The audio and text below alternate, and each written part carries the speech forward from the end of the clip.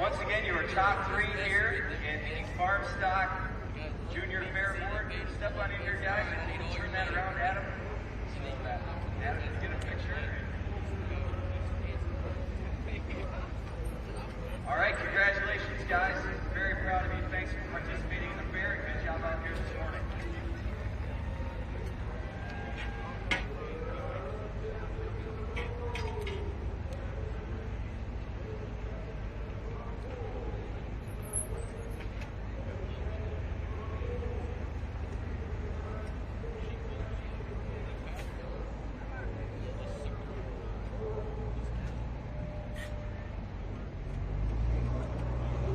So we also had 11,500-pound junior farm stock class here this afternoon. Sir, what's your name? All right, and where are you from? And how are you involved in the fair?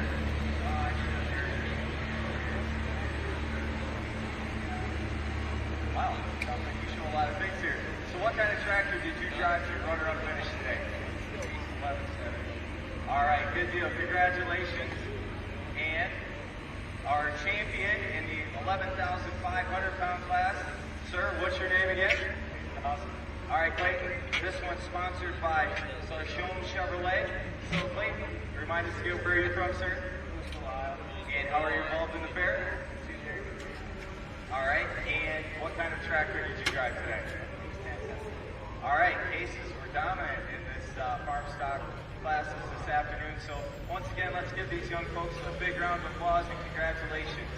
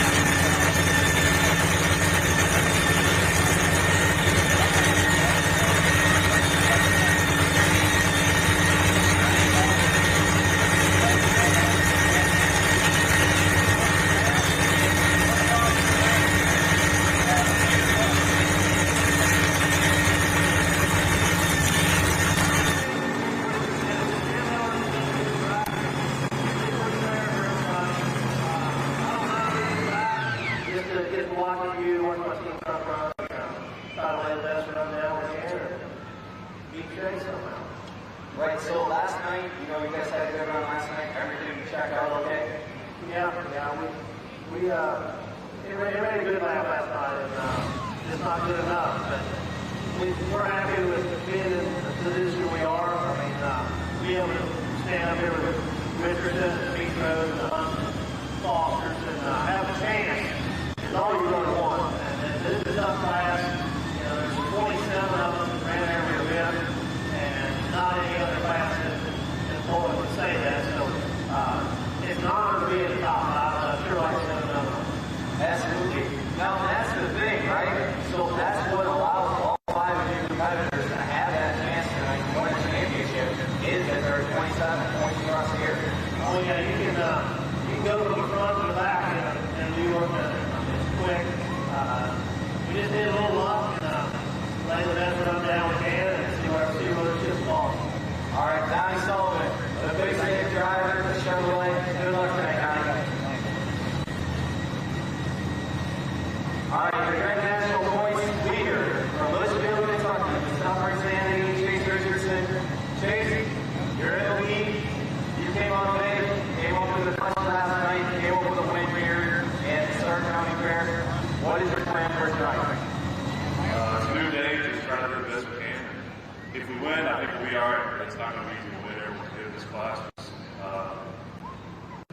Points, universal sled and tracks, anything you come for us, just trying to do the best we can. Yes, so you actually, out of the 5 trucks, you have the last hook out of those 5 trucks. So you'll know what you have to do when you pull the line tonight. Yeah, just try to knock her out now, right? Exactly. I noticed last night you placed that sled right in the center of the track. Was that a conservative guess, or did you think that was the best place to run on the track? Being late in class is definitely an advantage because everyone in this class is really good. They kind of show you what to do, pay attention. Like tonight, we have a lot of good people in front of us, and we'll try to watch them and see what works. And it's not broke, don't fix it, right?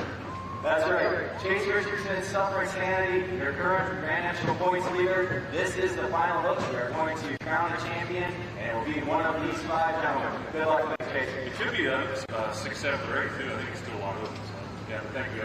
Look forward to getting that. All right, good luck tonight, guys. Thank you all for your time. Logo, is that the one we go in and out of the monitor? Have you tried that trick yet? Oh, okay. Terry Blackburn. Sorry, Doug, I didn't know you were here. I wasn't trying to turn my back to you.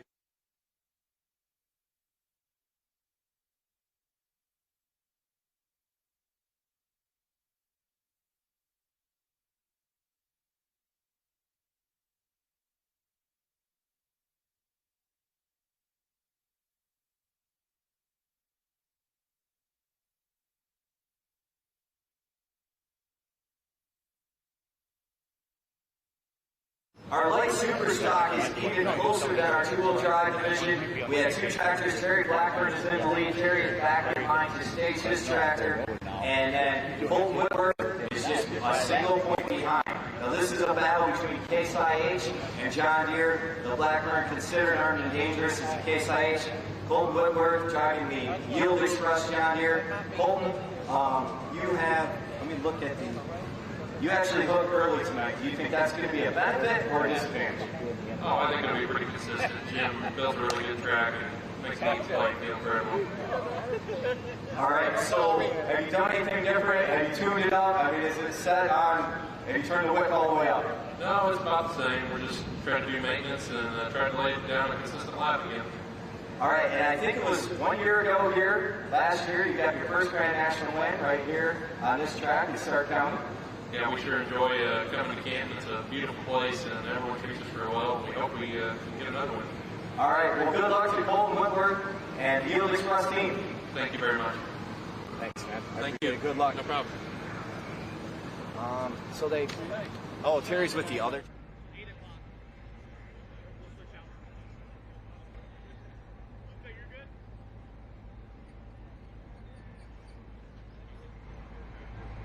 Do we just do a crowd shot for Canadian national anthem? Yep. Yep. I don't think they have a Canadian flag. Because we had some confusion with that last Yeah. time. Yep. No problem. Thank you. I don't. If you see, I don't see a Canadian flag anywhere. We can get Lou Rue to stand out there. Yeah. Gotta find Lou Rue to stand. Yeah, he's the official ambassador.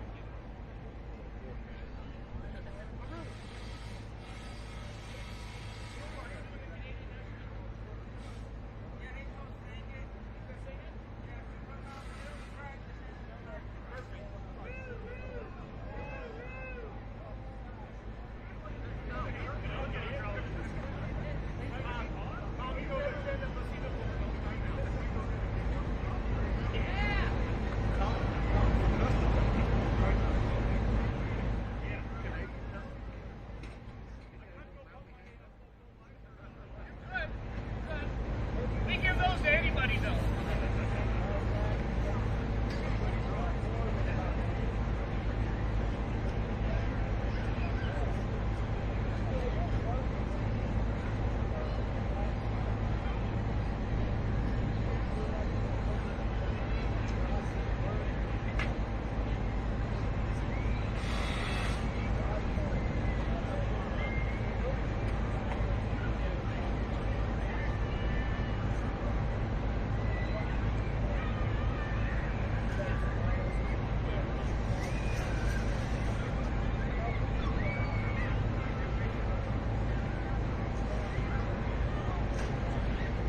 I am back here in the pit area talking to Terry Blackburn, Your current Grand National points leader, your defending Grand National champion in the light super stock division.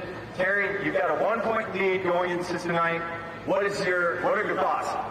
Well, you just got to get down the track, making good runs, just make a good solid run and let it play out and see what happens. Right, so you're hooking later in the class, so you'll see what Colton's distance is, you'll know what you have to do. Do you think that helps you, or is it better to hook before and just put it out there as far as you can? Well, gauging on last night, the track was consistent all night right to the end.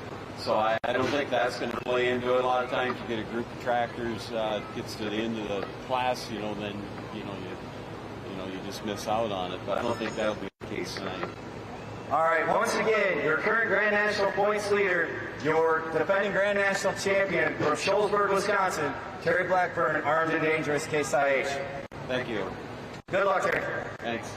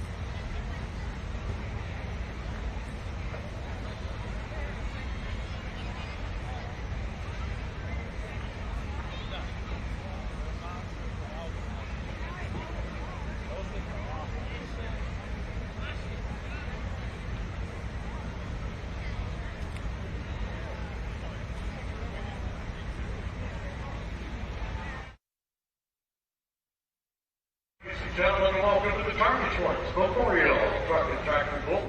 Good to have each and every one of you with us tonight. We have a couple of things that we want to take care of first, and I think we know what those are, because we want to take it on, noble in honor of this country that we call home.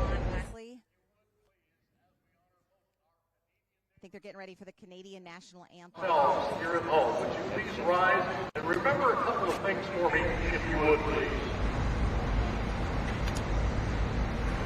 We need to remember that freedom is not free. We live in the land of the free because it is the home of the brave. We are gathered this evening because of the actions of one group, our veterans. Our veterans, we say thank you. To those in the home and deployment, welcome home. To those who are still serving around the country and around the world, to your families, know that we wait with them and we pray with them for your safe return. Let us never forget, and let us forever remember. It is the veteran, not the preacher, that has given us the freedom of religion. The veteran, not the reporter, has given us the freedom of the press. The veteran, not the poet, that has given us the freedom to speak.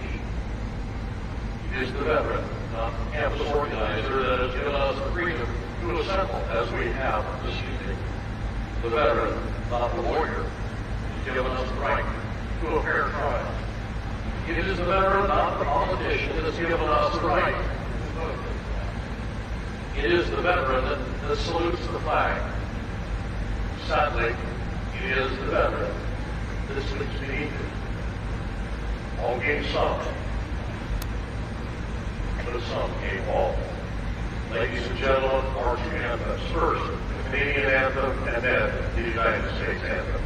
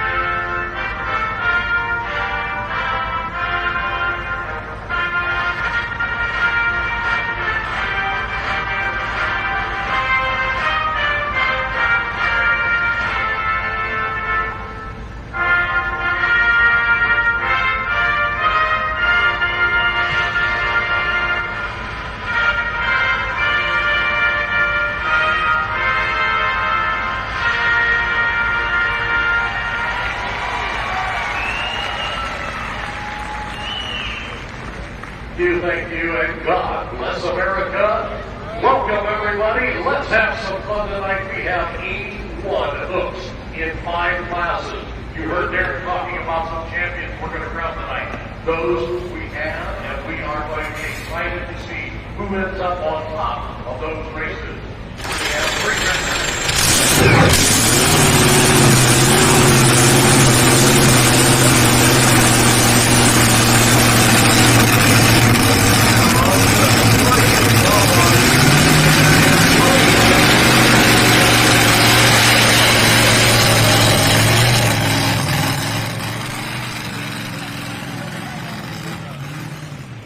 Everybody here to the Stark County Fairgrounds, session number 2 here, Full Pull Live. Jeremy Krieger, joined by myself, Dan Mayer, here tonight. Jeremy, welcome back. Thanks, Dan. Happy to be here. Another great night of championship pulling on Full Pull Live. Championship implications in the points. We've been talking about it all weekend. We're going to get things started. In progress here, 6,200-pound super modified 2-wheel drives. Let's go to work. Absolutely. And our test puller here tonight going to be Joey Frazier here, the come around sundown truck out of Liberty, Indiana here tonight. He's going to be our test puller. Now, what that means for those fans that might be joining us here for the first time, he's the only one in the class that will have the option to take or turn down this run. We give him that option simply because he hasn't seen anybody else go down the track. So 6,200-pound 2-wheel drive trucks, we're ready to roll.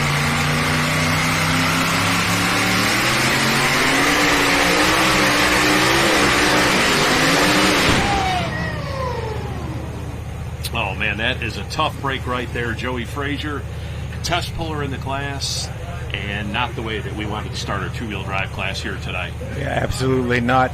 We could hear the pop from here. I don't know if he got a burst panel or lifted the blower there, but definitely some attrition with the come around sundown. Looking under the truck, I don't see anything coming out. Doesn't look like there's any fluid or rods kicked out, so it looks like maybe he just lifted the blower here or got a burst panel. Hopefully that's something they can fix, and of course he is the test puller.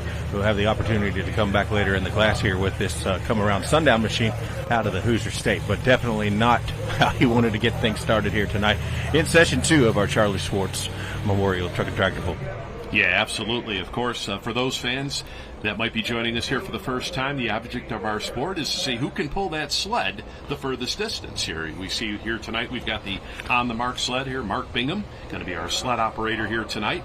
Our track here tonight here in Canton, Ohio, 350 feet long, approximately 40 feet wide, or as wide as your normal highway. So 235 and 62 here for our first distance here tonight. And of course, we will be measuring with a laser set up down at the end of the track. We will shoot the laser off the sled at the starting line as well as at the finish line. And we will measure, as you can see, up to 1,000th of a foot here tonight. Well, of course, those chalk lines, we talked about an integral part of it last night. The competitors have to keep these machines in between those 2 chalk lines. If they go over those lines, they will be ruled out of bounds. So, again, Joey in no situation there that would require an out of bounds, but definitely some engine issues here, maybe some damage, but hopefully he can get back. Yeah, we saw on the replay there, we saw that, burst panel. I think we got the burst panel there, safety item there for release of pressure on that supercharger. You can see out the front of that supercharger turned by the engine's crankshaft there. As Joey Frazier, it's been one of those seasons for Joey.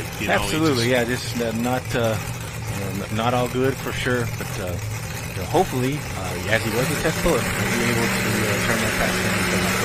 Now, officials tell us that we are going to make a sled change here tonight, so they have made a change here on our weight transfer machine here tonight.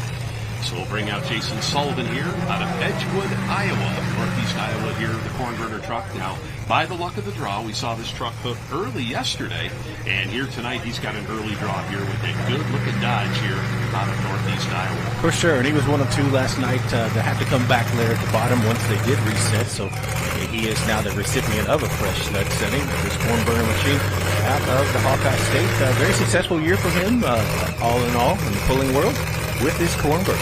Yeah, absolutely. Coming off a PPL championship that he clinched about a couple weeks ago.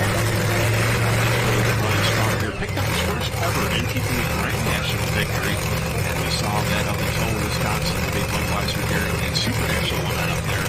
So here we go. Restart here in our 6,200-pound super modified 2-wheel drive truck class. Jason Sullivan in the corn burner, 575 cubic inches. These engines kind of modeled after something you'd see in the NHRA drag racing world of top alcohol dragsters in 25. Sort of the same concept with these kids in the engine.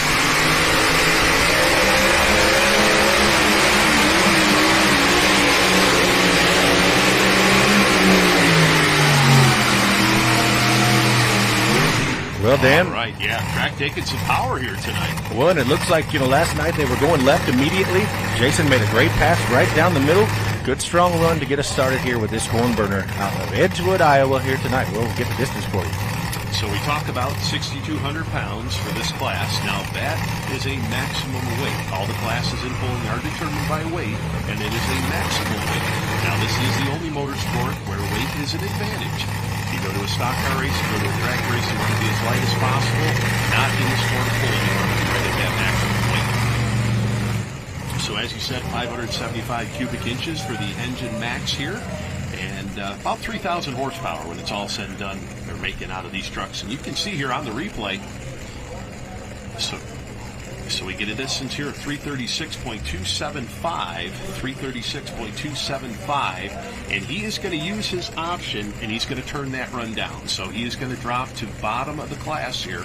Now it's his option whether he can come right back, he can drop 6 positions, or he can go to the bottom, and he thinks that track's going to get better here as we move along here tonight.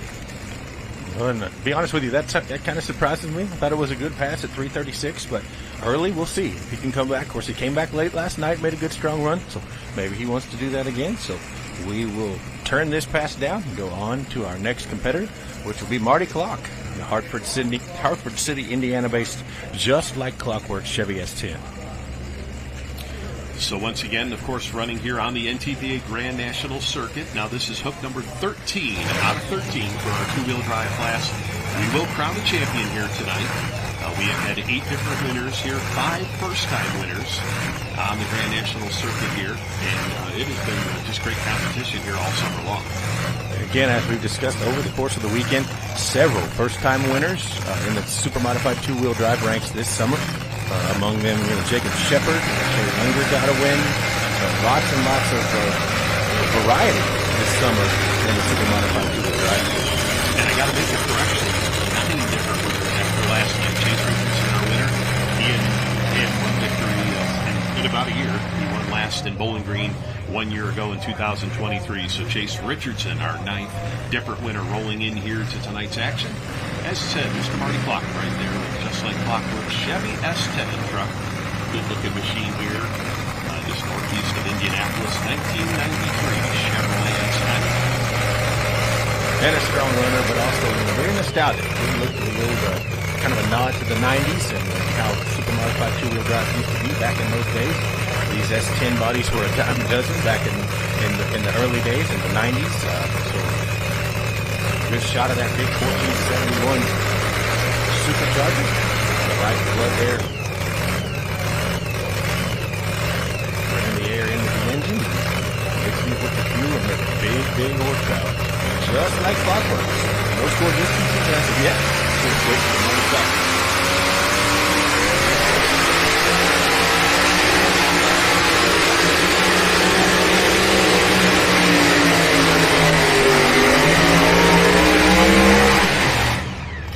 Nice run right there for Marty Clock, the Just Like Clockwork team out of Hartford City, Indiana here tonight. Now in two-wheel drive competition it can be pretty tricky. You want to get that front end up around 12-15 inches off the ground. You kind of want to carry that whole length of the track here. And, we see like you get a little bit too high or too low, it changes the angle of the chain, and that makes that sled just that much harder to pull. Absolutely. So you want to get that front end, like you say, about 12 to 15 inches off the ground, and that's what you look for in two-wheel drive. Of course, two-wheel drives run the highest hitch in pulling. 30 inches is the max on these trucks, so good run here for Mr. Clock here. We'll get the distance in here for him. Once again, our laser crew, as we talked about earlier, set up at the end of our track in our CM Pulling Tires two-wheel drive class. And of course, Chad Mayhill, the sponsor of our two-wheel drive class here for 2024. And real nice points fund set up here for our winner, as we are going to give away over $12,000 to our winner in our super modified two-wheel drive class at the year-end points banquet. Absolutely, and that'll be coming up before you know it. Like you say, we're kind of winding things down. Before you know it, it'll be banquet time. So Marty Clock goes 334 and 87 with a 0. 334 and 87. 334 feet, 87 for the Just Like Clockwork. Yeah, good run right there for Marty. No doubt he'll be well satisfied with that one here. As once again, we're here at the Stark County Fairgrounds. I'm Dan Mayer, joined by Jeremy Krieger here tonight. And Jeremy, what a weekend we've had here. It's been great fun. It's been just a great group of classes. Had a great time last night with not only these classes but the region classes, and we're going to do it again tonight. But this time we're going to crown a couple of champions. Yeah, absolutely. And we talk about championship implications. This truck coming up here next, and we've got a tough-running truck here out of the state of Tennessee, as it's going to be the first of the Foster trucks here, as we're going to have Wesley Foster here with the barbed wire truck out of Woodbury, Tennessee, 2019 Chevrolet. Now he comes into tonight's action currently sitting at that number 3 spot in points. Absolutely, and I got a kid with him this afternoon. We talked about the famous Woodbury FFA hats. He gave me one. He said that I got to put it on while he hooks tonight. So I've got the Woodbury FFA hat on because Mr. Foster asked me. So repping the Woodbury FFA, and again, the winners at the Mid-South Woodbury Poll all get these hats, and they also they're very coveted. They have belt buckles as well. But so sporting the hat for the barbed wire machine coming to us out of the Volunteer State. Strong runner. Here's Wes Foster.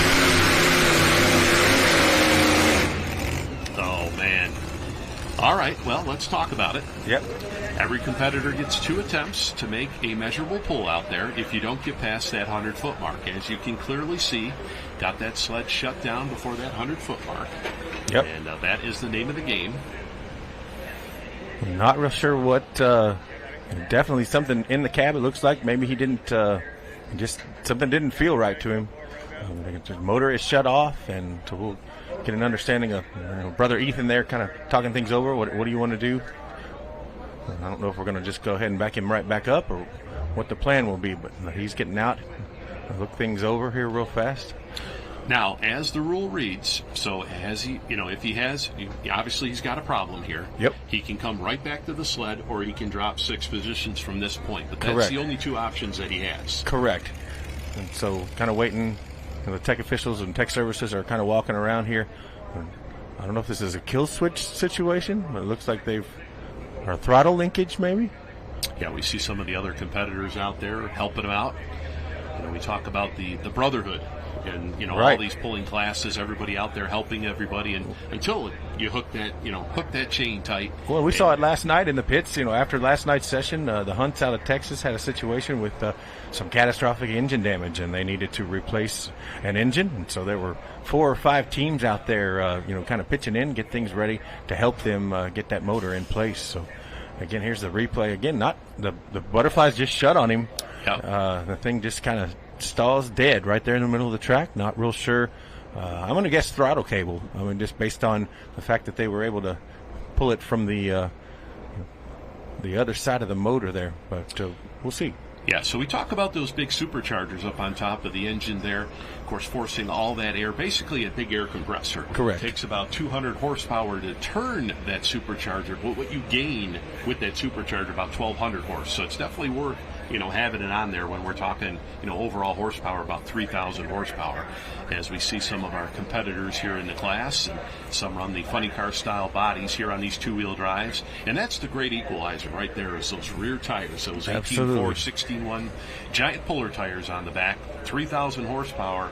But as we talked to Donnie Sullivan earlier in our Countdown to Pull Time show earlier, and he said that is, the big thing that you have to figure out is get that horsepower to the ground through those small tires. Right, and you can't wait. It's got to come early, and you've got to really focus on getting those wheels spinning, because if you can't make power to the rear wheels, they won't hook. And again, they got to lift the front and take off. So it's very, very important to get the power transferred to those rear wheels.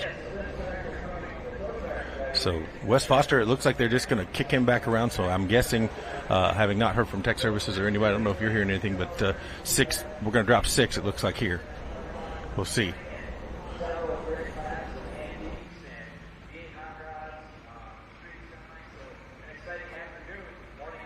I want to give you a quick report on Taz driver John Hunt. What a night it was for this truck team.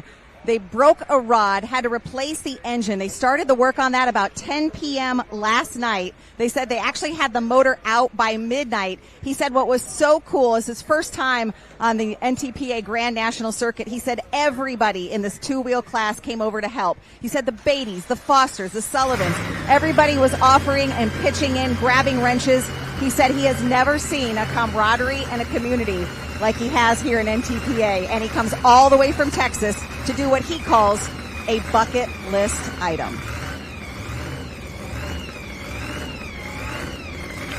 Yeah, absolutely. Thanks, Krista. And to add to that story, they finished up around 3:30 or so. Yeah. This morning, about 10 o'clock or so.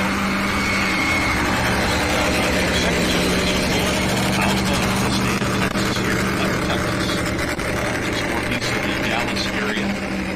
As he brings his truck out on the track. So, real tough break last night. We saw a real nice run out of the truck, but at the end of it, we saw a little bit of smoke. Right. Like we talked about, kicked the rod last night. Well, and it didn't come all the way out. It didn't fully window the block, but we saw it this morning. There was definitely some damage. And only 13 passes on that bullet. So we got to put the spare in here. Again, points race implications on the line. Talked to John last night. He said other pullers offered to donate engines if they couldn't get this one going. But again, they all scrambled last night way into the early morning hours to get this thing running. Crashing, and fired it this morning before lunch. So hopefully Taz make a good strong run in the pass here all the way from Leonard, Texas. These guys are in the auto body trade. A big body shop there just outside of Dallas, Texas, in the city of Leonard. And so that keeps them very busy away from the pulling room. We'll see, of course, his dad up a little bit later. Now here's John.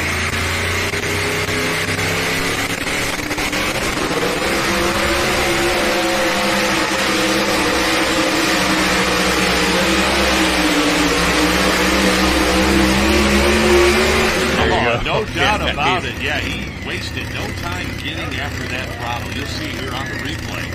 Really just got that truck to hook, and he went with it here tonight. Now, we talk about the spare engine in this truck here.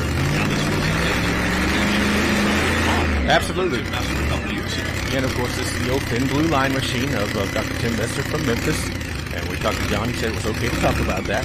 But, yeah, the Taz machine bought it turnkey. This was the engine that came with the truck. They put another engine in it, and then this is the spare now. But they had, because they damaged one, had to put this one back in. Yeah, the Taz name very popular down there in the southern states here with Steve Alsap ran the Taz name, then it went over to Sonny Martinez, then over to the Gallion family. So right. A name that very synonymous with two-wheel drive pulling in the South here in Texas. See on the replay here. As look, he rolled about 100 feet right there. He was full throttle. Yeah, at wide that point. open, and she's kind of off to the races here. Front end comes up. Maybe had to touch the brake just a little bit when it took off to the right, but nothing major. It's a good, strong run for John Hunt. Yeah, definitely made all that work worth it here that we saw last night here. And what a run right there, fans. 3:52.71. Man, that was a shot here tonight. Now, he's sitting number 4 in the points here. So 3:52.71. 3:52.71. Again, there's watching it on the replay. Just wheels up. That's just like you want to see it. Brings it down. One little bounce here, kind of burns it in. Then it'll back out of the throttle, set it down very gently, and burn it in at 3:52.71. After the night they've had into the morning, they're going to have to be tickled to death with that. Yeah, absolutely. That laid down their shot here. That was number 4 in the points.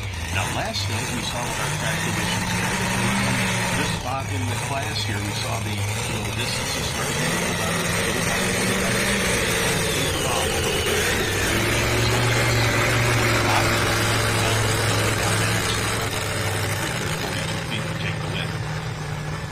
Absolutely, and we've already surpassed that tonight, 3:52. So they're going a little bit longer in the track here tonight. Good stuff. But let's go to the Great White North for our next competitor. This will be Sean Timbers, Uxbridge, Ontario, Canada. This is the Diamonds and Dirt machine for Team United, Tom LaRue and family. This is Sean Timbers, who of course is married to Mackenzie LaRue. This is their Tom daughter. We had the opportunity to meet with them this afternoon and play with their little baby girl, Lily. So much fun to be around at 6 months old. Yeah, good to see Mackenzie ran this truck for so many years. Of course, your dad, Tom, ran national champion back in 2005. Absolutely, the Poison Ivy in the mid-90s. Very, very tough runner out there in Ontario. Yeah, he's doing a lot of pulling. I mean, he's chasing the whole circuit this summer. Been kind of just doing his thing. He'll be out a little bit later with Spin Tank. But here's Diamonds and Dirt. Sean Timbers, Mark the Beat, 3:52.71.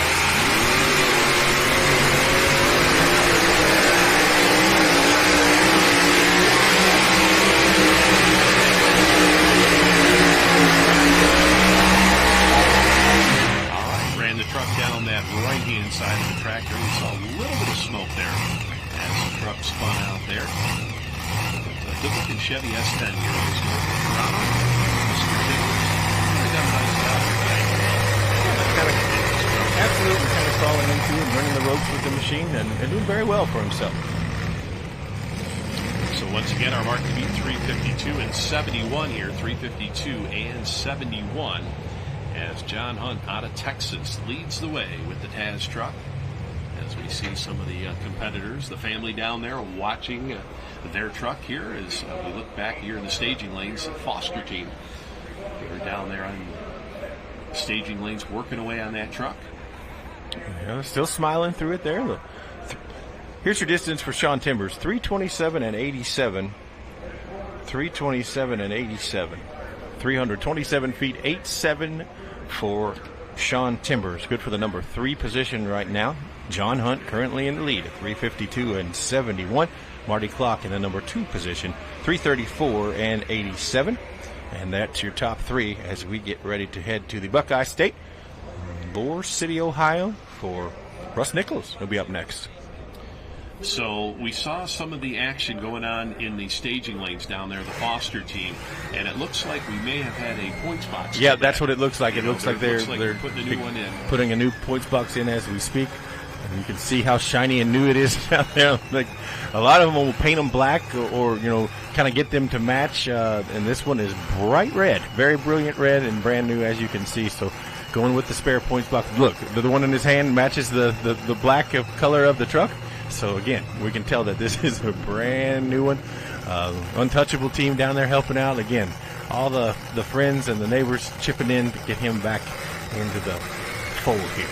Yeah, that seems to be a problem we've seen quite a bit here.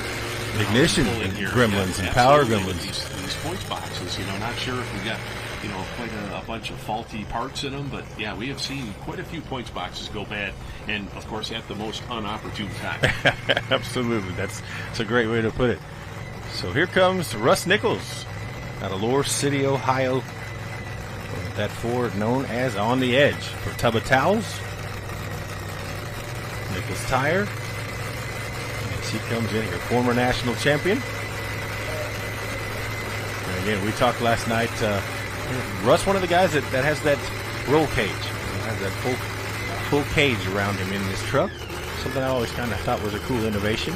A lot of people don't utilize it, but extra safety measures are always good. And Russ Nichols, as he comes out here, the On the Edge, tough runner out of Lower City, Ohio. Our mark to beat is 3:52.71. Perfectly capable machine getting the job done here. That On the Edge from Mr. Russ Nichols. On deck, we'll be looking for Ray Fintak out of North Collins, New York, with the Extreme Scheme. And on hold will be Alan Kane and the Mad Max.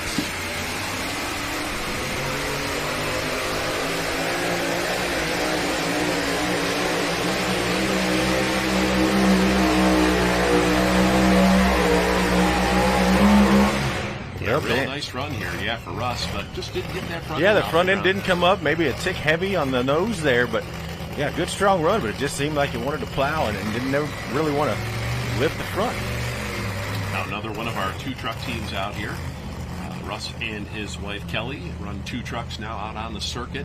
Of course, when he won that championship back in 2019, it was just a 1-truck team back then, but they have since added a 2nd truck to their arsenal here out of Lower City, Ohio, just east of Columbus. And she'll be out a little bit later with the machine known as One Fine Edge. So, 2 identical looking trucks on the edge and one fine edge.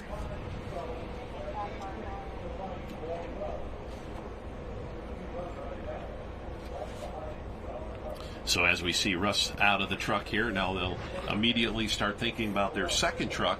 Now, by the luck of the draw, it looks like we're going to see Kelly down a little bit further in our class here tonight. I think she's around hook number 15 or so in our class. So, nice run. 350.26, 350 and 26, 350 feet, .26 for Russ Nichols. And the on-the-edge machine, good for the number 2 position currently. So a good strong run for Russ Nichols. He's in the hunt, no doubt. Yeah, good to see Russ have a good run. Like I say, he started out the night here in 13th spot in the points and actually 14th. Lost another position after last night's hook. So, yeah, definitely looking for things to start turning around here. And what a way to do it. Last hook of the year and kind of set your momentum for next year. And, of course, here we see our top 4 distances right now down the track is the Taz truck out of Texas. Leads the way here at 352.71. As we'll put Russ Nichols in the number 2 spot here at 350.26. And, well, great class of 2-wheel drives here tonight. Once again, 26 to make the call here. And a veritable who's who, from the Grand National ranks. Everybody that's here could win. For sure. No doubt about it. But let's go to North Collins, New York. I know this is a place that you're very, very aware of, and from having lived up that way for many, many years before you made the move down to the Hoosier State. Yeah, absolutely. Ray Fintak here out of North Collins, New York. Just about a half hour, 45 minutes south of the Buffalo area. The Fintak brothers here, the Extreme Scheme, they call this 1923 bucket team. Yeah, the Fintak brothers, they run a couple vehicles out on the Grand National Circuit. They've got this 2-wheel drive truck as well as a 4-engine modified tractor that no doubt will probably be out next weekend when you're out in Sandwich, Illinois for the Sandwich Fair. We'll see them out there on Saturday. 2 sessions. Again, tune in to Full Pull Live next Thursday and Saturday for the action from the Great Sandwich Fair. 3 sessions, 2 on Saturday night, or 2 on Saturday, 1 in the afternoon, 1 in the evening, and then, of course, Thursday as well. So Truck night. Yeah. Truck night, yeah. The Fintaks are, of course, out of North Collins, which is the home of Joe Eder, of course, who clinched his title.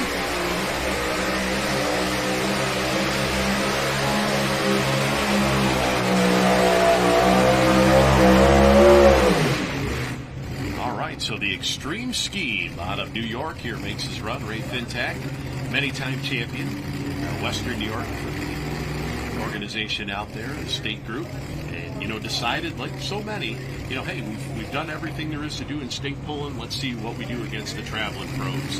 And so many over the years have gone down that same path. And of course, you always want to go out there and run again, see how you fare. Sure, absolutely, and kind of get a good measure on what your program's looking like and how competitive you can be, and then go back in the off season and make some changes and come out again. But a good strong run.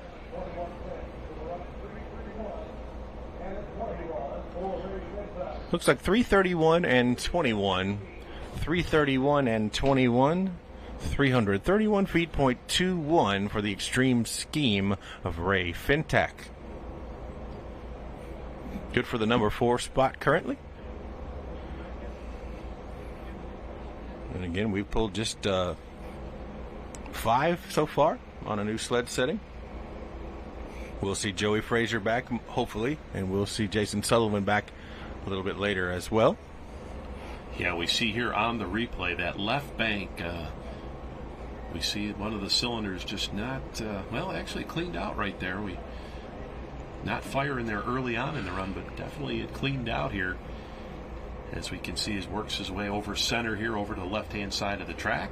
It's still bouncing a little bit. It just doesn't know if it wants to come up, and then there, it's up. And then kind of bounces one more time.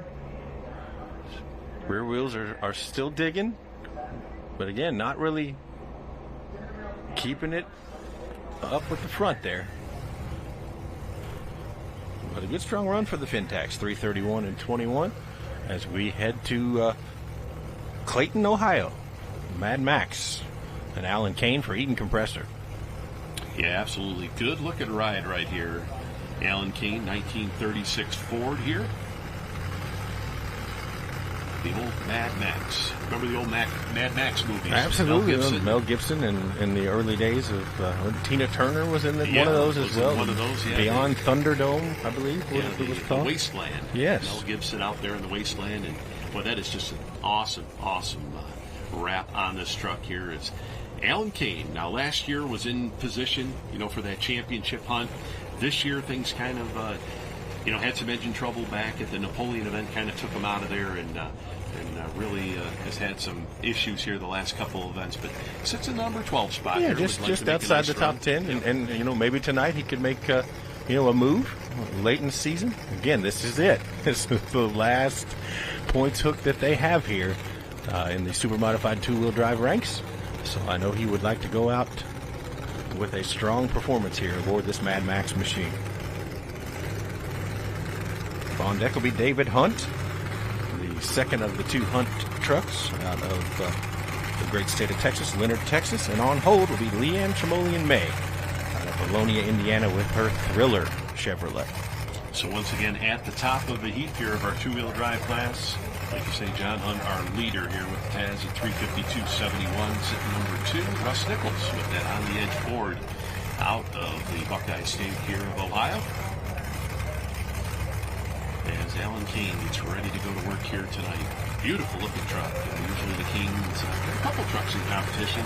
Yep. I know Matt was supposed to have a truck here this weekend, the Chevy S10, but was not able to be out here tonight. So this will be the lone shot here for the Canes. Mark to beat 352 and 71.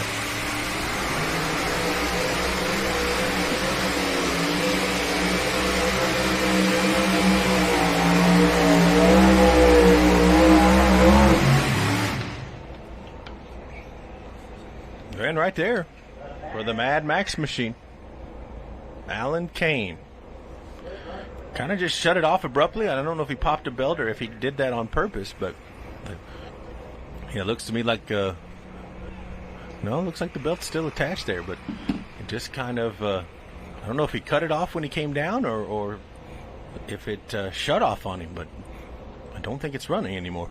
Yeah, there we take a look at one of the Mike Janis Superchargers, the injector hat with the Supercharger. Of course, Mike Janis, pro mod racer over there in the U.S. Nationals here this weekend.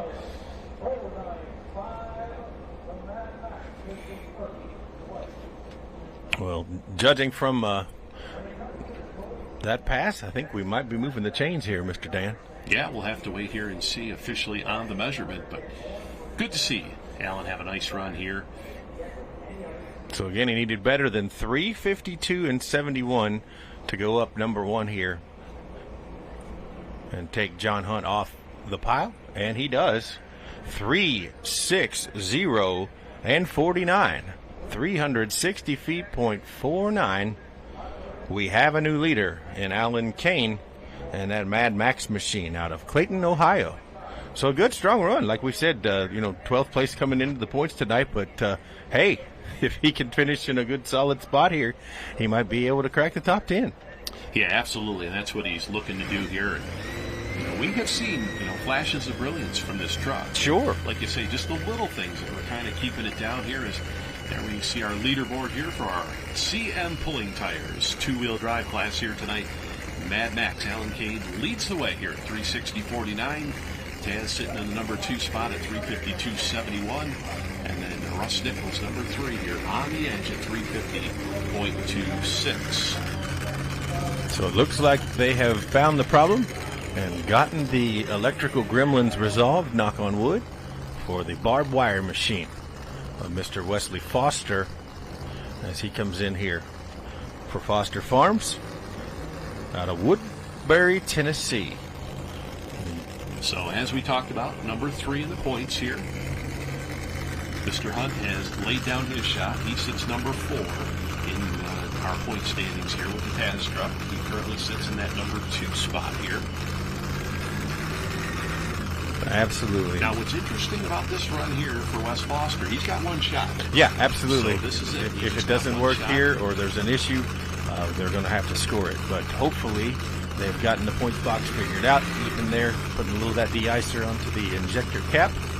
And the barbed wire will let her rip here. He needs better than 360.49.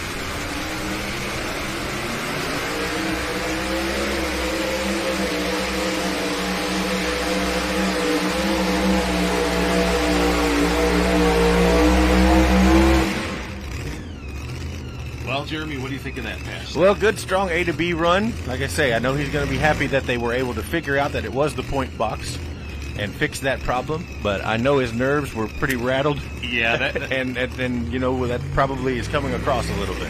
Yeah, absolutely. And, of course, you know, your nerves are at their peak, you know, going into this event, and then to have a problem on top of that, that just multiplies everything out there. So,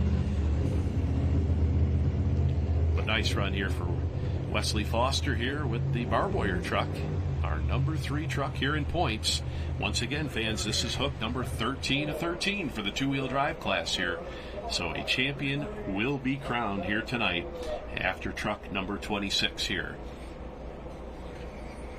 So there we get a good shot of David Hunt. We saw his son out earlier in the class. So Wes Foster goes 338 and 74. 338 and 74, 338 feet, 74 for the barbed wire out of Woodbury, Tennessee. Puts him into the number 4 position. And again, it ain't over till it's over. But, you know, I know he would have liked to have been up there where Alan Kane was, or at least, you know, past the Taz. Absolutely, absolutely. And we see Wesley right away going to get out of that truck, head back towards the start line, help his brother out. Of course, 2-truck team operation here. And we'll see Ethan in about, we'll see Ethan in about 5 or so. So here we have the second half of the Hunt team out of the state of Texas. This is going to be Dad. Yep. We saw son John. We talked about their big body shop operation down there in Texas. Yeah, we talked to him quite a bit today. Learned a lot about the Hunts and, you know, kind of their history in the sport and the state of Texas and all the vehicles down there, the things that they've done and vehicles they've owned and kind of how they came up through the ranks. So it's good to see them here with us. Good to see them on the Grand National Circuit.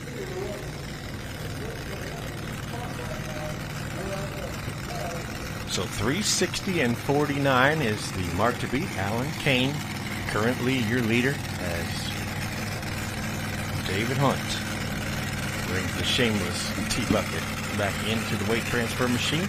Had a little bit of an issue last night. It got a little squirrely on him and took him off for the races, and he had to slam on those brakes to keep from going out of bounds, and they kind of red flagged him before he did. Lost a lot of momentum there, so I know last night was not the pass he was looking for. I talked to him a little bit this afternoon, so he's got a game plan for tonight. Let's see how he does here. Very, very tough runner, perfectly capable of getting that job done. 360.49 is what he's shooting for with this shameless T-bucket coming to us out of Leonard, Texas.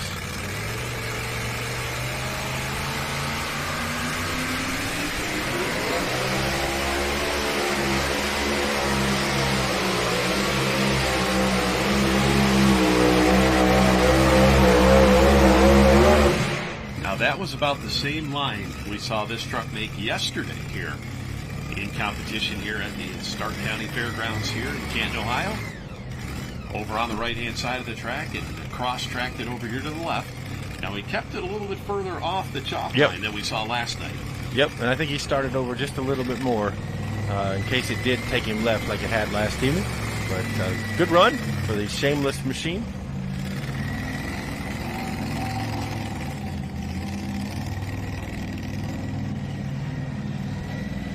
David Hunt out of Leonard, Texas. So both of the Hunt tandems have run here tonight. So we'll score him at 340.06. 340.06.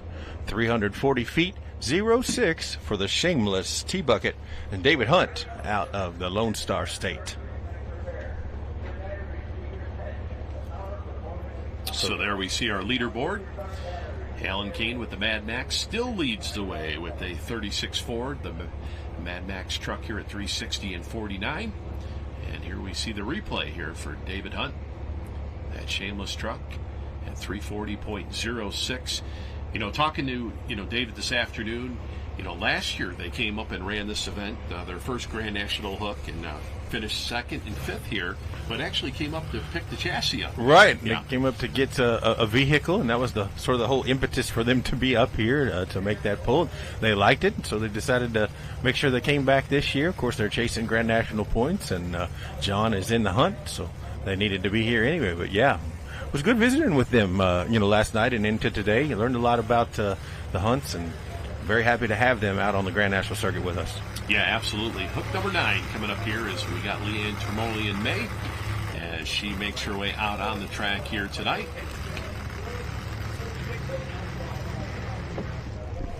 Both of us are just Dan.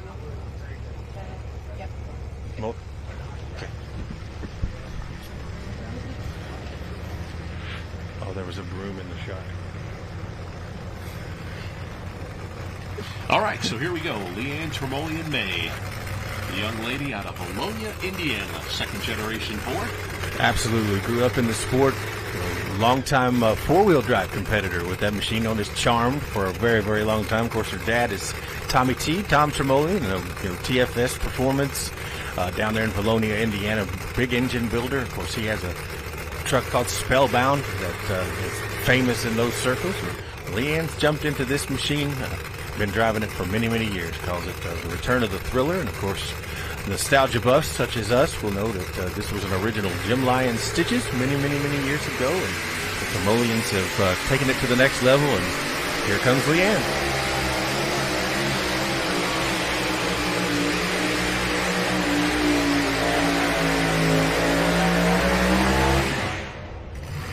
So nice straight pass here for Leanne Tremolian May with the thriller truck here out of southern Indiana here tonight. Now, we're kind of following the same pattern as we saw last night. Absolutely, yeah. Early hooks in the class, we kind of saw that road being built, and then we kind of tapered off a little bit, and then we saw the later hooks come, things come back around. Now, we got to talk about, track conditions. So, we started tonight's program out in sunlight, daytime. Yep. You can see the sun starting to set in the west here. Moisture starts making its way up into the track here. And, sun goes down, moisture comes up, and, track starts going back together a little bit, of course, and then we've seen it go away a little bit, too. So it just depends on, how that soil composition works here on every particular track. And, of course, as we go throughout the country, you're talking, any surface that you're, working with dirt, whether it be running motorcycles, sprint cars, it's going to be affected by weather. Well, and conditions could be a little different today, too, as well, because, they had the antique tractor pull all afternoon here. They had classes upon classes upon classes from the morning pulling on this surface. So I don't know exactly if they dumped a lot of water into it or kind of what they did in between sessions. But, it would be interesting to see how that, works going forward. Well, the dirt guru, Jim Miller, working on our track here in the Stark County Fairgrounds here this weekend. Of course, Jim was the guru of the track last weekend over in Wellington. And, all these fairs hire Jim to come out. Yeah, one of the best. They work on this track throughout the week. As we can see, the Mad Max still leads the way here. Hook number 10 coming up next year out of our 26. So we're getting to that point where we're just about a third of the way through this class here, two-wheel drives. And we'll see if anybody can figure things out here. Once again, Alan Kane leads the way at 360.49. That was a great hook. Well, I owed you a distance on Leanne Tremolian, 317.115, 317.115 for Leanne Tremolian May. But yes, Alan Kane and the Mad Max, kind of throwing a shot out there, and so far it's sticking at 360.49. But to your point, Dan, last night we saw this exact same thing. Somebody will kind of head out there by 8 or 10 or 20 feet, and then it'll kind of back off, and then somebody will figure it out, and then they'll build a road and try again. So we'll see here as Kerry Unger comes to us in the Overtime 2 machine out of Eaton, Ohio. Again, Grand National winner this year with this machine. Yeah, absolutely. Out in Rockwell, Iowa. A welder by trade. Truck puller when on weekends. He does a lot of pulling here with this truck just north of Cincinnati. Once again, a 1923 bucket T. Another one of our first timers to sit into the winner's circle. 360.49 is our mark to beat for Kerry Unger.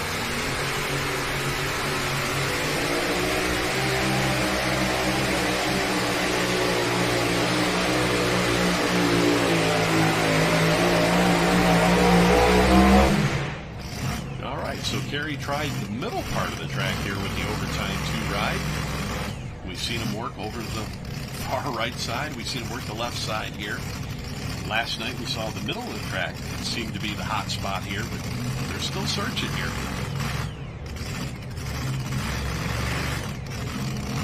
Not quite sure he's going to catch Alan Kane there. It looks close, but I think he'll be in the top 5 with this machine. We'll see.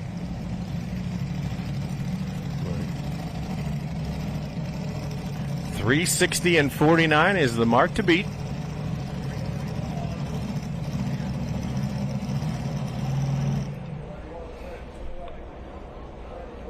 .331 and 31. 331 and 31. 331 feet. 31 for Kerry Unger into the number 7 spot for the overtime 2 machine out of Eaton, Ohio. Yeah, we see here on the replay, real nice hole shot. Now, we talk about hole shot and pulling. It's how fast you get that sled rolling that first 50 to 75 feet. And if you don't get that sled rolling, not going to make it to the big end of the track here. As we see the overtime 2 is kind of had that weight set just about right out there. She just kind of bounced a couple times there, just tapped the track surface there as we see our leaderboard. Overtime 2 in that number 7 spot here for the final event here of 2024. Once again, our CM pulling tires, 2-wheel drive truck class here in Canton, Ohio. Full Pull Live bringing you all the action here this weekend. And we're happy that you're along with us. Of course, again, if you're not, you should be. Log in and subscribe. $39.99 a month gets you all the pulling action on the NTPA Grand National Circuit. You can watch it anytime you like. And the season's not over yet. It'll be with me next weekend in Sandwich, Illinois. And then, of course, the Enderley Pull-Off coming up as well. So make sure you tune in and get subscribed to Full Pull Live if you are not already. So let's go to Shelbyville, Indiana. They're right smack in the middle of the Hoosier State for the Theobald family. And this, of course, is Mason Theobald and that T-bucket known as Wicked. It's good to see them all here tonight. Again, they kind of were doing double duty. Right? And some of them were in Wasion last night pulling minis. And, of course, Mason was here with the Wicked machine. Of course, Les Corporal was up there. The Corporal's guys were all helping his crew last evening. But the A-team is back, as it were, here tonight. Visited with them a little bit this afternoon. So Mason coming in here for this Wicked machine. He's had a good year. Yeah, great shot right here, Jeremy. We look down the throat on one of these 3,000 horsepower Hemis here is Mason that's sitting in the driver's seat. Only been running here a couple of years out on the Grand National Circuit. The big ring winner, in Bowling Green just a couple weeks ago. Won the class. The other class was rained out, so we only had one run for the ring, and that was the winner right here. Mason Theobald. Number 10 in Grand National points.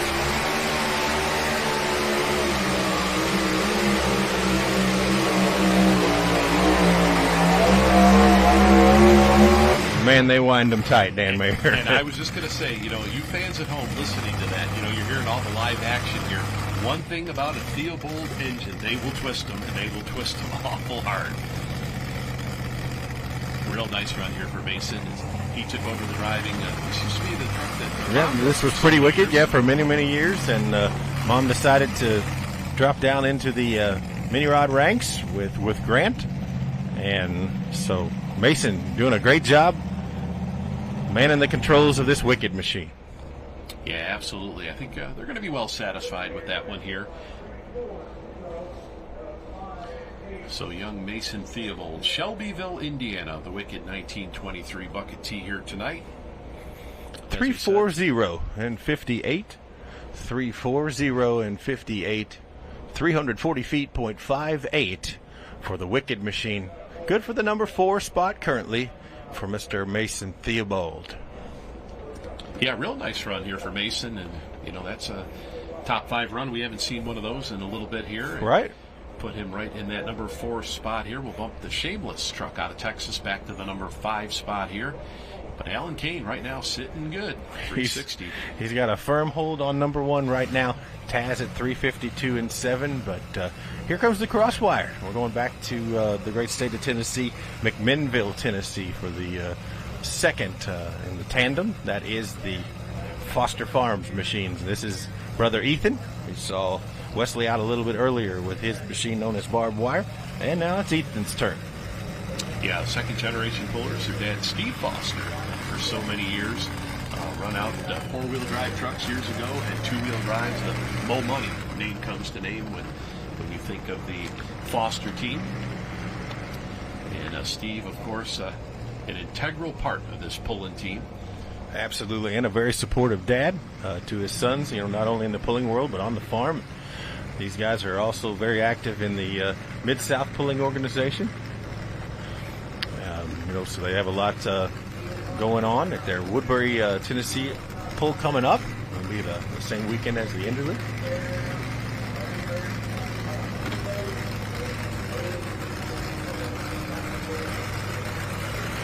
But Ethan, a strong runner in his own right. Number 8 in championship points here tonight. CM Pulling Tires super modified 2-wheel drives. If you're just joining us, we're mid-flight in our first class of the evening at the second session of the Charlie Swartz Memorial here at the Stark County Fair, beautiful Canton, Ohio. Dan Mayer, Jeremy Krieger along with you on Full Pull Live.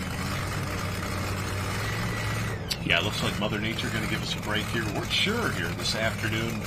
So we see the clouds in the background there, and things have kind of parted here. Looking pretty good here. Looks like we'll hopefully get the whole program in.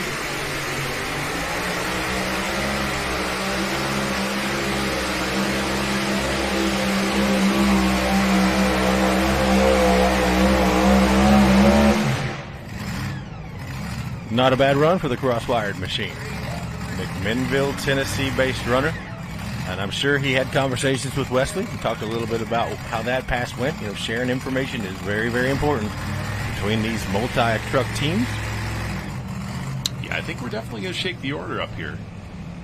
Definitely we're going to shake things up a little bit here. Great run here for the crosswire. Now, interesting to note, we see, crosswire, that exactly they had an ignition problem on the barbed wire truck here. Right. That's a little irony for sure. Yeah, absolutely, as we see the flip-top body here. Good-looking Chevy S10. Of course, you fans, come out to these pulls. We invite you out to see these events live, because there's nothing like watching tractor and truck pulling live, and check out these vehicles up close and personal. Maybe get a picture with your favorite puller. Yeah, look at this great run here, 354 and 98, as he will take over that number 2 spot here. 354 and 98. Yeah, good strong run. We knew it was good. I didn't know how good, but yes, they're going to be happy with that. 354 and 98 for the cross-wired machine. Ethan Foster, the McMinnville, Tennessee based cross-wired. And of course, as we talked before, Dan, the nostalgics in us, this machine for many, many years was campaigned by Paul Ramey, known as the Red Alert down there in the South. And it was a tough machine back in those days. Oh, absolutely. A firefighter, if I do remember right. Absolutely. So 360-49, once again, the Mad Max truck here out of Eaton, Ohio. Who leads the way? Alan Kane. So we'll put the crosswired in that number 2 spot, move everybody back.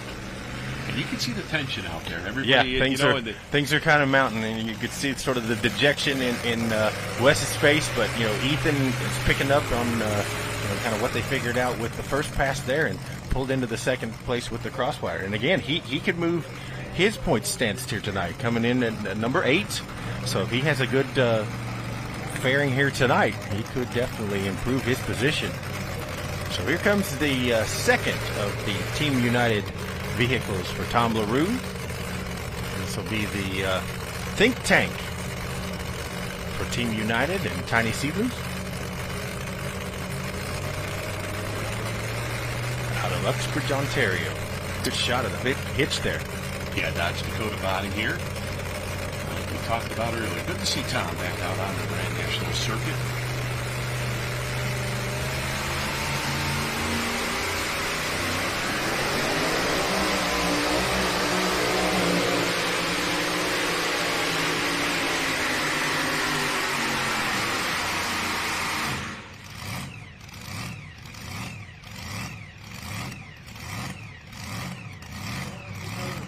Tommy LaRue says he keeps all of his notes in his head. He's old school. In fact, he even uses an old school setup with long rod setup and complications, and he said combinations. He also said last night he was a little too bouncy. He needed some more power. Said he went into his hauler, took off his fire suit, cried a little bit. Then he was okay.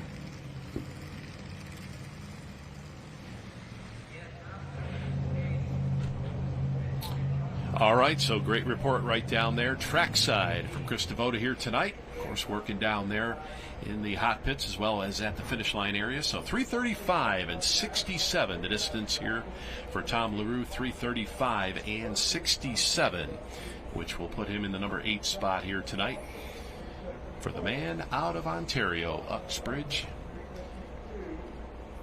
As we see no change here in our top 5 here in super modified two-wheel drive competition. Mad Max still in the lead at 360 and 49. Ethan Foster moved into the 2 spot, 354 and 98. Taz and John Hunt, 352 and 71. On the edge, and Russ Nichols, 350 and 26. And the Theobalds in number 5 currently as we get ready for Jacob Shepard here tonight. Out of Brown City, Michigan, with his machine known as the Alcohol Addiction Retapped. Yeah, great story, Jeremy. Absolutely, yeah. He's, kind of coming into his own, I think, a little bit this summer. He went the weekend of 27th and 28th of July there in Meade County, Kentucky, Brandenburg. He goes from having 0 Grand National wins to very quickly 2 in a row. Swept the weekend, and it didn't matter if he was in the beginning of the order or the end of the order. This truck was quite literally on rails there in Brandenburg, Kentucky that weekend, and he's been able to back it up. He's had a really, really solid season. Comes in tonight number 7 in CM Pulling Tires points, and I think he's a contender. Absolutely, and of course we had the opportunity to talk to Jacob and his wife Hannah yesterday on our Countdown to Pull Time show, and we'd like to bring him back and talk because we really didn't get a whole lot of time to talk with them, but talking about how they all got started and everything working here, 2 teams kind of come together here. Right. And the Canton connection, we talk about that. Brown City, Michigan via way of New Brunswick. Those aren't lines that you would normally cross, you know. I can see Ontario or another province closer to Michigan, but not clear across New Brunswick. On the main border, right. But a great love story for sure, and it's awesome to see them together. And hopefully Hannah's going to be able to make a pass tonight. They had a little bit of an issue with the hitch on that Purdy in the Pink last evening, so hopefully we can get that figured out and let her make a shot tonight. Now, Jacob made up quite a bit of ground here. Now, last night he came into last night's points in the 10th spot. Correct. And now, comes in here tonight in the number 7 spot, so comfortably right now inside the top 10 here, but it's going to need a good run to back it up to stay in that top 10. Absolutely, and I think there's one out there, and I think this truck could do it. So we'll see here. The Alcohol Addiction Retapped. Jacob Shepard, man in the controls of that machine here tonight out of Brown City, Michigan. Yeah, just north of Detroit here, 47 Chevrolet. Gotta love the old school. Absolutely. 360 and 49 is our mark to beat.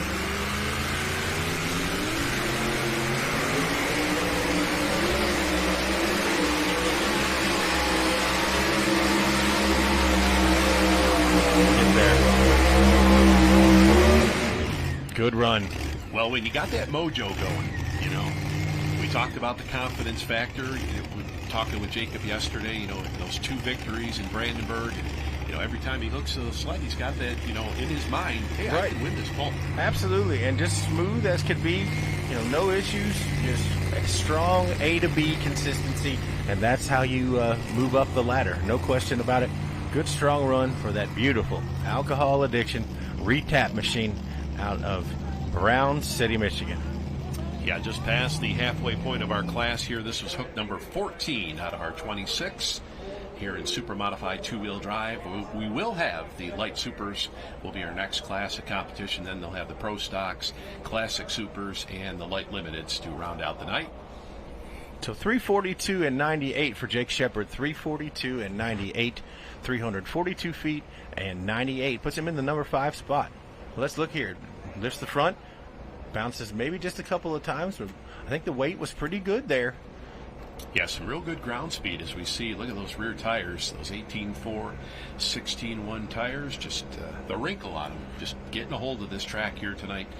Real good track conditions, and I don't know, Jeremy. I think we've got to run out there. I think so. I think you're absolutely right, and it's just going to be a matter of who finds it first. But there is definitely one out there. I think we're going to see it. And again, we've got a lot of iron, as old Butch Cricket would say. There's some heavy iron waiting in the wings, and we will see. We've still got Kelly Nichols up next. Tim Beatty's out there. We haven't seen any of the Petro Jesse's, either of his two. He'll be up. Of course, Chase. There's lots of pulling left. Joey Frazier, Jason Sullivan, Donnie Sullivan. Yeah, we can't call it yet, but right now, Mad Max is in the catbird seat, no question about it. Alan Kane out there, way out there, at 360 feet. And here comes Kelly Nichols. Again, another tandem team, husband-wife team here out of Lower City, Ohio. And you can bet Russ has been sharing some information with Kelly and maybe made some changes to this machine based upon data he gathered from his past. Yeah, absolutely. We talked, about the point system, season 1 point system. Points are awarded to the vehicle, so a lot of times you see multiple drivers in these vehicles as long as the person driving the vehicle has a Grand National license. With the NTPA, the points will go to that vehicle. Sure. And as we talked about, this is the final hook here of number 13 out of 13 for the two-wheel drives here tonight. Of course, a class that started way back in 1983 on the NTPA Grand National Circuit, and one of the most popular. I think number-wise, we saw 2024. I think had to be the most competitors we've ever seen run for points. I think you're right, and even when you bring in the non-points chasers and the ad hoc pullers, like for example at Brandenburg, Kentucky this year, there were 42 on a one-track class. One track, 42 hooks. I think we got 25 or 6 here tonight, but 42 down there. So it's a very popular class. But here comes Kelly Nichols, mark the beat, 360.49. Nice run here for Kelly. Not a whole lot of seat time here in the seat of a two-wheel drive.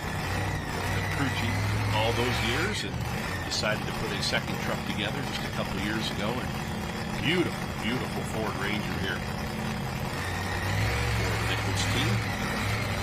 And let's bounce back to that a little bit, Jeremy. We talk about the popularity of a two-wheel drive truck. I mean, whether it's all the way up into Canada, right, down to Texas, right, California, the East Coast, right, a two-wheel drive, the rules, that's it. You build right, a two-wheel drive, the rules are all the same wherever you go. And, we had a conversation this afternoon about, active participants in the super modified two-wheel drive ranks. But, Dan, how many two-wheelers are just sitting? There are lots of them out there that you don't see because, for whatever reason, they're just not here. But, there are bunches and bunches of super modified two-wheel drives everywhere you look these days. Absolutely. So 339 and 76 here for Kelly Nichols, 339.76. And that'll put her number 8. Number 8, so a solid top 10 right now for the One Fine Edge. But Mad Max still showing the way at 360 and 49, cross-wired in the number 2 position. 354 and 98 for Ethan Foster. The Taz of John Hunt, 352 and 71 in the number 3 spot. On the edge, Russ Nichols, 350 and 26 in the number 4 position. And Jacob Shepard currently number 5. So there we see our next competitor getting ready to roll here. Part of the Sullivan pulling team. This is going to be the Sawmill Express. Mr. Tim Beatty out of Jamestown, Tennessee, calls his truck the Sawmill Express. Lumber merchant down there, or owns a sawmill, runs a sawmill, Beatty Lumber there Jamestown, Tennessee. Yeah, just east of the Nashville area. Now, also, one thing that Tim loves to do is collect classic cars. He's got about 20 of them. He's got a whole bunch. And he told me this afternoon just picked up a 68 Camaro. Okay. He said, I couldn't refuse, but he's got a whole bunch for sale. I was going to say he's got a Bronco I saw on Facebook, and a couple of six-figure vehicles that could probably go to Barrett Jackson or somewhere, or maybe a Miko Moxon, and do very well. Across the block. Loves his classic cars, and loves talking about them. Trying to get me interested in that 72 Chevy. He's got a short box on. He keeps telling me about. Yeah, absolutely. Just waiting for that number to go down. Just there better be a lot. There we see Donnie Sullivan out there now. First ever win on the NTPA Grand National Circuit back in Rockwell, Iowa, back to the beginning part of August. Sure. Comes in here tonight, 11th in the points here with the Sawmill Express here out of the volunteer state of Tennessee. Perfectly capable of getting the job done aboard this Sawmill Express.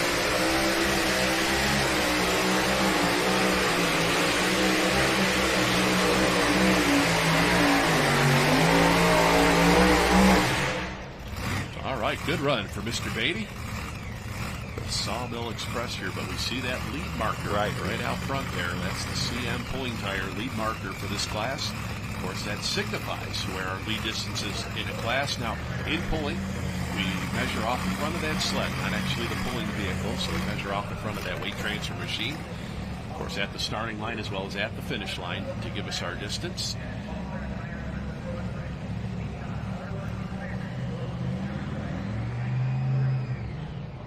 Well, Jeremy, we're going to be getting down to the potatoes here. Yes, the good stuff is coming. Hook 16 here out of our 26. And we're going to start seeing things happen very, very rapidly here. That's going to tell the story by the end of the evening. Yeah, we talked about that tension level, and you can feel it right in here. I'm starting to get thick. A little bit. Yeah, it's just as thick. You can cut it with a knife in here. 341 and 23. 341 and 23. 341 feet, .23 for the Sawmill Express. Puts him into the number 6 position for Mr. Tim Beatty. Yeah, it looks like working the middle part of the track here for that Chevy Colorado. Really had the weight set just about perfectly. Maybe touched down a couple times. All right, we're going to send it down to Chris Devoda, trackside.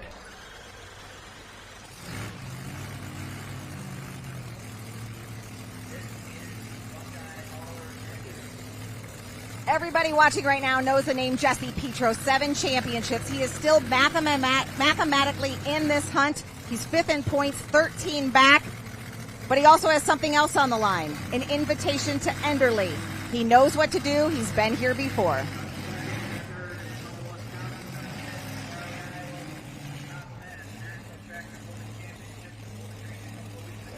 Absolutely. Krista is a 7-time Grand National champion. Rolls out on the track here, Mr. Jesse Petro. And, what else can we say about Jesse Petro? All-time, 7 Grand National championships, 65 wins on the NTPA Grand National circuit. The most all-time of any two-wheel drive puller. Absolutely. Consecutive titles from 2012 to 2017 with this machine. And again, I think, as you said, most wins in a two-wheeler ever, right? Yep, absolutely. 65 victories. 65 Grand National wins in the two-wheel drive division. So here comes Jesse Petro. Knows what he needs to do. Crafty veteran. Here we go.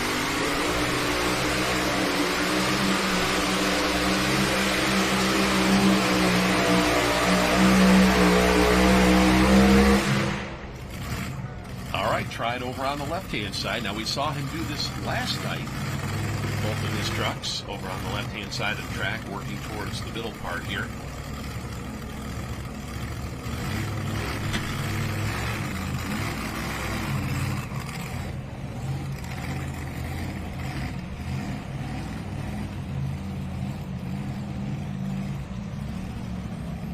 So currently in the 5th spot, 13 points out of the lead. So we need to make a note of who he comes past here. But we'll mark the distance for you on this Buckeye Hauler. Yeah, Jesse busy down there as he jumps out. So there it is. 341.40. 341.40. 341 feet 40 for the Buckeye Hauler. Puts him into the number 6 position. All right, so now we're moving around that 6 spot again. Right, yes. we're playing poker here. So Jesse has just shown his hand. And where he's going to work. And who's next? Yes, Mr. Donnie Sullivan right here. And Donnie Sullivan moved last evening, into, we had this sort of same situation where we had one out and then they kind of backed off, and then out of nowhere he comes sailing past by 2.5 feet, and I thought, okay, he's here it is. The big stick has shown up, and then on the last hook of the night, Chase Richardson goes past him to 342 for the win. So, but again, we talked to him in the countdown to pull time. He knows what he needs to do. Very, very, very ice cold. Like just the Iceman is what we have been calling him.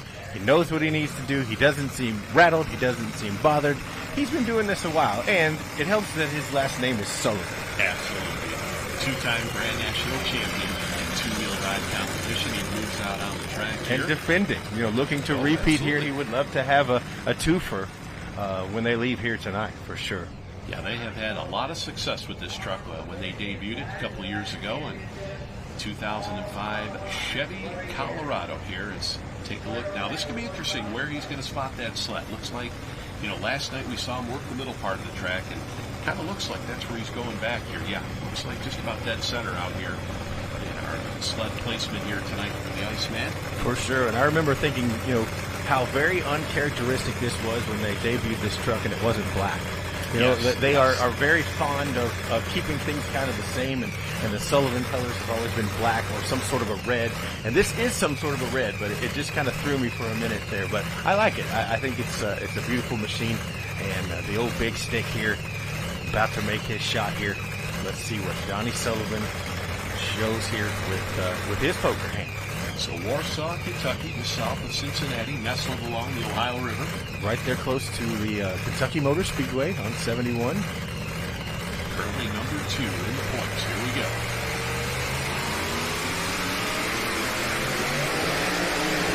Now he walked it out.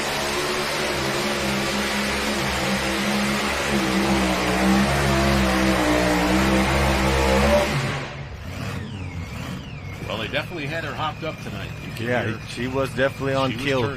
But and I don't know if, maybe it didn't want to hook for him, but it just seemed like it bounced quite a bit. The more he brought the throttle, the more it became unsettled. The truck just would not get up there and hold for him. Get up there and stay.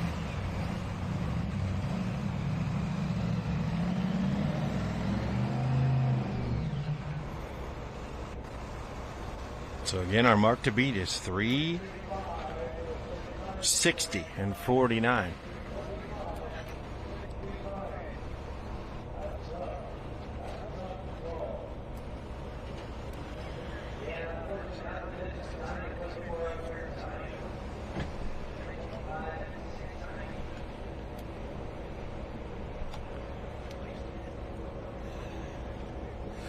So 325 and 69 for the big stick machine. 325 and 69.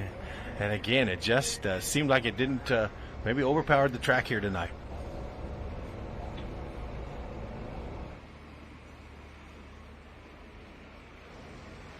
That is not what Donnie Sullivan wanted. A 17th as he runs right now, 325 and change. He came into this event, the final event, 6 points back of the leader, Chase Richardson. You see his run here. Last night chose a middle line. Similar line tonight, a little bit bouncy. Donnie Sullivan trying to catch Chase Richardson. Won't do it with that. Again, Chase still has to go. Jesse Petro, a 7-time champion, is up next. Chase Richardson will follow. Folks, you're watching Full Pull Live. You do not want to step away now. The points battle on the line. Yeah, absolutely, Krista. We have got a battle going on here. as we see Jesse Petro making his way on the track here. Truck number 2 here in the stable.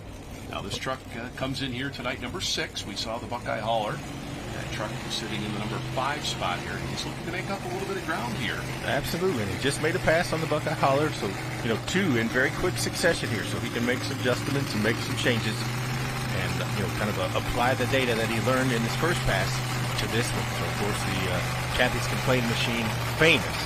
He's driven for many, many years by his dad, the late great Randy Petro, out of Canton, Ohio. And again, what can you say about the Petro family? At one point I think they won 10 Grand National titles between the two of them in a row, which is just unheard of. But this is a strong runner. Jesse, of course, carrying on the tradition, carrying the torch. Kathy's Complaint out of Camden, Ohio. So again, he's coming in tonight, number 6, in our CM Pulling Tires championship points.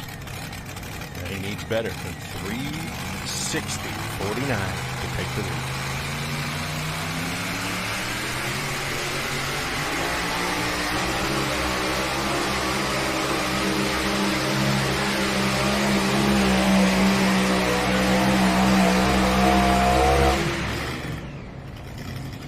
Jeremy, I think the situation here, this track is throwing everybody a curveball. I think you're right. I think you're definitely right. Come back around like we saw last night here.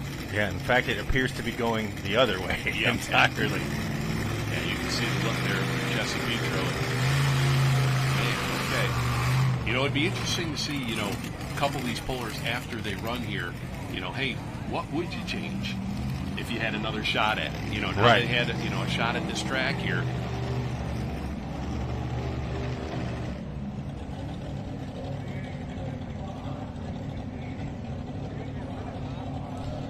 So 328.25 here, 328.25. And like you said, the distances really all of a sudden just started going backward here. Right, absolutely. Again, Alan Kane makes his run out of the 9th position, our 9th pass of the evening. And since that time, we have not seen anybody even remotely close. 18 and 19 got into the 340s. Jacob Shepard was 342, but now they appear to be dropping back into the...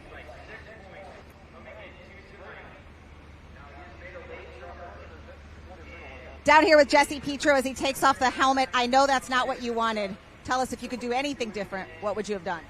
I obviously moved more weight back. I don't know if the tracks, we moved some weight back on Buckeye Hauler, and I moved even more back on this one, and it still never really tried to pick the front end up. So I don't know if the track's getting a little slimy and greasy out there or what, but we just missed the front end weight tonight. Thanks, Jesse.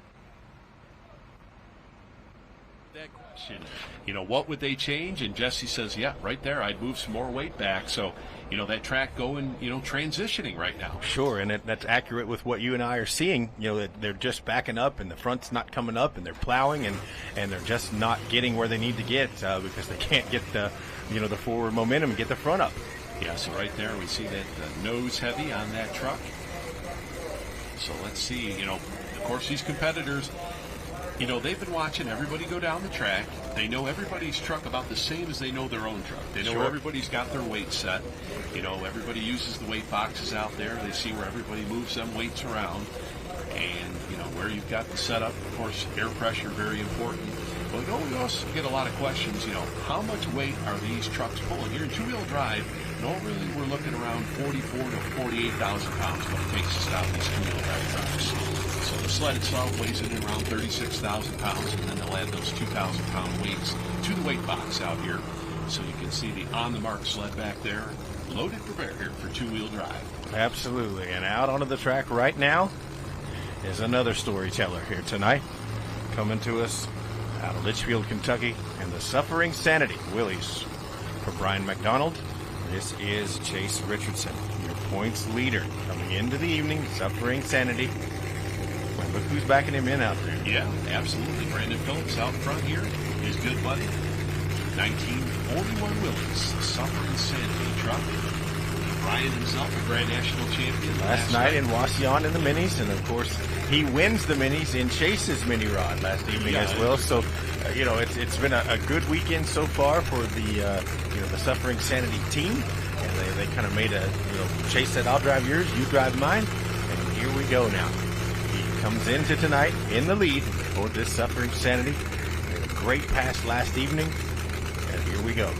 All right, so the mark to beat here, 360 and 49. 360.149 here. Pretty much he can end it all right now. If he wins, I think it's in the bag. We'll see here.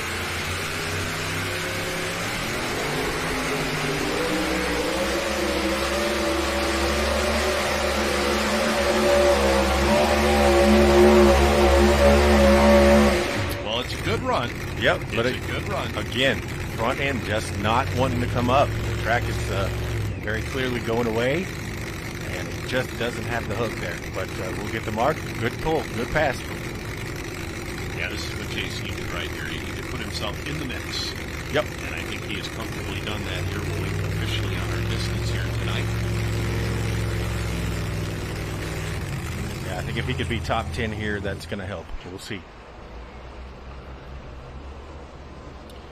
So we'll see here on the replay. But once again, they had this truck hopped up. Yeah, absolutely. Completely on kill.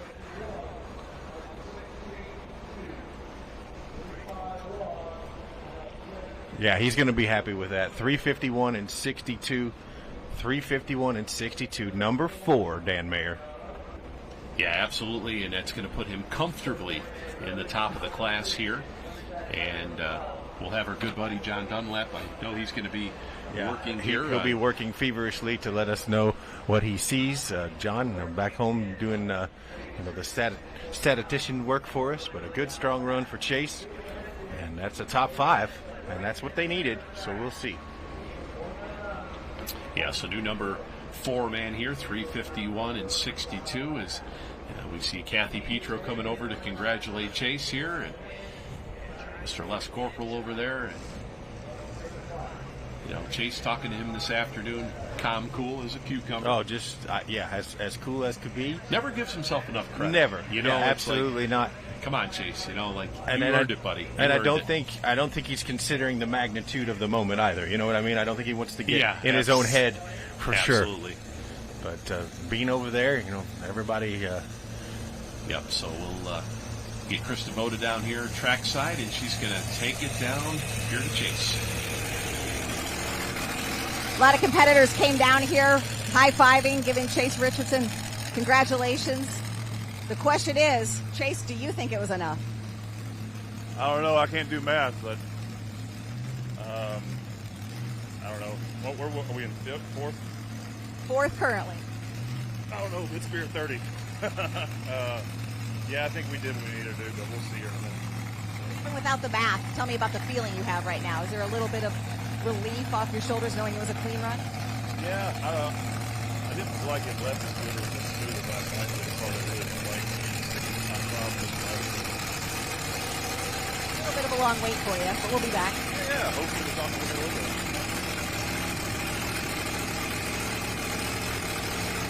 Live action here and Chase Richardson.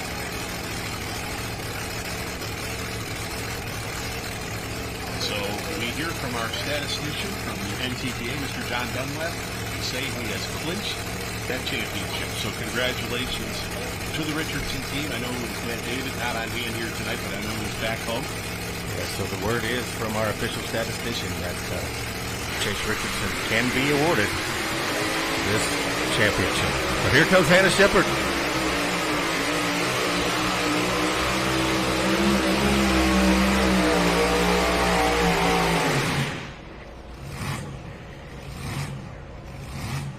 So Hannah Shepard here with the truck of the Canton connection. We talked about that earlier. Started way over here on the right-hand side of the track, trying just something different, and that's what we see here. Kind of taking a big swing at it here, late in the field here of our two-wheel drive truck class. So congratulations, Chase Richardson, as he clinched the 2024 Grand National Championship here in two-wheel drive. Did exactly what he needed to do. A solid top 5 there, and they're going to be very, very happy in Litchfield, Kentucky tonight, as well as the great state of Maryland. Great team tandem and a great pass here tonight. Congratulations to Chase Richardson. He is your 2024 champion. I think we should send a camera down to Uncle Dave's Tavern down there I think so, in too. Litchfield. I bet it's they gonna be are on top of the world down there tonight. And again, Chase is going to be humble in victory. I don't think it's going to set in. But again, another one, first, Grand National title. You love to How see many have we had? And we just add another one. This is great. Yeah, absolutely. Here as we go back to the replay here, Hannah Shepard piloting that Pretty in the Pink truck here out of New Brunswick. 323.79 the distance here, 323 and 79 as you see our top 5 leaderboard here. And we're getting down to it here. We've got just a handful of trucks left to go here as we finish out our super modified 2-wheel drive truck class. Once again, Alan Kane leads the way with the Mad Max truck. Crosswire number 2 here and Taz number 3. So no change here since the, I would say just about the halfway point of our class, as we see some of our lightweight super stock competitors looking at that starting line area right now. Yep, absolutely. And again, there's Colton Whitworth. He's got a lot on the line too as well tonight here. Out of Worthington, Missouri. We'll talk a little bit about him as we get into the class. But hey, congratulations to Chase Richardson. That's awesome. And the build up here tonight, like you said, you could cut it with a knife. Yes. Between the Sullivans and between the Petros and between the Fosters and where was it going to go? But it has a home now, and that home is Litchfield, Kentucky, and in Maryland somewhere. Yeah, absolutely. Yeah, I don't know where the trophy's going to go. Yeah, absolutely. But yeah, and once again, thanks to John Dunlap, our NTPA statistician, for making everything official here for us. Of course, does the points. Right. And keeps us abreast of everything. Yeah, we would never announce it if John Dunlap didn't make that call. We would not bring that call to you. So if John Dunlap says it is, it is. So congratulations to Chase Richardson. But hey, we're not done yet. Here comes Seaver Perry, young man out of Shelbyville, Kentucky, with the Extreme Motorsports Dirty Deeds. As he comes out here. I love the tires on this machine. We've got those raised white letters on the very reminiscent of the old Dixie Pex, back in the day, the giant pullers. Very, very fun to watch these giant pullers by Mayhill. Or CM Pulling Tires, the title sponsor of our Super Modified 2-wheel drive division this year. We thank them. The big 18 4x16 ones. Digging in. Seaver Perry, here he comes out of the bluegrass.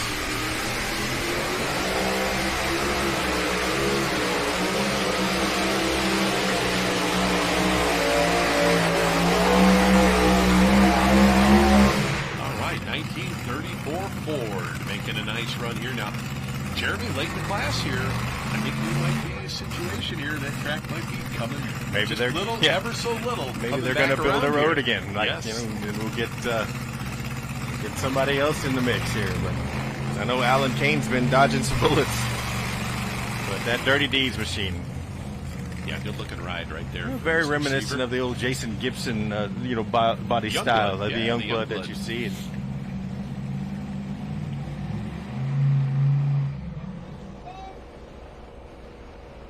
all right, so we get Seaver Perry shut down here, the Dirty Deeds truck out of Shelbyville, Kentucky, just east of Louisville. One of the rookies out on the Grand National circuit here.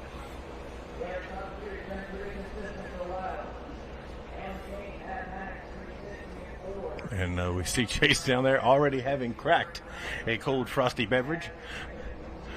3:48 and 59 for Seaver Perry. Not a bad run. 3:48 and 59. Good for the number 6 position. Yeah, once again, we're going to shuffle that 6th spot again. We haven't really, Chase made it into that top 5, but other than that, we've kind of been moving around the position here, number 6, as we see Mr. Perry as he drifts off here to the left-hand side, but we'll see here. Still got a couple trucks left to go here. Definitely capable of taking over that number 1 spot. So once again, 360.49 leads the way here in 2-wheel drive. CM Pulling Tires, super modified 2-wheel drive competition. So we see the Dirty Deeds there, number 6 spot here. Russ Nichols right there in the number 5 spot on the edge truck. And good to see Russ, hopefully see how that holds up here for him. But nice top 5 finish would be real nice after the season we've had here this year. Absolutely. Here we go, the hang time truck. Real nice run last night. Yeah, for sure. In competition. He made a great run. Nathan Faust, Beaver Dam, Wisconsin-based machine. And he's a Wisconsin Badger through and through. Yeah, absolutely. Number 3 spot here last night in our competition. And another one of the guys running here out on the Grand National Circuit.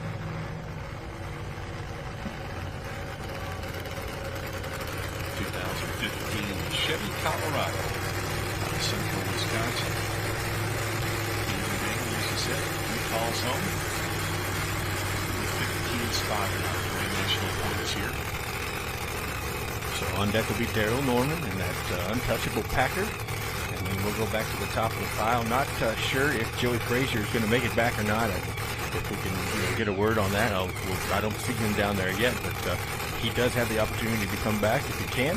And then Jason Sullivan as well, the cornburner. So it looks like we got at least 3, potentially 4 to get to hook.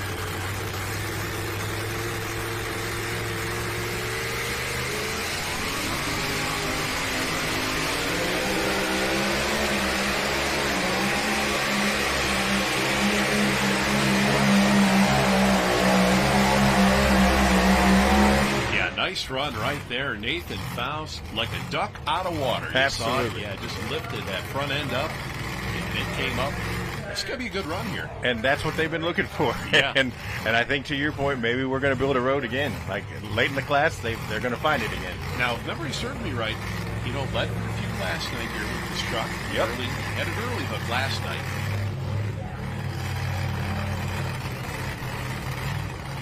Yeah, real nice run here. Now, maybe he heard Jesse Petro, well, of course, they're watching back there. Move some weight back on these trucks.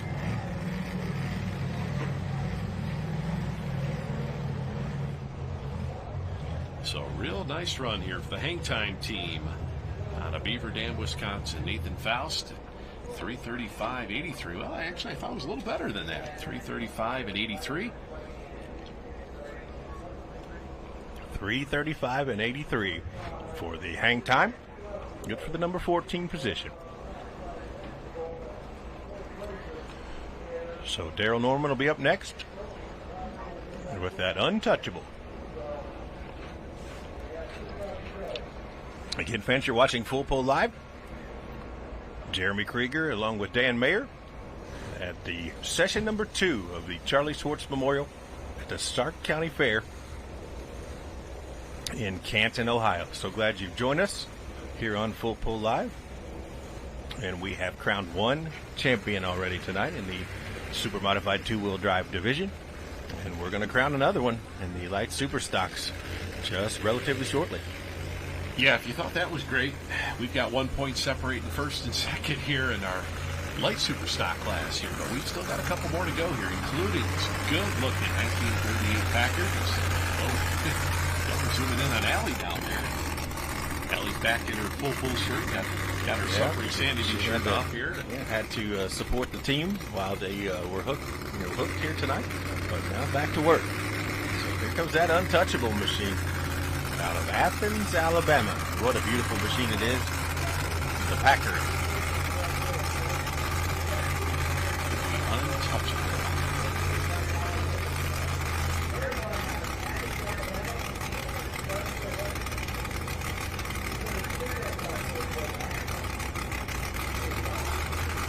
Untouchable. Good, strong runner out of the South. Run some Mid-South, run some NTPA, the Grand National, but a good, strong run machine. Yeah, absolutely. Of course, when you think Athens, Alabama, what do you think? The Haney. You got it. Dallas Chalmers tractor, right? Yes, sir.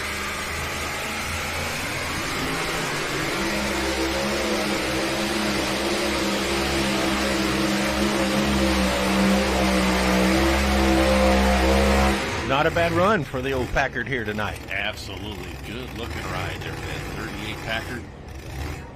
Northern Alabama. Athens, Alabama here tonight for Mr. Daryl Norman.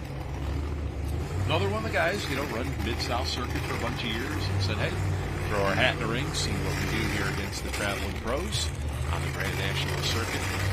And that's just a cool piece. I mean, there's no way around it. Absolutely. This looks gangsta. Yes, yes. But 1920s gangsta. 1920, yes. 19 stretched right out. The maximum wheelbase here in super modified two-wheel drives.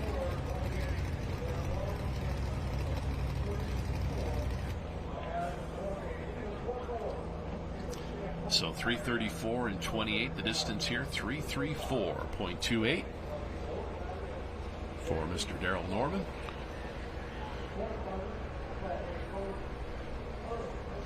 So now we're going to go back to the top of the class here. Joey Frazier and Jason Sullivan are next two here. Listening to the PA behind us, and it doesn't look like Joey's down there. We'll see. I could be wrong. Maybe tech services can help us with that, but they are basically advising that Jason Sullivan is down there, but I don't know if Joey is. Yeah, that'd be a tough break there. We saw, of course, speculation there, a burst panel on Joey's run, but, may have been, much might have been than a that. catastrophic supercharger issue. Lifted the blower completely. No one really knows. Maybe we can get some word, get an understanding. Here comes Jason Sullivan.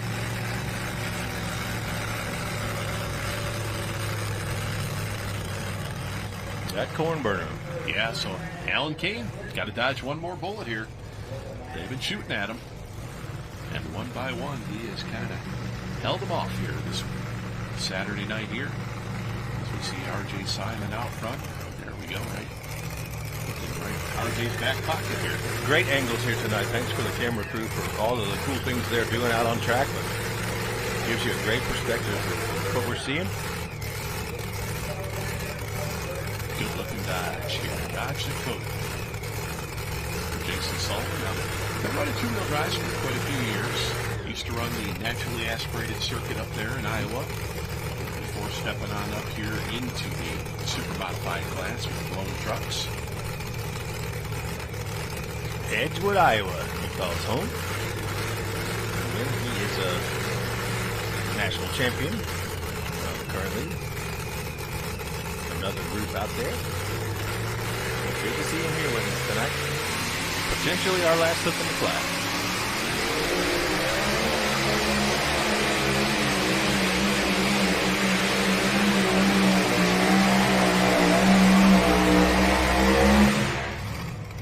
Yeah, we've seen this truck when the pressure's on, it performs. But I just think the track is just not there here tonight for the trucks here at the bottom of the class here. Well, and it's going to be interesting to see how that translates to the other two classes for sure. Well, a lot of times we see a track that, doesn't work well with the small tires, but the bigger tires, seem to work well out here as we see the congratulations down there trackside for Mr. Kane. Alan Kane. Yes, absolutely. Bringing home the bacon here tonight in that Mad Max machine. What a pass. So Alan Kane wins the battle. Chase Richardson wins the war. He the does. Old cliche, right? Absolutely. So 335 and 1-0. 335 and 1-0. 335-10 for the corn burner of Jason Sullivan. But your winner's going to be Alan Kane.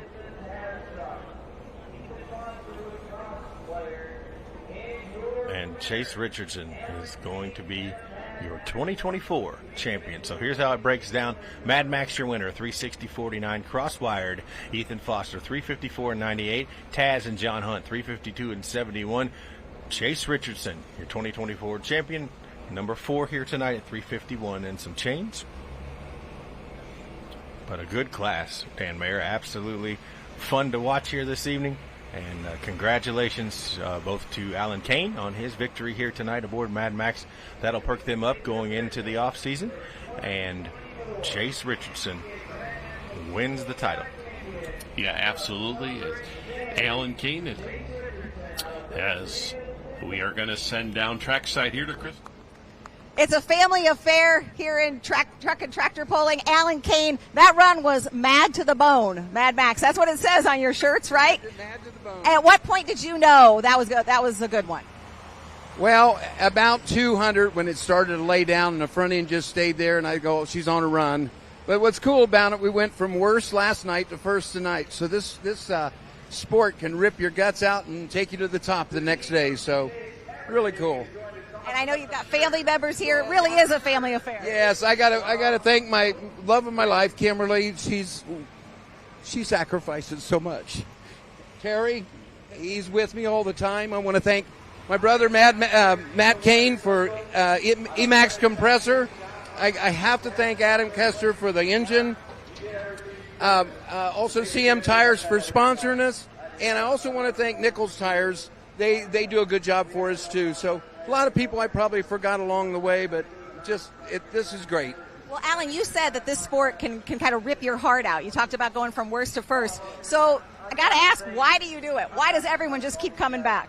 Well, last night, Tom said he went to bed and took his suit off and cried himself to sleep. I said, I wasn't far from it. And I just told her, I said, I don't know what happened. And then you get back up and you look at your data and you go, what did I do wrong? And you come back out and try to correct it. So it worked. And now I'm back on a high. So I'm ready for my next downer, though. It's coming, you know. No, enjoy it. Enjoy that high. Congratulations, Alan Kane, your winner tonight. Tears in his eyes, but a really big, full heart. Great job there for Alan Kane as well. He picks up career victory #1. There's another one here tonight in NTPA competition. So that makes our 10th different winner out of 13 events for the two-wheel drives and our 6th first-time winner. Wow, what a season of two-wheel drive competition. Unbelievable. And fun to watch here as it came down to the wire tonight. No question about it. Yeah, so as we take a look here, that will be looks like the 124th different winner in NTPA Grand National Competition two-wheel drive. Wow. We don't have a whole lot of time to talk. We're going light super pulling here. Yes, indeed. Here we come now. Larry Phillips, the extremely insane. Out of Vine Grove, Kentucky to get us started. He will be our test puller. Light super stock. Could be an alcohol or diesel fuel tractor. They weigh 6,200 pounds with the driver. They limit it to 505 cubic inches. They run a 35 by 32 tire and a 20-inch drawbar. Yeah, we see those big 30.5 rear tires, light super stocks. What that means, a lot of horsepower, lightweight package, 4,000 horsepower they're making out of these light super stock tractors. Up to 4 turbochargers they're allowed. Now, fans, turbocharger, nothing more than air compressor runs off the exhaust pressure on that engine. And like we say, about 4,000 they're making nowadays with these light supers. And one of the original classes that started with the NTPA back in 1970. Of course, they started off years ago at 5,000 pound class. And they have advanced up here to 62. And so here we go, test puller Larry Phillips.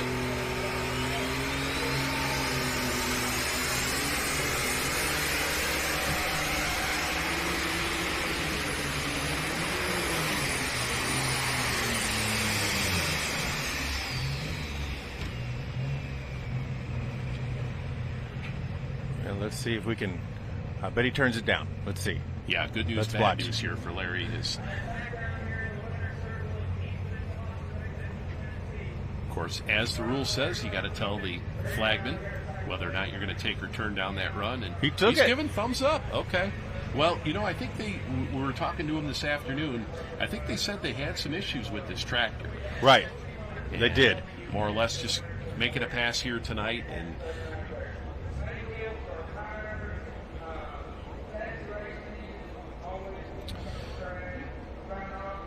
so Larry Phillips here tonight gets that tractor shut down here. His son Brandon out there. 321 at 11 here. 321 and 11 for Larry Phillips as he will set the mark here to beat in our lightweight super stock class. 321 and 11.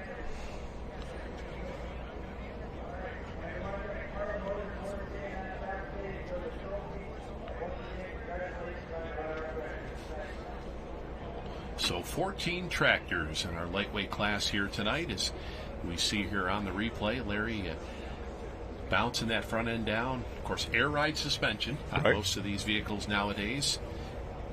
You see the coil over shock spring set up there. Makes for a real nice ride. You don't see the front end smacking off the ground here as well. Here comes one of our point tractors. Now this tractor, number 3 spot here as he rolls onto the track here. John Deere 4020 out of Worthington, Missouri here tonight. Young Colton Whitworth, a 3rd generation puller. We see his dad Scott out front. Now their grandfather JR, we lost him a few years back, and they carry on the tradition here, running 3 tractors out on the circuit, 2 light tractors as well as a big heavy super stock open tractor. I get support from Northrop King, the NK Bin Buster. Again, big farming operation. I think 5,500 or 6,000 acres out there in Worthington, Missouri. Yep, and we talked about the spray drones last night. Yes. Something really interesting to see. Colton's moved on into that entrepreneurship. So if you're interested in the spray drones, make sure you get a hold of Colton. But right now he's got one thing on his mind. He's got 2 tractors he's got to run. This tractor sits number 3 in the points here. Just 22 points or so out of first place. So again, anybody's game here tonight. Let's see what Colton Whitworth has up his sleeve here tonight with his first of 2 entries. This is the Bin Buster out of the Show Me State. Defending winner here in Canton 1 year ago. Did the trick on Friday night last year. His first ever Grand National win. Light Super.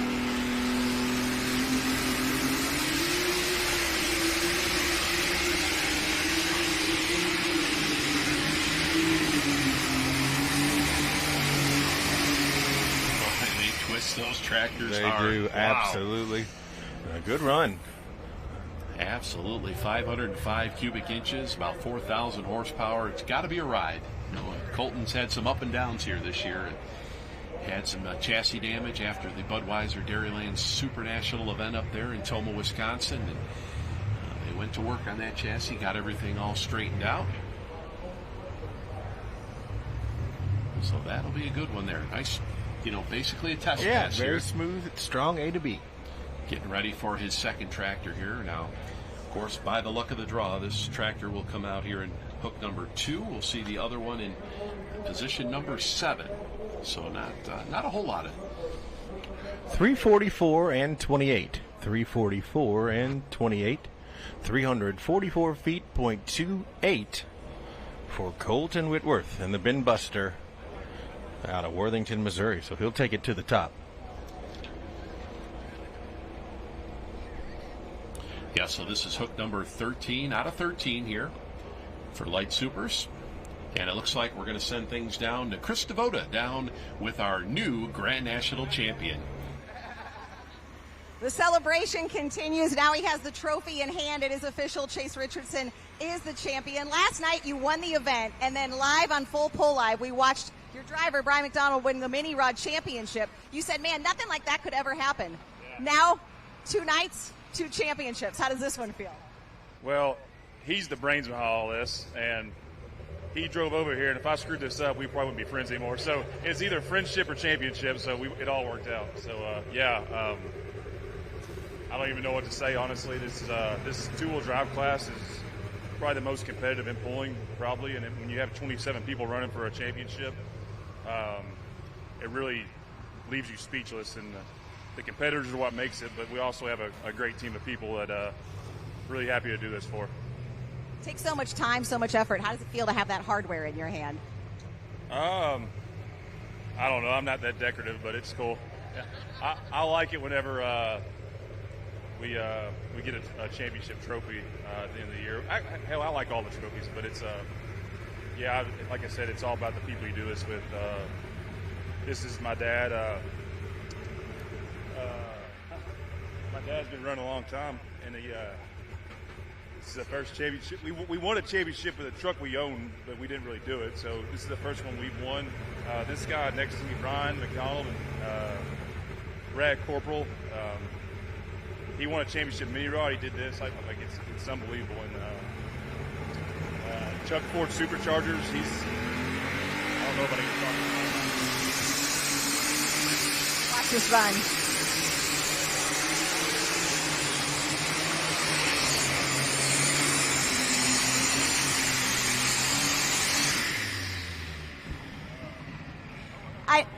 See, double hardware. I was like, train out the trophy. It felt great when I had it, and they already took it. Chuck Ford Superchargers. He's like family to us.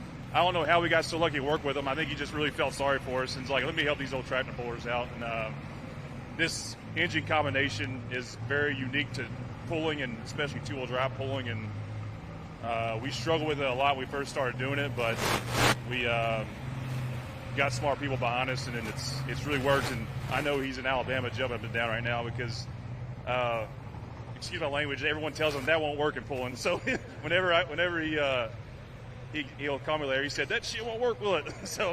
But it worked this time. And I also need to shout Chad Mayhill, Jesse Petro.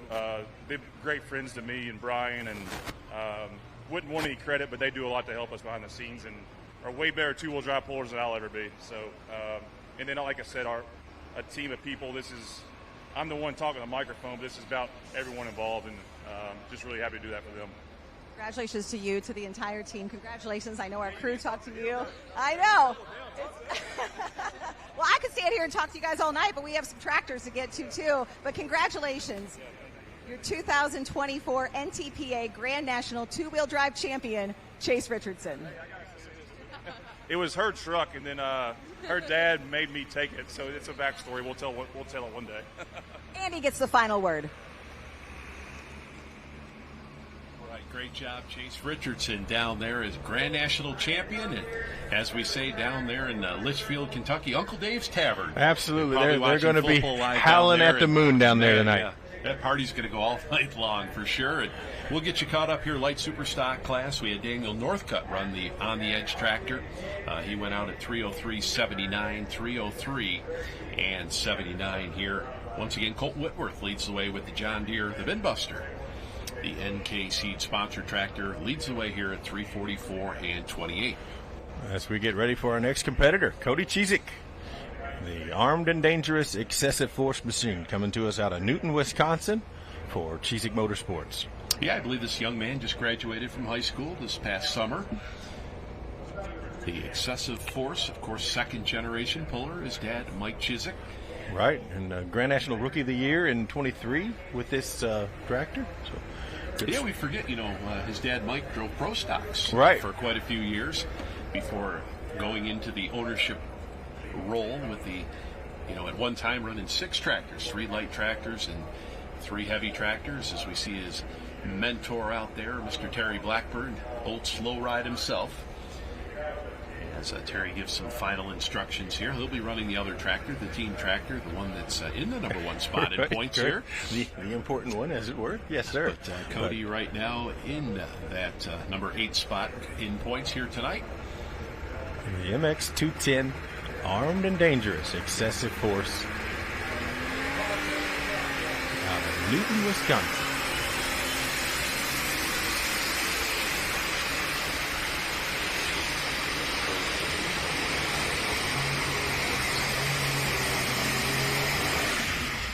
All right, so Cody Chizik, first year behind the wheel of the light super stock. Now, last year he ran the heavy tractor. Kind of got his feet wet, right? Driving the tractor, and then this year running the light tractor as well as a heavy tractor on the circuit. Had a couple victories here, one in Tomah, Wisconsin, as well as one down in Brandenburg, down in Meade County. And I'd have to say, pretty successful. Yeah, I think it's a great 2024 for him. He probably won't be very happy, but hey, it's an all-important time in the seat, and Cody's doing a great job. Absolutely, and data for the other tractor as well. He'll be able to feed information to Terry Blackburn before he makes his pass here in a little bit. So 3:14 and 47, 3:14.47, 314 feet 47 for Cody Chizik and the Newton, Wisconsin-based Armed and Dangerous Excessive Force. Yeah, great run there for Colton Whitworth, our leader here at 3:44 and 28. And Probably right now, Colton's probably like, hey, I wish maybe that would have been the Yield Express out there Right. sitting. Sure. But like you say, Terry's still waiting back there, and we've got a whole bunch of wolves back there ready to pounce here. And let's not forget Rex Kuhn and Marcus Wedelson, who both kind of had some issues and some gremlins last evening, have figured those out. So they'll be back here ready to play tonight as well. So it's anybody's game right now. Oh, absolutely, and they're hungry. Absolutely. We talked to them before the show here, and both of them are hungry, ready to go at it here. As we see here on the replay, is Cody off to that left-hand side, and you can see on the break there. Here in our lightweight super stock class here, 6,200 pounds. Once again, we're here on Full Pull Live, right here at the Stark County Fairgrounds in Canton, Ohio. Well, we've got a couple champions to crown. We've already crowned one, Chase Richardson in the winner's circle, with the victory with the Suffering Sanity ride, the 1941 Willys. And what a night for Chase Richardson. I'm just very excited and happy for that crew, both the Maryland connection and the Kentucky connection coming together. What an evening, no doubt. And it's been fun to watch it kind of come down, and the tension is kind of worn off just a little, but it's still very thick because now we go from one to another in the light supers.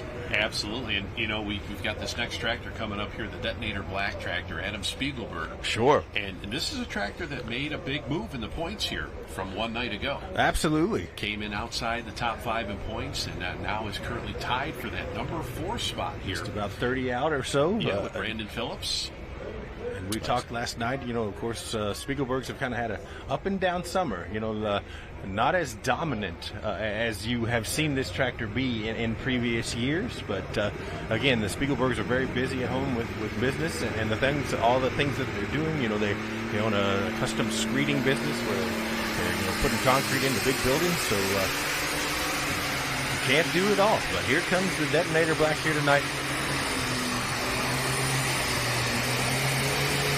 That's a pass that we have seen absolutely. many times. That's what here, that tractor is supposed to do. Yeah, absolutely. Two-time former Grand National champion there. Adam sitting in the seat, and he looked satisfied there with that run. Started off the season with a win down in Benson, North Carolina, and like you say, with the business so busy as they are up there in Waiawega, Wisconsin. Well, and you just have to devote a whole lot of time to these machines, and if other things are you got to pay the bills first and foremost. So maybe they just don't have the amount of time to be in the shop. But hey, good shot tonight here with this Detonator Black. Yeah, we talk about the concrete business they're in, and he had showed us the machine they have for the big spans. Right, absolutely. Where they're in those big warehouses, and one single shot, no breaks. Right, no practice. Get it done and make a floor in a really, really big building. 335.02. 335.02. 335.02 for the Detonator Black and Adam Spiegelberg. Good for the number 2 spot currently.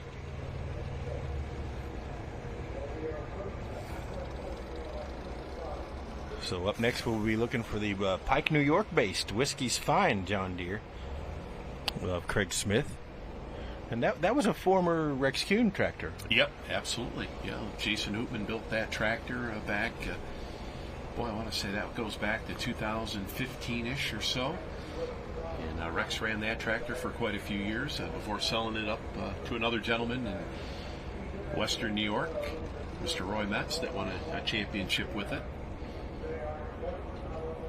Now Craig, of course, that very interesting color. Sure. We talked about that last night here on the Grand National circuit. Here's we got a replay here of our Grand National champion Chase Richardson, his run here tonight, and that's the run right there. That clinched the title and gave him number 4 here tonight, and made it mathematically impossible for him to be edged out. So the Suffering Sanity, the old 41 Willys, getting it done here tonight for the 2024 Grand National title in the CM Pulling Tires Super Modified 2-Wheel Drive Division. All right, so we see the John Deere 7830 waiting in the wings here for Craig Smith out of Pike, New York. And again, that is a actual John Deere industrial gray color. And here's your two-wheel drive champion here tonight in the event. Mad Max making his pass, and what a strong pass it was. Absolutely. 360 Always love to and see some a guy change. pick up his first Grand National win, you know. And as he stated in his interview tonight, they dead last night. Worst to first, on top of the yeah. pile tonight. You got to love that for sure. Worst to first, and all the Eaton compressor folks and Emax, they got to be happy with that performance tonight. But anyway, yeah. So here's this gray John Deere. This is an actual industrial John Deere gray color. I talked to Craig a couple years ago about it when he first unveiled it. He said he wanted something a little different, wanted to stay true to the brand, and they found this gray, and they like it. So Whiskey's Fine out of Pike, New York, as he makes his pass here. He needs better than 344 and 28 to go up number one.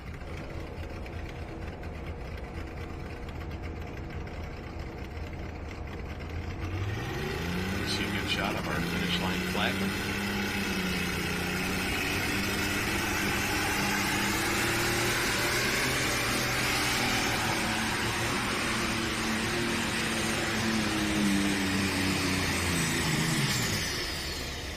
Yeah, trouble right there for Craig is looks like just past that 300-foot mark or so for Craig Smith, the Whiskey's Fine tractor. Of course, last year's big Enderley winner in the lightweight super stock class. Craig laid down an excellent run to pick up the Enderley win. Now here tonight comes in the number 11 spot in points here on the Grand National circuit.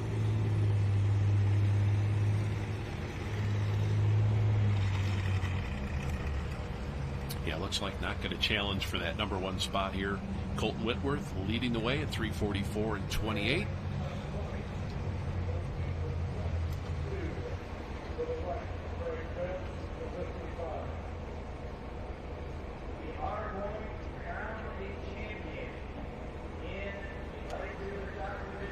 .308 and 72. 308 and 72. 308 feet, .72 for Craig Smith and the Pike, New York based Whiskey's Fine John Deere. Yeah, as we heard that something happened there just towards the end of his run here as we see our leaderboard right now. The Minbuster leads the way. 3-4, great run. Yeah, absolutely. 344 and 28, but Adam Spiegelberg, a real nice run with that detonator tractor. Always like that look of that tractor with in the blacked out, sort of the transformer former look, like the there, Decepticons or Autobots. I don't remember which one it is. We Well, there's a good one and a bad one, and I get them mixed up. Yeah, me too. I was a G.I. Joe guy. Yeah, same. All right, so Colton Whitworth, this is the one. This is the Yield Express that it comes in tonight 1 point out of contention for number one here, just into the number two spot with this Yield Express. He's already leading with the Bin Buster. So, absolutely, here is.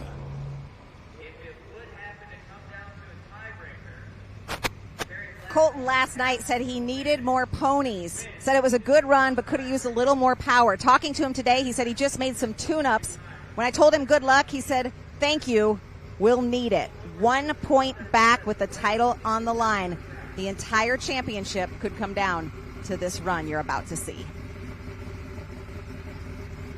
Yeah, thanks, Krista, for that trackside report here. As Colton once again backing in his second tractor. Right now he's got that position where he's got to go out and beat himself. Right. You know, sitting in that number one spot there with the Bin Buster, 344 and 28. But this is the tractor, just 1 point behind Terry Blackburn right now. And he needs to get past himself. And yes, would like to put that tractor in between him. That's what he needs to do. So 344 and 28 is the mark to beat.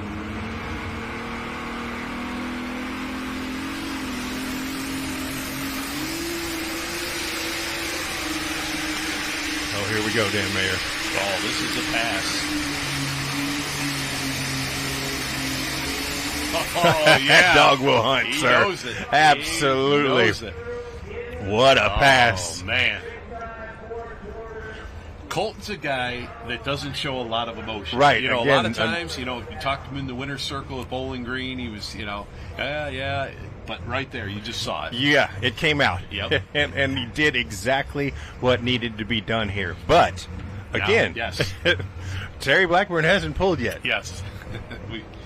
We've still got a few more tractors before we get back to Terry here, and he's sitting down in hook number 12 spot here out of our 14, so he'll be down towards the bottom.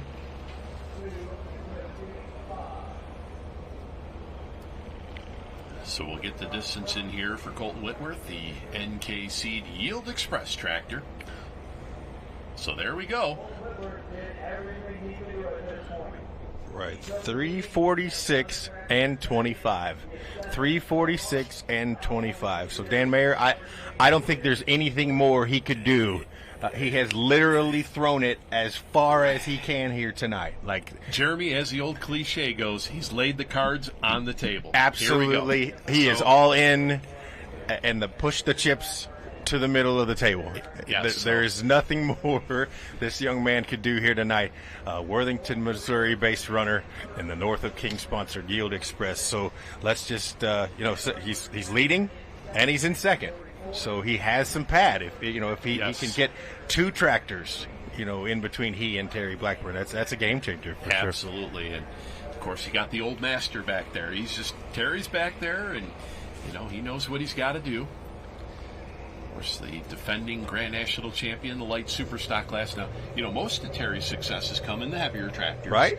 The old slow ride tractor, and of course the Armed and Dangerous, extremely armed and dangerous ride. Is there? You can see Colton.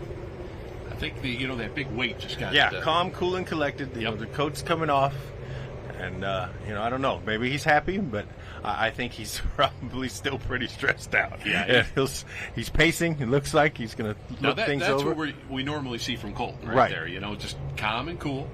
Check the hitch, look things over, and then kind of regroup. So now he just got to go and sit by the track and watch him take shots here. Absolutely. But a great job for that team. Yeah, and again, I think he can say there's nothing else. Like, what could you have done? Could I have possibly, this is the perfect scenario. There's absolutely nothing more that he could have done. So here's that Martin Daniel, MX210, over the edge. Yeah, Bradyville, Tennessee here. This is the new tractor. They debuted 1 year ago, 2023. Just picked up a championship on the PPL circuit just about a month ago. Case International MX210. Now, we saw the team tractor run a little bit earlier in the class. His nephew, Daniel Northcutt, with the On the Edge machine, he went 303 and 79. Get some Mid-South pullers.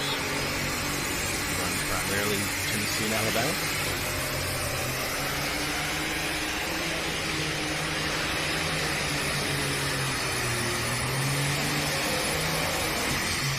Real nice run there for Martin Daniel. Now he's the owner of the two tractors. And we have seen these tractors out on the Grand National circuit. They started with us down in Benson, North Carolina, and have run quite a few of the Grand National events here throughout the summer. Strong running team here just southeast of Nashville.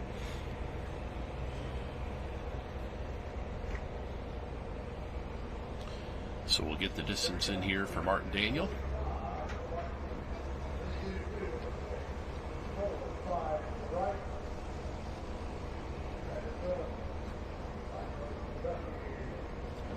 So as we take a look at our lineup here, Brandon Phillips will be up next with his John Deere 7310R, Rex Kuhn and the Letterbuck. 322 and 64. 322 and 64. 322 feet, 0.64 for Martin Daniel and the over-the-edge machine out of the Volunteer State. Good for the number 4 position currently. So just past the halfway point here of our 6,200-pound light super stock class here. Session number 2 here in Canton, Ohio. Charlie Swartz Memorial, and what a weekend it's been, Dan. It's been a lot of fun, making the trip with you here, and we're not done yet. And it's stressful. It is. I mean, I'm feeling it too. Yeah. I'm ready for an adult type beverage or something after a while. Get calm the nerves and take the edge off. No doubt. Absolutely. I mean, Yield Express here, and Colton Whitworth, his 2 tractors right now sitting 1 and 2. Adam Spiegelberg in that number 3 spot, and we just saw Martin Daniel take over that number 4 spot here with the Over the Edge tractor here. Extremely insane. Currently in the number 5 spot, and there's Colton Whitworth. I'm looking at him. He kind of reminds you of a dad pacing the hallway, in the nursery, waiting for some news. Back and forth. Like kind of. This is what he's going to be doing for the next 11 hooks or so, or 5 or 6 or 8 or however many we got left. Yeah, this is hook number 9 coming up next so we year. got, what, and 5? We got Terry in number 12 spot. Okay, He's got 4 hooks. He's going to be standing there for a minute. Yeah, absolutely. Great shot right there. Absolutely. Once again, hats off to our camera crew and getting all the shots here tonight. Just taking this all in down there, kind of leaning up against the trailer and looking things over here. But we have a long way to go, Mr. Whitworth. I'm sorry you're going to be standing there for a little bit. But let's go to Kentucky. Vine Grove, Kentucky. Brendan Phillips.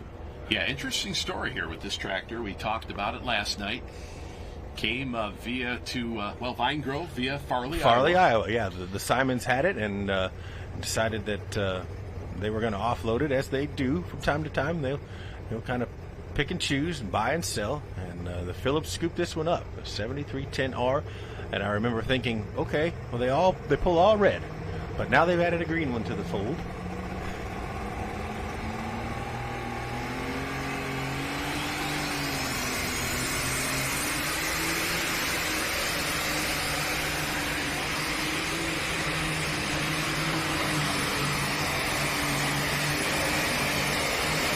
Nice run for the John Deere.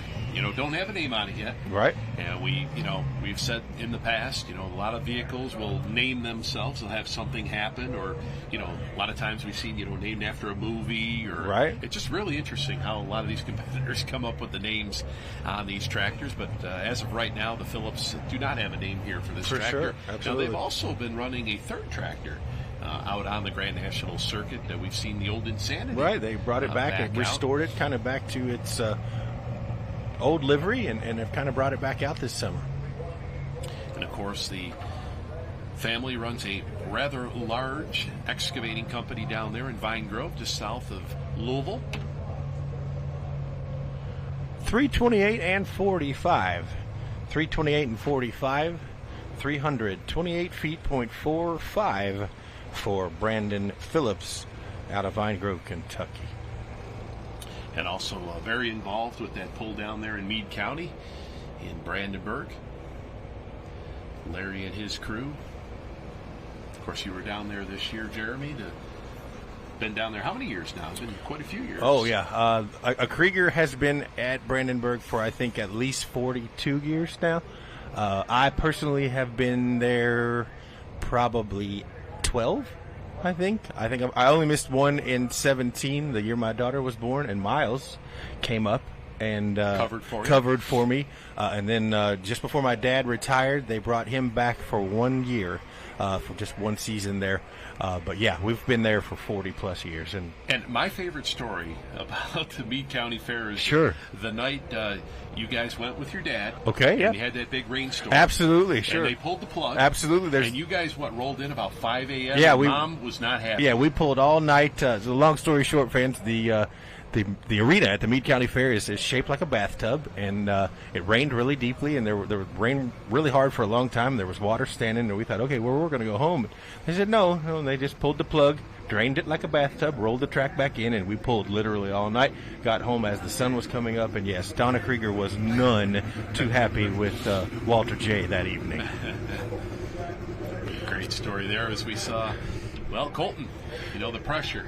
Yeah, and this is a picture here. Yes. He's kind of standing there. Great job, guys, with the camera. I know it's not live. Yeah. It's not live on what you're seeing, but in the booth here, we're watching Colton, just watching all of the competitors leaning up against the trailer here.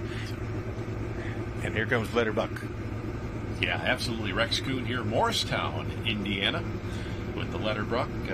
Big farming operation out there, about 5,600 acres. He runs there just south of the Indianapolis area. And again, he had some attrition last night. He attributed that to an electrical issue, the kill switch. Wasn't not quite sure. Wasn't really sure, but they went and they kind of worked it over, jerked on the kill switch piece and put it back in place and got it to where it needed to be, and made a test pass last night like nothing was ever wrong. In fact, he backed out of it like it was standing still. So let's see, 7250R out of Hoosier. Here we go, letter buck.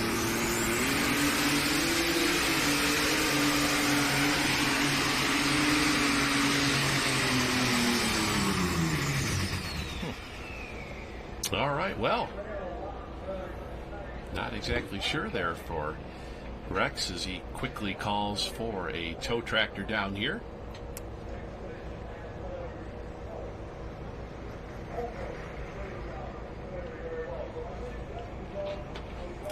So we'll see here on the replay, Rex Kuhn here with the letter buck. Now, big win 1 week ago in Wellington.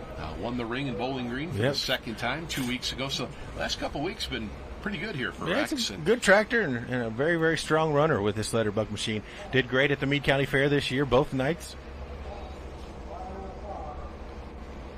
Of course, Grand National Champion back in 2021. Both him and Jason Hootman shared the seat that summer. So 321.50, 321.50, 321 feet 50 for Rex Kuhn, puts him into the number 6 position. And speaking of Jason Hootman, is he still is the Commander still in New York? Do they still have that tractor? Or no, actually that chassis there that was the Commander. Okay, that chassis right there. Jason's got the sheet metal back in Western New York in Corfu, but Jason's still building chassis over there in Western New York. That was a really cool tractor. I enjoyed it.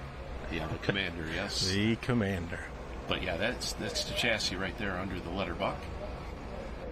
So your leader continues to be the Yield Express, 346 and 25. The Bin Buster, 344 and 28. Colton Whitworth, number 1 and number 2. Spiegelberg, 335.02 for the third position. Brandon Phillips in the number 4 position at 328 and 45. And the Over the Edge machine, Brady Northcutt, 322 and 64. So hook number 13 out of 13 here for Light Supers.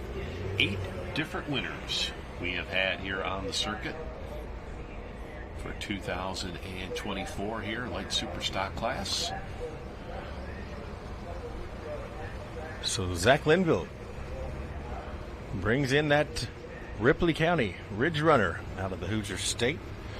Versailles, Indiana, 4840 John Deere. And they had a decent weekend at the National Tractor Pulling Championships with this machine. Yeah, absolutely. And father-son pulling team here.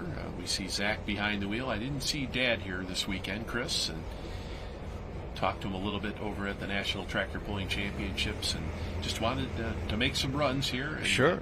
And really had some nice runs, so they've come out here last pull of the year and get ready to make an assault on the 2025 championship here for the Ridge Runner. They'll be here before you know it. Oh, absolutely. Here comes the Ridge Runner.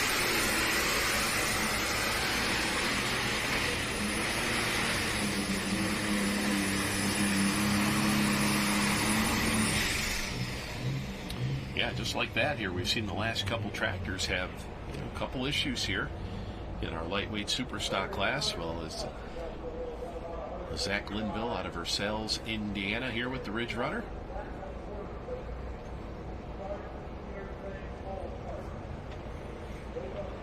So again, I think we're seeing kind of what we saw in the two-wheelers, where the track is just all of a sudden decided to take a break. Flip-flop. That's not what Terry Blackburn wanted to hear. Right, that's correct. So here we go as we see some more of the competitors come on up, talking to Colton down there. Trying to keep him calm as best that they can. Oh, yeah. I can't imagine. You notice Dad isn't down there. Right, Dad's probably back in the pits. Dad probably took the tractors back to the pits and waiting back there. 297 and 52. 297 and 52. 297 feet 52 for Zach Linville and the Ridge Runner. So Terry Blackburn The moment has arrived. The time is here. What else can you say, right? Absolutely. So there it is, the magic mark, 346 and 25. Now, Colt Whitworth, needs to have one tractor in between them to take that championship.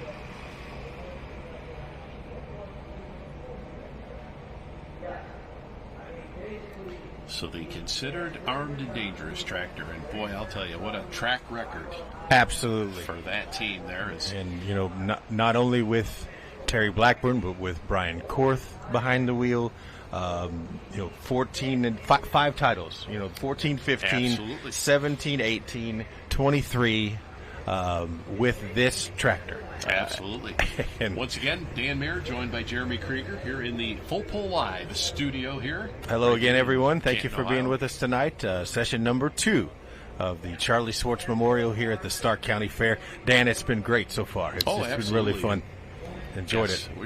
Here we go. This is it. This is it, fans. The run right here. Major championship implications. So as I understand it, there needs to be at least one tractor in between Colton Whitworth and considered armed and dangerous for the Absolutely. the So championship, as the way the Yield points Express work, to clinch. You get 15 points for the win, and they go 1 point increments from there. Correct. So it's all coming down to this, fans.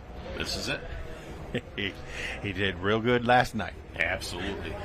Can he do it again tonight? Yeah, put it on him last night. The MX 210. Win number 2 on the season. Our current points leader by just 1 point. David versus Goliath, the wily veteran here. Yes. The youngster standing there watching. This is Poland, fans, at its best. Here we go.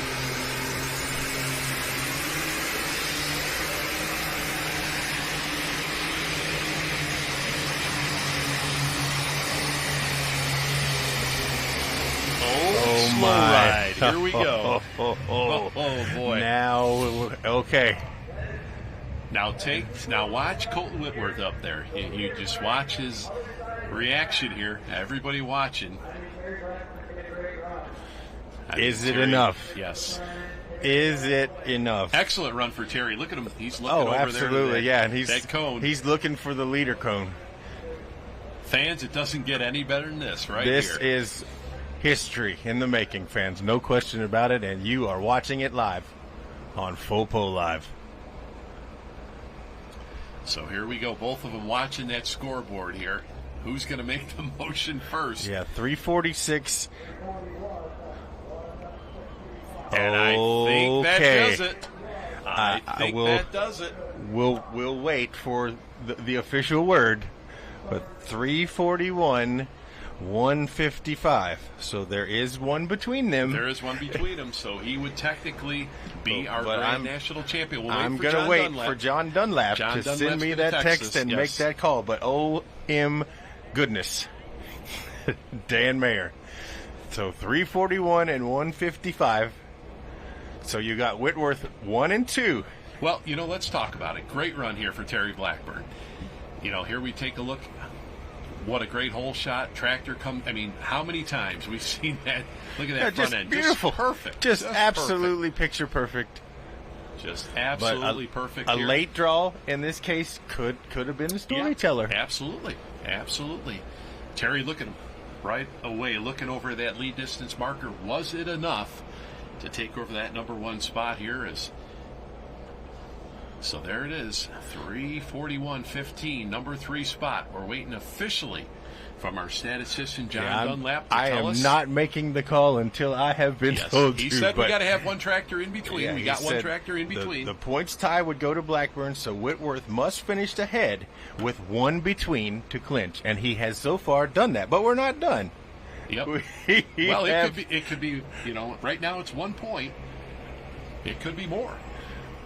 But we'll wait officially here from John to let us know. Well, we've got before we crown him. And it's officially come across my phone, fans. Yes, Colton Whitworth is your winner of our Grand National 2024 Light Superstock champion. He is your winner. So congratulations, the Whitworth family. Great family. And it all came down to one pass, Dan Mayer. Yeah, like absolutely. And, unbelievable. It unfortunately looks like the rest of the family not here, but I'm sure they're watching at home. That's for sure. And congratulations to the whole Whitworth family. And they've worked hard for it. They have worked. And let's talk about that because, we had, problems up at Toma. They had to repair a tractor. I mean, it hasn't been easy here. Not at all. And that's the grind. Like, that's pulling. That's the way it is. That's why you do it. And we're not done yet. We're not done. Here's another tough runner out of Postville, Iowa, the gunpowder and lead machine, Mr. Marcus Weddleson. Again, another one that kind of fell flat last night due to some technical issues. He thinks he was running on 5 spark plugs. Yeah, he had a spark plug. Yeah, he had a spark plug that grounded out on him last night. Here comes gunpowder and lead.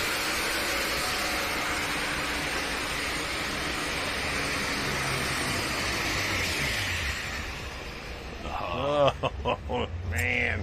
And just under the turbo down there. Yeah, absolutely. 2013 Grand National Champion. Yeah, we talked about it. Had a spark plug grounded out on him, was running on 5 cylinders. They went back to pits, they changed spark plug and made another, a test pass late last night. And so it just doesn't look like it's sinking in. Like he's like, I'm waiting for a smile. I'm waiting for anything. I'm waiting for. Well, we saw that emotion with that fist pump there. Yeah, for sure. And that's pretty much all you're going to get out of Colton. But yeah, great job. Fantastic to watch here, fans. No doubt. And thank you for being with us tonight on Full Pull Live at the Charlie Swartz Memorial. We are giving away hardware and crowning champions. No doubt about it. So 2024 belongs to Colton Whitworth in the light super stock division here tonight.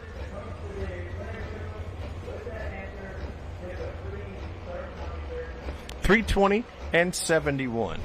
320 and 71. 320 feet 7-1 for Marcus Weddleson in the Postville, Iowa-based gunpowder and lead. So, we're down to 1 here. 1 tractor left to go as we'll have Bobby Jones going to pilot the Schrammick tractor. Bobby himself out of Pleasant Hill, Illinois, right along the Mississippi River there, the western side of Illinois.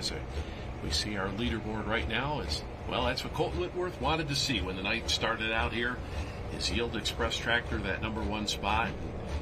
That young man, that team, they earned it. Absolutely, and they did. And then, look at that. Yeah. Look at that. Terry Blackburn. Humble in victory yes. and humble in defeat as well. And of course, the Blackburn team, they do a lot of work. Blackburn Components, they do a lot of work on the Whitworth tractors. And great to see Terry come over. And there's Dad Scott. And again, like, no one's jumping Colton up and down. Like, there's a little smile there. Yeah, there's a little smile. But unbelievable. I don't think they've got it. I don't think it's sinking in. No, it's probably on that ride home. Yeah, tomorrow it'll start to sink in. But wow, what a night! Yeah, what an evening! What a great class of light supers, and 1 to go here. Bobby Jones, the Pleasant Hill, Illinois-based machine. He ordinarily drives one called Field Sobriety, but he's jumped into the Schrammick tractor, known as Red, out of Williamsburg, Missouri, by way of Pleasant Hill, Illinois, here tonight. Yeah, has driven this tractor a handful of times. I want to say, a little bit more than that, probably 7-8 times that he's been behind the wheel here. And this, of course, is the old other detonator tractor that belonged to the Spiegelbergs for many, many years and was acquired by the Schrammick family out in Missouri. Now, Bobby says that doesn't like to bring his other tractor while he's running this tractor because the setups are completely different that he doesn't want to get thrown off. And he says, it just, concentration trying to drive the 2 different tractors.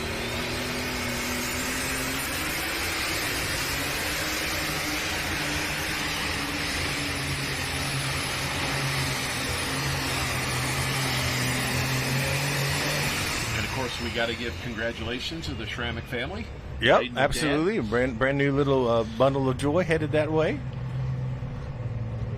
So Bobby Jones going to bring our light super stock class to a conclusion here tonight. And, look, there comes Marcus.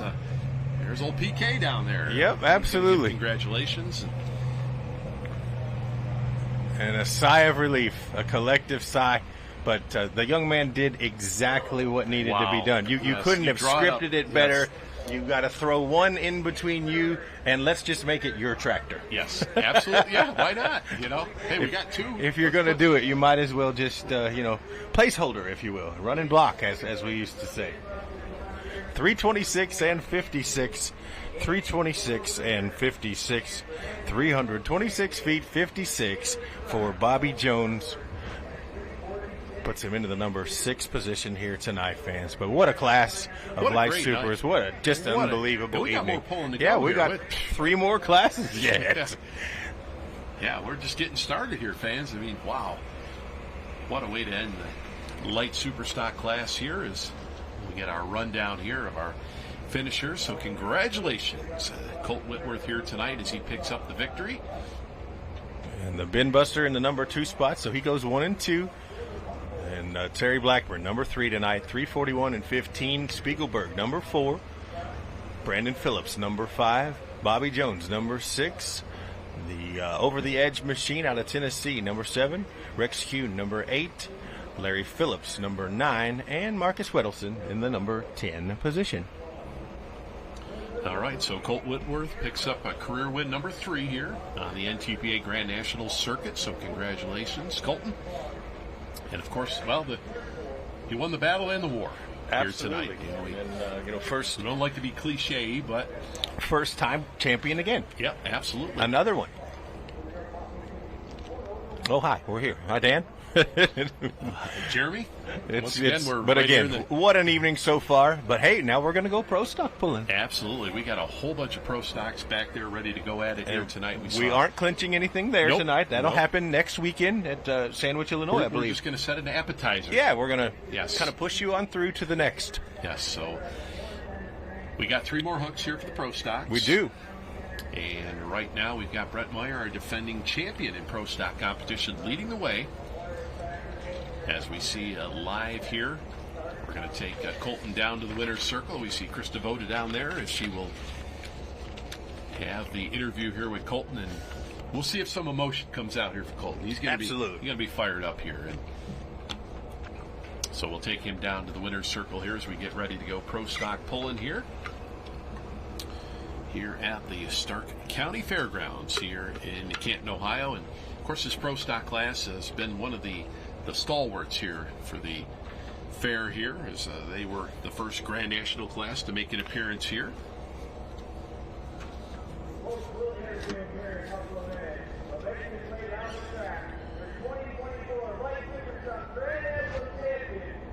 So there we see up on the replay here, Colt Whitworth.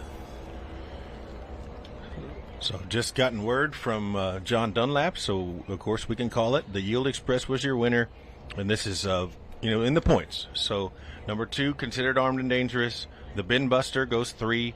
Detonator Black 4. The John Deere of Phillips 5. Extremely Insane 6. Gunpowder and Lead 7.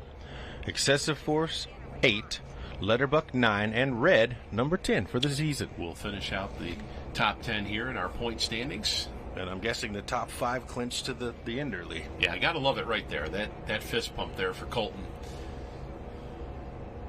Yeah, right there as we see on our replay. And that's going to make a great picture. Somebody has got to get that picture.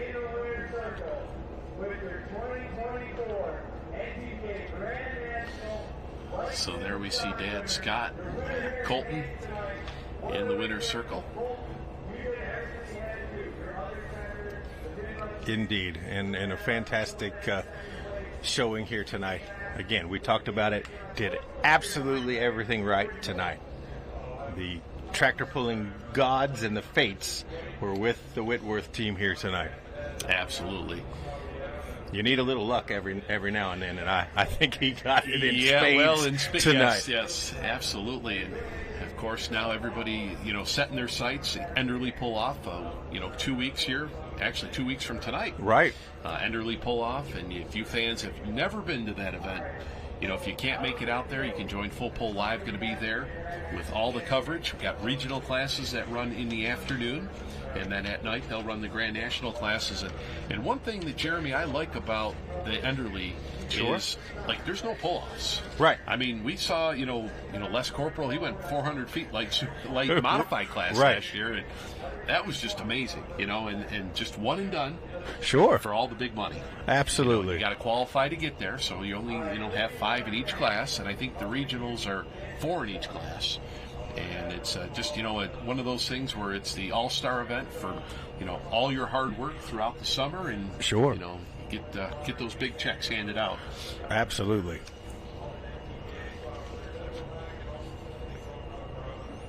But a good finish here tonight.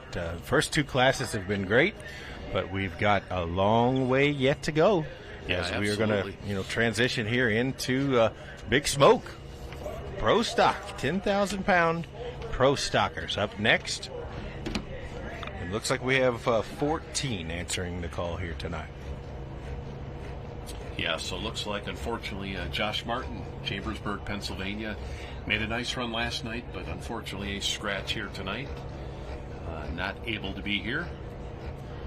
Well, and they might have had another hook there back in PA tonight. I know they've been chasing points, in their state level organization, so it's possible they had another place they had to be tonight.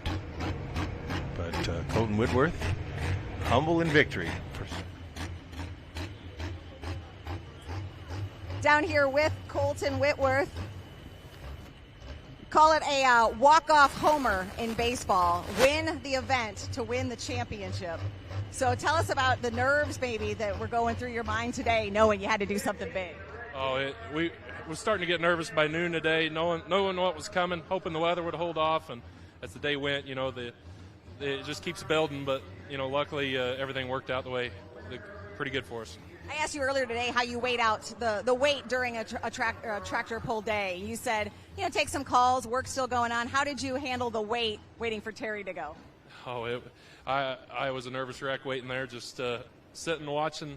There's nothing that makes you sweat any more than that, watching a previous champion like Terry make a run at you.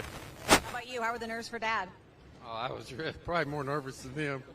Well, we know it's a family affair here. It's been a long time, a lot of work.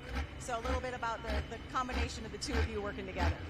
Yeah, I mean, I couldn't do it without my dad. He makes these tractors do what they do, and he makes this whole team go. And my grandpa started it all to make this all possible. 3rd generation. They're from the Show Me State. They certainly showed them tonight. Colton Whitworth, your 2024 NTPA Grand National Light Superstock champion.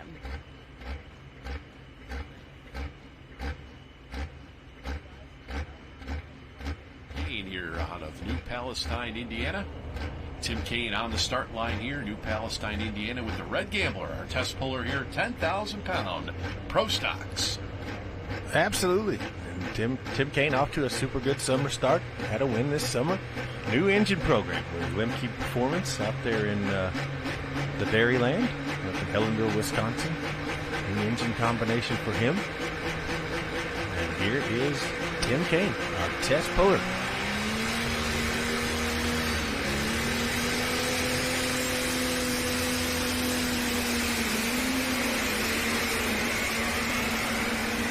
Wow, good ground speed.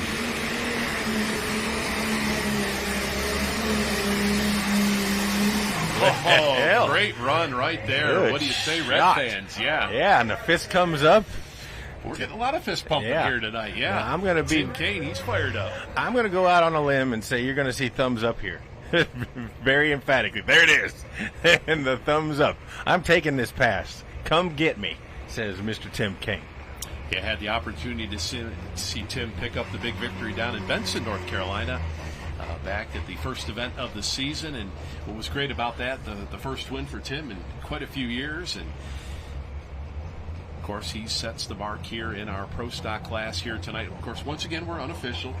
The officials will take a look at that distance and make some adjustments if they have to. But an excellent run there for Tim Kane.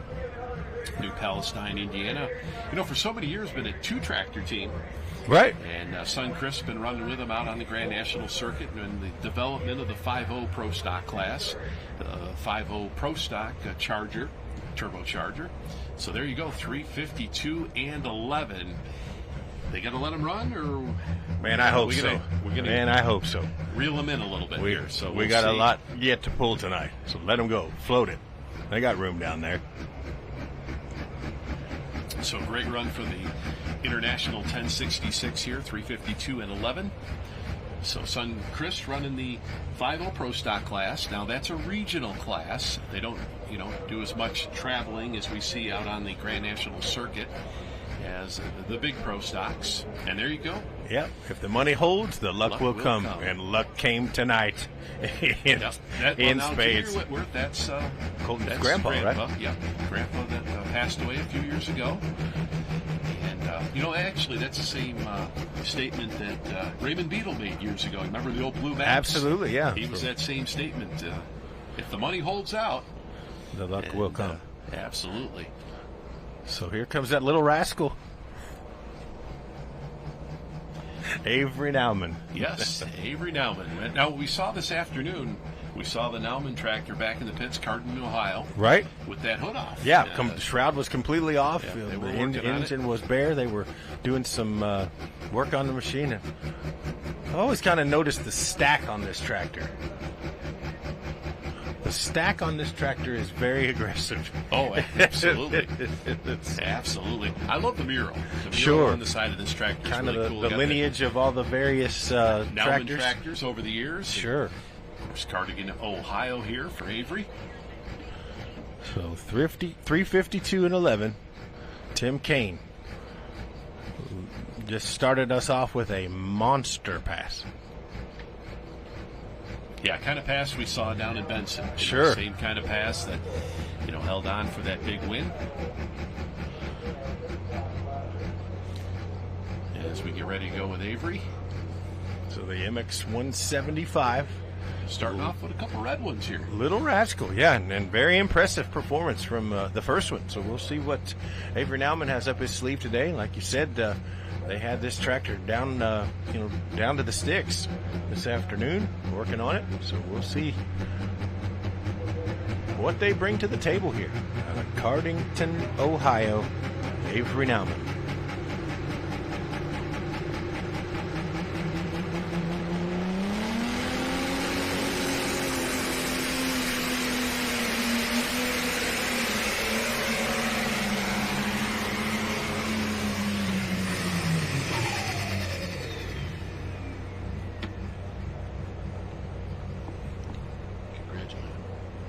All right, so Avery Nauman running here with the Little Rascal tractor out of the state of Ohio here. 352 and 11. Boy, that's a tough mark to beat there. Absolutely. Of course, we got a whole pack of John Deeres waiting back there that kind of licking their teeth right now, ready to go after that mark.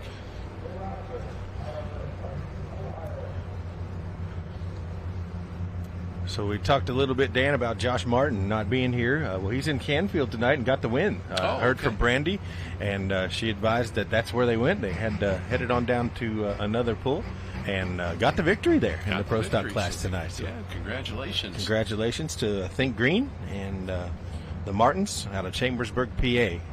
Sad to not see him here tonight, but hey, a win's a win. We'll take it. 278 and 87. 278 and 87. 278, 87 for the Little Rascal. Cardington, Ohio. Now let's talk Pro Stocks. 10,000 pounds, maximum weight of these tractors. All the tractors in this class, diesel powered, 680 cubic inches. Right. Now turbocharger, allowed one single turbocharger. They're limited to 6 inches on the exhaust side, no limit on the inlet side of these turbos, and about 5,000 horsepower they're making out of these Pro Stock engines. Of course, they run that smaller 24.5-inch wide rear tire. And just a very competitive class here as we got, defending Grand National champion Brett Meyer moving out on the track right now with the injected funds tractor. Third place last night here in our competition. Yeah, current points leader. We see teammate R.J. Simon backing him up here, and everybody must love R.J.'s backup work. You see him out there quite a bit. Yeah, he's backing up these tractors. I think it's the Iowa connection, but in this case, it's Wisconsin. So no. Yeah, a little bit of this.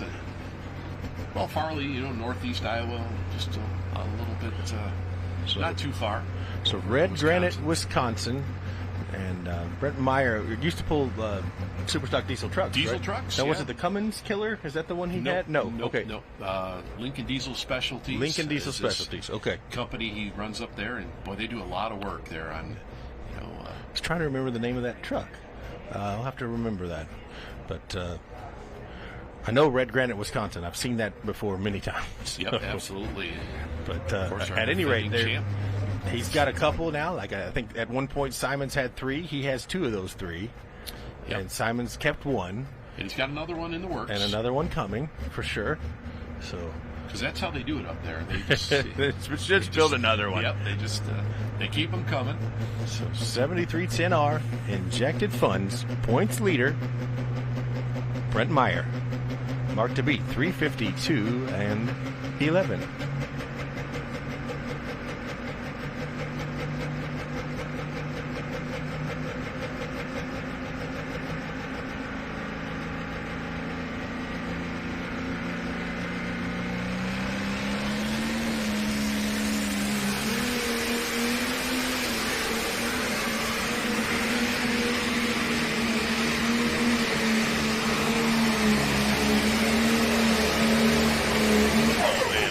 Hole shot here for this tractor, and we will check that out on the replay, but just take a look at how fast this tractor gets hooked up here. Of course, running those Mitas tires. Of course, the tires a real game changer here in this sport of pulling, whether it's 2-wheel drives, mini rods, pro stocks, modifieds, you name it. The tire game has really changed things here. Absolutely, and a whole lot more variety these days than you used to see. It used to be Firestone or Firestone. Yeah. You want everything you want as long as it's Firestone. Yep, absolutely.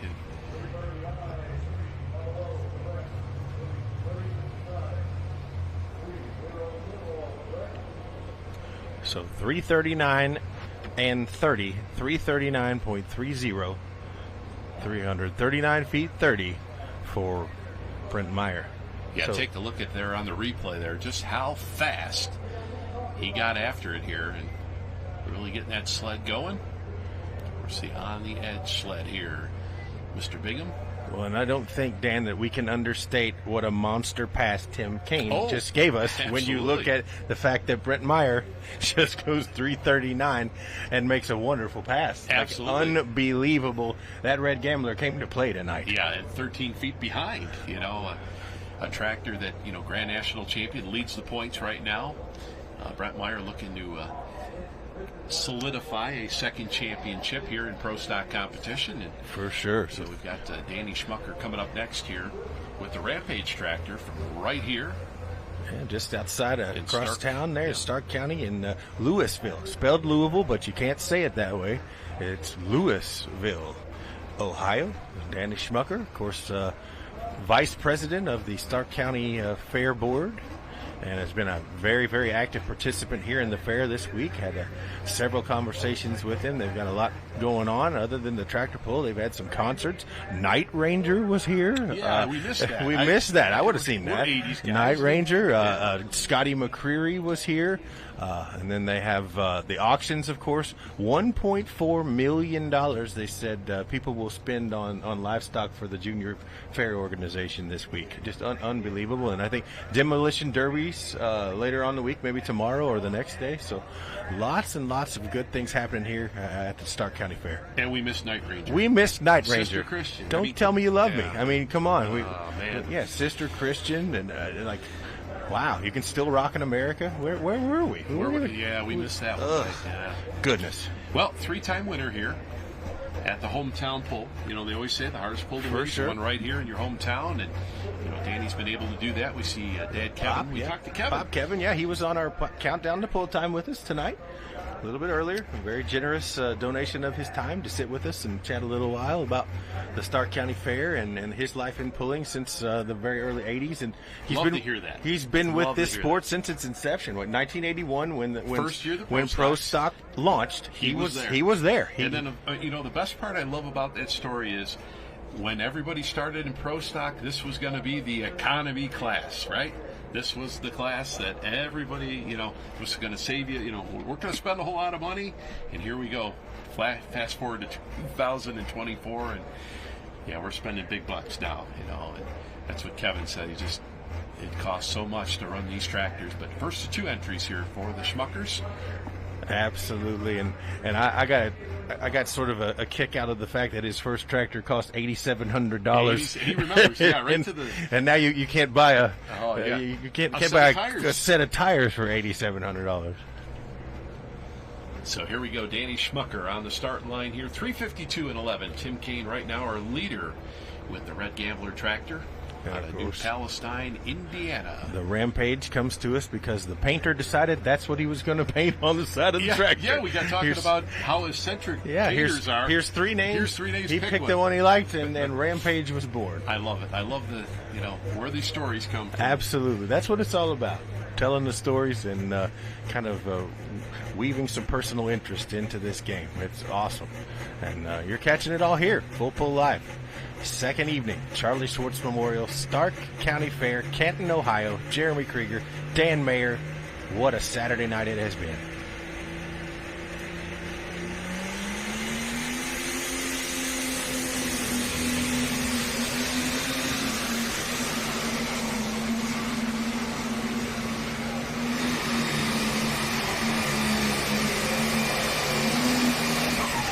Nice run there for Danny. We see the lead marker down there. Of course, this is our Yoder Popcorn, 10,000-pound Pro Stock class. Yoder Popcorn, the proud sponsor of our Pro Stock class for 2024. And what can you say about Yoder Popcorn? It's good. It's tasty. Once again, I forgot to bring a bag here, and we'd be eating it while we're watching the Yoder Popcorn Pro Stock class. And, of course, the extra butter, as well as the light popcorn. They got the caramel corn. You name it. Check them out online. And we've seen Russ from, of course, they got that big popcorn over there in Shipshewana, the big popcorn store.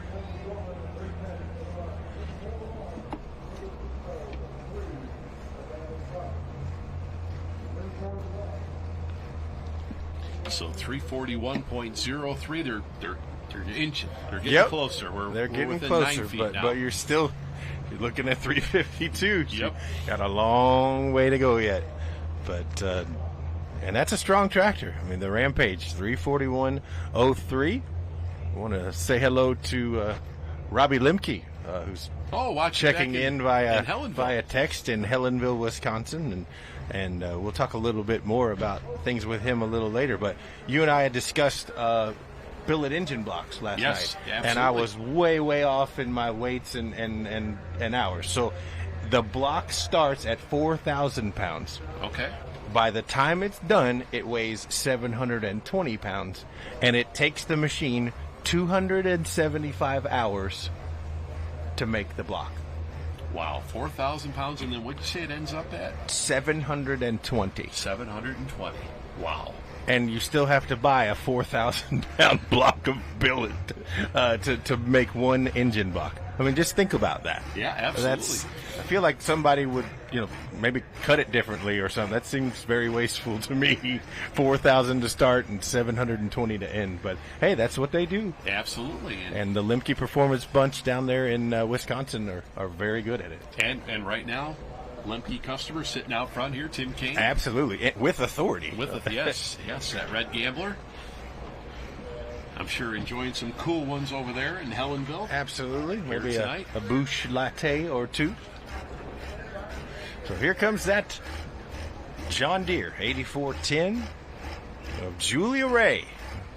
We learned a little bit about Julia this weekend too. Like one of her passions and another hobby other than pulling is shooting sports on horseback. It's pretty interesting. Yeah, I knew she was involved with horses. We've seen from time to time she posts stuff on Facebook, and we got talking with her on our Countdown to Pull Time show yesterday, the Friday show, and her and her husband Tate came and spent some time with us. And Julia's told us about that. What a great sport that.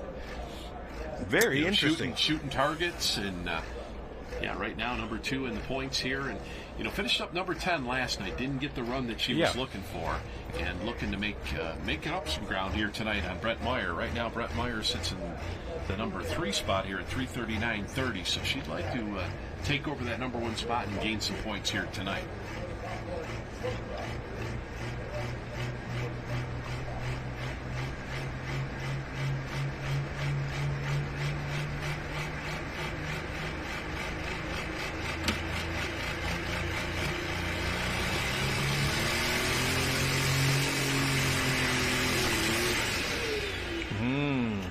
Now, we did see trouble on Dad's tractor we last had these night. gremlins last night.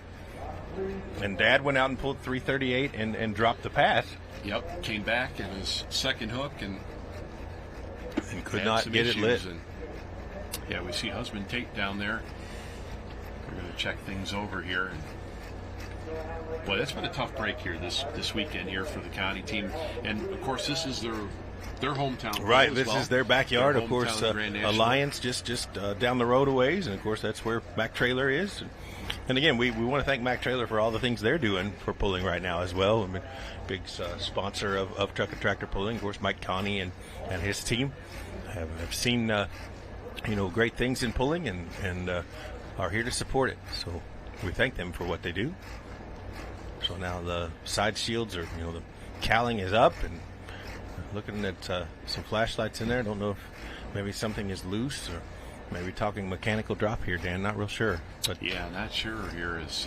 Well, they're peering in. That's not always a good sign. We see James Ray down there. James does some driving here when Julia's out at one of her horse shows. And we see some of our young fans having a good time down there. But he is REA and not RAY.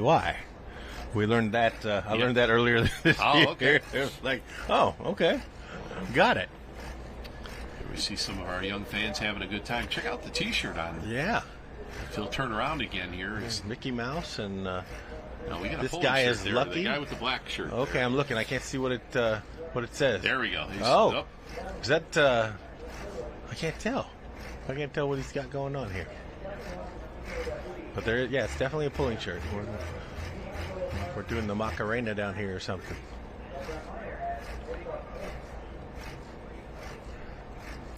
All right, so looks like Julia going to fire that tractor back up here. So second and final attempt here for Julia Ray, the Mac Daddy, John Deere 8410.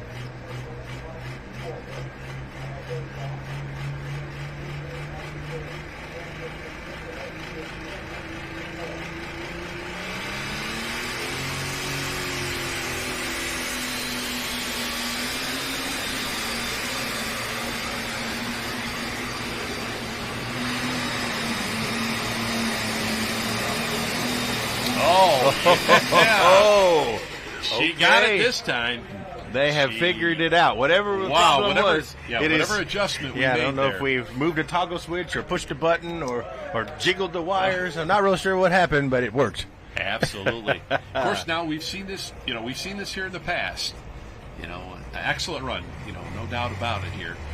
The big question is, did it go far enough? 352.11. 352.11 is the mark to beat. So we've been burned by this angle before. Right.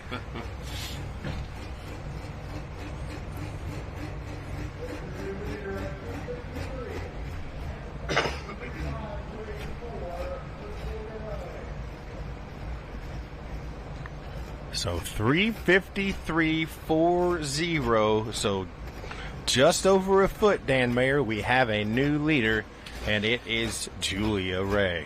And that's exactly what Julia needed to do here. Absolutely. Number 2 in points. 12 back of behind. Brent Meyer, and now she's already ahead. Because we got is at tractors in between. Right. He's at 339, and she is now at 353. So again, it's going to be interesting when we go to Sandwich. You can never count a puller out, that's for sure. And Julia, the pressure was on here tonight, and she gets off that tractor as she'll head back towards the starting line, no doubt.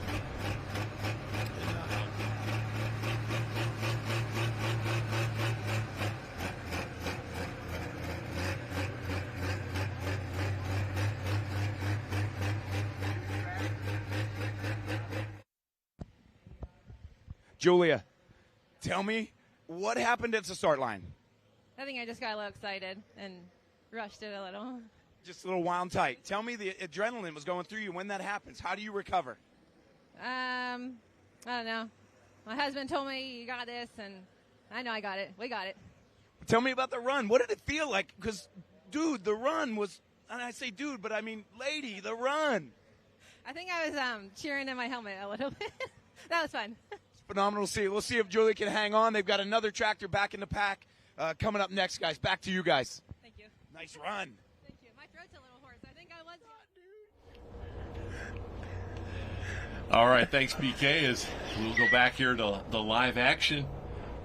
As Julia Ray, cool as a cucumber. Oh, just man, ice cold, man, and warming up on camera. You know how like she oh yeah, it's no big secret. She doesn't really like to talk in interviews a lot, but that was great. Oh, absolutely. Right there, making a great run here is well. Next up, we've got Jason Svanovic. We're ready to go to work here, Rockwood, Pennsylvania. This is the bootlegger. As we get ready to roll here, pro stock competition. Once again, new leader here, 353.40, Julia Ray. And here we go on the replay. Take a look at this pass here. Front end is up. And what'd you say in the interview? Just got a little excited. Yeah, down there. just got a little excited. Yeah, that's all right. Lots on the line here. All right, here's that bootlegger.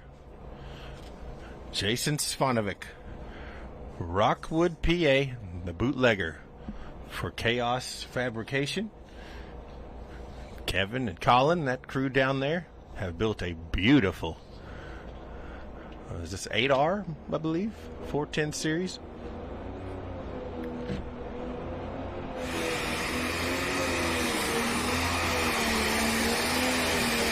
That's a good pass. Yes. I am happy to see.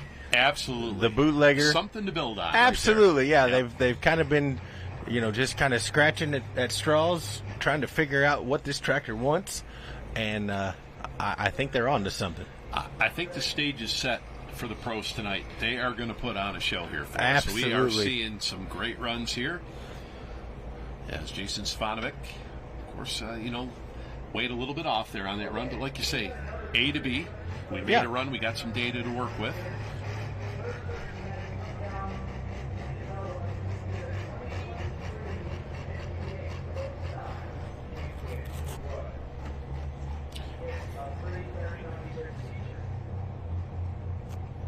So good, strong run, 321 and 36. A very respectable fifth place right now, 321 and 36 for Jason Svanovic. Yeah, good to see Jason back out on the circuit here. Pro stock, went dirt racing for a couple of years. Yep. And said really didn't like the crowd with the dirt racing. They liked of course, all the folks involved with tractor and truck pulling. And there you see it. Julia Ray, our leader, with the Mac Daddy at 353.40. Tim Kane sitting down number 2 right now. The Red Gambler at 352.11. Then we'll put Danny Schmucker number 3 here with the Rampage at 341.03. And we'll send it down to Chris Devoda.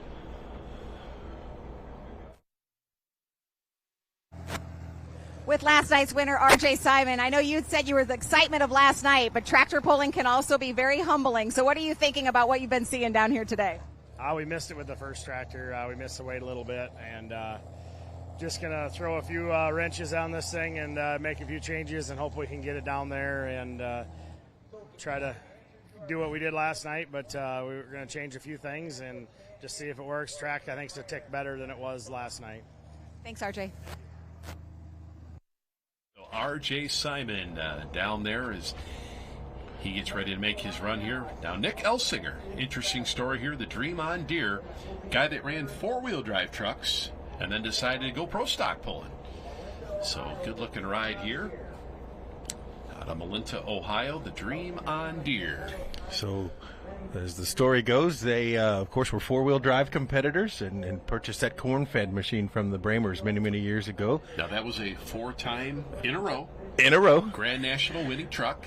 And they decided to go pro stock pulling and sold the truck back to the Bramers. and are now jumped up into pro stock. So I guess if you're going to do it, you're going to be a bear, be a grizzly, right? Absolutely. So, Dream On Deere 7310. Yeah, beautiful tractor here out of Northwest Ohio, Malinta.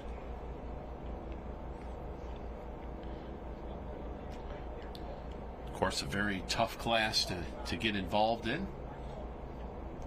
As we see that pack of wolves back there in the staging lanes, as they're all looking to take over that number one spot here right now. Julia Ray leads the way here with the Mac Daddy at 353.40. Tim Kaine sits number two at 352.11 with the Red Gambler. On deck will be Russ Yoder, Topeka, Indiana-based Extra Butter, Minneapolis Moline.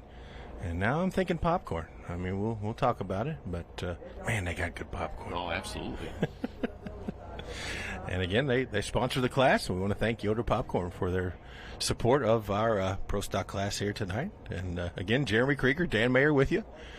Charlie Swartz Memorial, session number 2 at the Stark County Fair here in Canton, Ohio.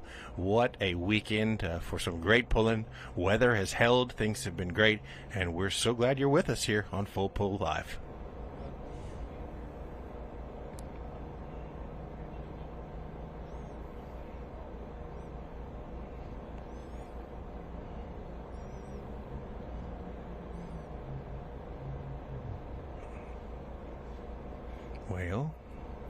Well, we'll go right back here. And yeah, he'll have the opportunity to, not anywhere close to 100 feet there, so not real sure.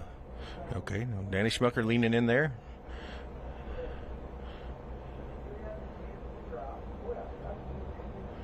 Yeah, Danny's been helping out here with this tractor, helping him get it going. Well, I the don't Dream know On if Deere team. It looks like they're going to unhook him here, so I don't know if maybe he'll come back or take a mechanical drop here. But it does look like there is something wrong with the Dream On Deere currently. So it does have another attempt here. So that will use up one of the two. As you can see, our leaderboard right now, no change in our top three.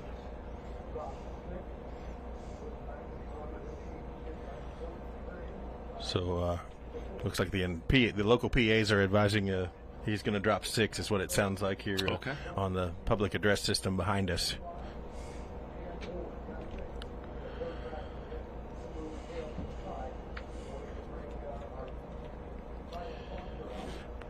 So that's all on in the NTPA rulebook. That's right. all you're allowed to do. Drop 6 positions. You can come, right back or drop 6.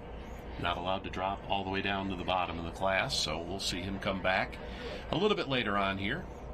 Once again, we're here in our Full Pull Live studios here for session number 2 here of the pull here in Canton, Ohio, and just smack dab right in the middle of our pro stock competition here. We've got 14 tractors in this class, and just about halfway through here. As it looks like Russ Yoder, our sponsor of our Yoder Popcorn class, will be up next year with his Extra Butter tractor. As we'll take the Elsinger ride back to the pits here and see if they'll be able to come on back. But yeah, 2,000 acres they farm up there and just outside of Shipshewana. And it's all popcorn. And Russ had told me that, it's not like just growing regular corn. I mean, it's a totally different operation. And Russ, in 2022, he was the ring winner, Bowling Green. Won, that particular year, big pull-off there, and great class of pro stocks, of course. And last couple of years, has had some parts issues with this tractor. For sure. And getting all the correct parts and pieces for this tractor, and, kind of been using a lot of the old leftover parts to get this tractor down the track, but finally got everything he needs to go. So the This will bring in that beautiful 1355 Minneapolis Moline out of Topeka, Indiana. But so if you're up near Shipshewana, on the main street of the the town, you have lots of cool different things. It's sort of a touristy place these days. So you got the Blue Gate where they have a lot of concerts and a nice restaurant. Of course, the Michiana Event Center is just down the road a ways, but Yoder Popcorn is there, and they have a wonderful retail store with every type of popcorn you could imagine. They've got the extra butter, they've got regular, they've got like movie style popcorn, and then they got the sweet stuff too. Oh, absolutely, kettle corn, the caramel corn, you name it. And we got to get some. We got to get a microwave here. They do have extra butter in here. I see it. I'm looking at it. They just, we need to. I think she flashed it at us. Yeah, we need to pop one in there and heat up some extra butter. And the Yoder Popcorn Company in Shipshewana, Indiana. But here comes Russ Yoder again, a farmer now, but. Doesn't talk a lot about it, but a very well accomplished, college basketball player. I believe he played for Ole Miss or maybe South Alabama or a very prominent D1 college in the early '90s. So he was very highly recruited out of Indiana. So good basketball player as well. Here we come now. The extra butter. Russ Yoder, mark to beat 353.40.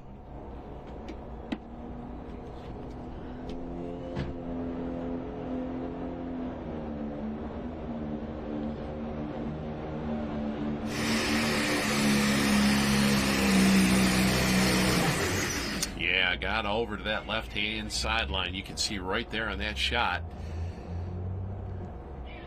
And really, that's pretty much the first tractor we've seen that's hooked over there to the left. They've been working the middle part of the track here, last couple tractors. As we'll see here on the replay, Russ's tractor, that front end came up and kind of worked its way over to that left-hand chalk line.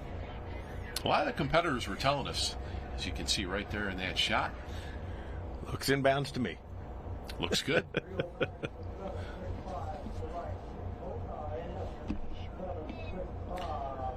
Jeremy, are you sure? I'm pretty sure. Okay. All right.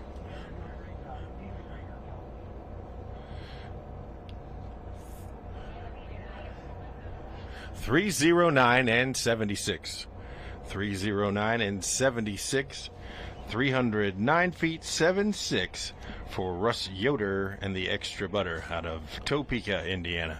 So yeah, as our competitors were talking earlier about how this track worked, right? And starting over on the right hand side of the track, and then kind of drifted off to the left hand side, and that seems to be the way that things been working. As we see, we're about ready to go, and we'll send it down to Chris DeVota down here with Tim Kane, number 2 man, right?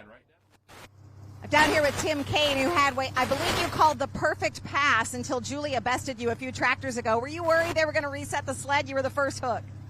I was a little worried, but I didn't really think they would, but you never know. He reset it once on me earlier this summer.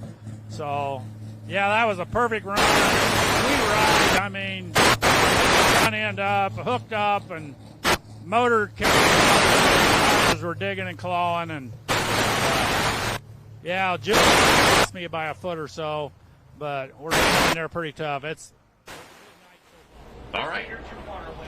All right, so we'll send it back down to Krista here. We got some technical issues down there, and might be out of range just a little bit here. Yeah, it looks like maybe just a tick out of the range of the wireless. But Tim Kane, right now in the number 2 spot here. Great run. Absolutely. Very strong run to get us started here. But here comes that R.J. Simon machine. He'll be up next, and last night's winner here. I know, things are getting a little, things are a little bit of wild here. PK is cleaning the windshield, it looks like.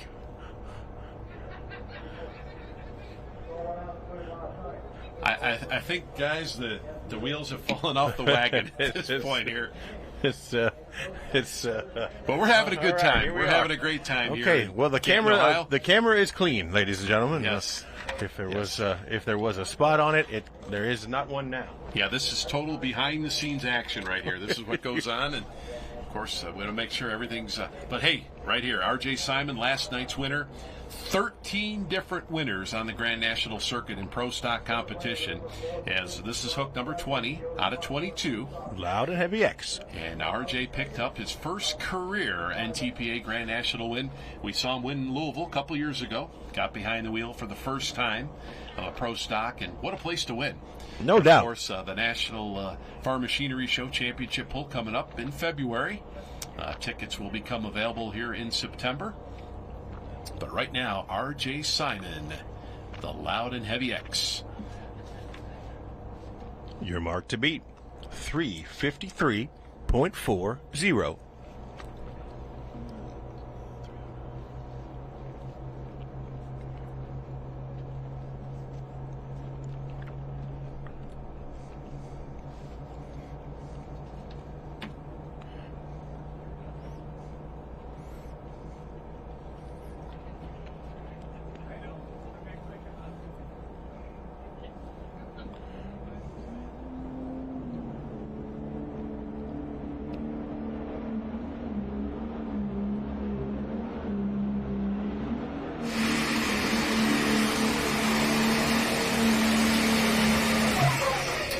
Weekend here for RJ Simon.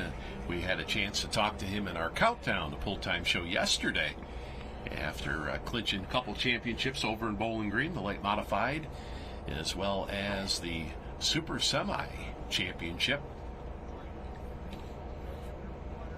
Of course, they're all chasing Julia Ray, two-time winner here in Canton. Currently sits in that number one spot here, 353.40. As there we see the distance for Russ Yoder, 309.76. For the Extra Butter tractor, the Minneapolis Moline. 309. Of course, we'll get the distance in here for RJ right away as well as he takes his helmet off. So just over the halfway point here in our 10,000-pound pro stock class. And Julia Ray with an excellent run here. So 323.44 for RJ. Currently number 5. Good for the number 5th position. 323.44 puts him in the number 5 spot. Good run for the Loud and Heavy X machine, coming to us out of Farley, Iowa. Those big Mitas tires doing big work. Good replay shot there. So that'll bring us up here, our second half of the Connie pulling team, the Mac trailer team. As Mac Daddy Julia Ray sits in that number 1 spot here. Tim Kane still number 2, and Danny Schmucker, our number 3 man here in pro stock. But we ain't done yet. No, not by a stretch. Not at all. We take a look at this field that we've got left here, and they're all been winners of the Grand National Circuit. So, yeah, hang on, folks. And you've got, look at the next 3 here. Look at the next 4 here. Okay, look at the next 5. Yeah, I was going to say, yeah. It just goes right down. Let's go all the way to the end here with 1, 2, 3, 4, 5 tough runners. Mike Connie, of course, had a little bit of attrition last night. He comes out, test puller, 338 feet, turns it down, and is not able to get it lit on his second chance of the evening. So, but Julia firing on all cylinders tonight, so you know that she's probably transferred a lot of data and information to Pops as he's ready to make his pass here on this 8410 out of Beloit, Ohio, known as Mac Nasty. But then that Warpath. Oh, yeah. Massey waiting in the wings. Chance McGrath coming up here in a few, as Den Lemke, who had a great run here last night. And then Kevin Schmucker will round us out here. And then we may be looking for the Elsingers if they can come back aboard the Dream On Deer. But a good crop of the next 5. Absolutely. 2016 Grand National Champion. I look for a bonsai pass right here. Absolutely. I think you're totally right. Again, seeing what Julia has done, knowing what these tractors are capable of, I think, yes, absolutely. He puts it right there where she's at, or maybe a little further. We'll see.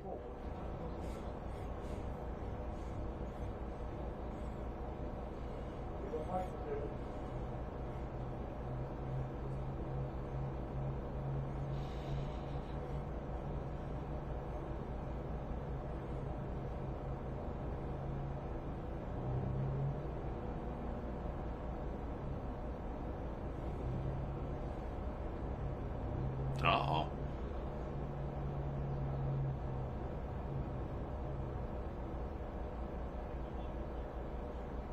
Yeah, having trouble right there. Seems once to be. Again. They're telling us trackside lost a turbocharger. Wow, on the starting line, too. Yeah, that's not a good sign. They're peering down in the cowling there. That is a tough break there for Mike Connie.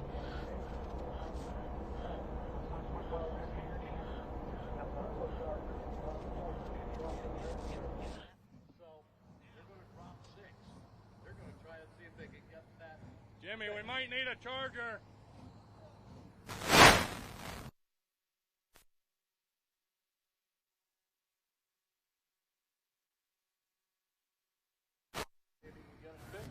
Down here with Tate Ray. Tate, what happened? I don't know that yet.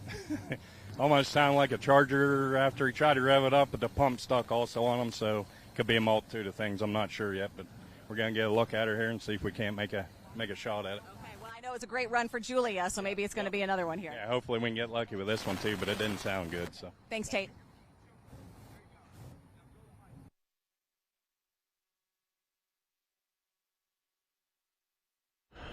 Gives us the update here, trackside. So they're going to take that tractor back, Mike Connie, and they're going to try. They got 6 tractors. They can drop 6 spots. They're going to get hustling. They better get after it. But I've seen it done before. If it is a turbo, it's not a super hard fix. Oh, absolutely, absolutely, and they're going to get everything they've got. And there's the competitors back there going to help them out. But just the big question, is there enough time to get that work done? And there we go. It is. That 2805 Warpath.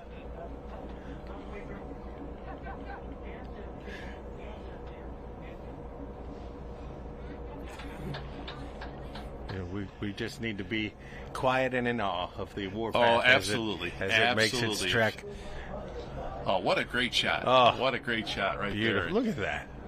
Rolling out onto the track right now. Carlton Cope. Salem, Ohio, the Warpath. There we see that Perkins V8. Carlton Cope. Now, big victory 1 week ago, Wellington, Ohio. Absolutely. Can never count him out. The old Massey Ferguson 2805 machine. Now, last night the header pipes didn't glow. Yes. Like I'm used to them glowing. So maybe they will tonight. Lean her out a little bit We'll more. see. But they did not glow red at all last night. Of course, we go back. Well, we talk about the old NTPA weights on the side of this tractor. Those here. are those are collectors' items. Those are something that's very sought after if you can find them, and they fetch a very, very hefty price. Yes, Commanda. And again, I think they only made them 1 or 2 years back in the mid-'70s, and if you can find them, they are worth a very pretty penny. So here we go, the Massey Ferguson. And once again, I go back to, Freedom Hall, Louisville, Kentucky. Yes. National Farm Machinery Show 2013. They almost tore the roof off the place. They blew it up. I can very vividly hear my father's voice that night. That, and of course, the year that the late great Don Masterson, got into the pull-off. I don't know what year that was, but here's Carlton Cope.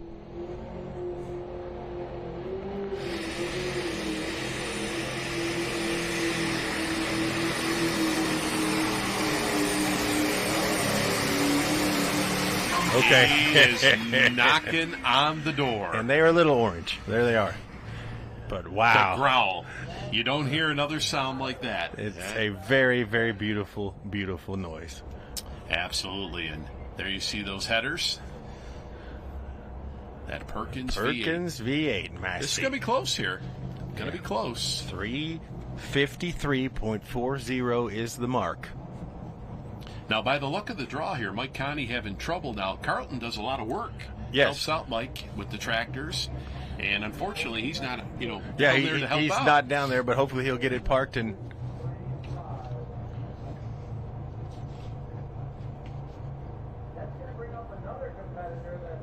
So we'll get the distance in here for him. For 3:47, 2:3. 3:47 and 23. 347 feet 23 for Carlton Cope. Yeah, absolutely. We see as he spins out here, and number 3 spot here tonight as we'll send things down to Chris Devoto with Colin Ross. Okay, so let's get an update on track conditions. What do you think's happening down here? I think it's a great structure and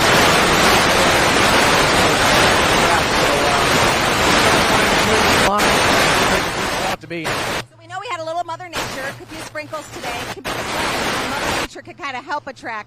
So tell us about how they're picking the line. Just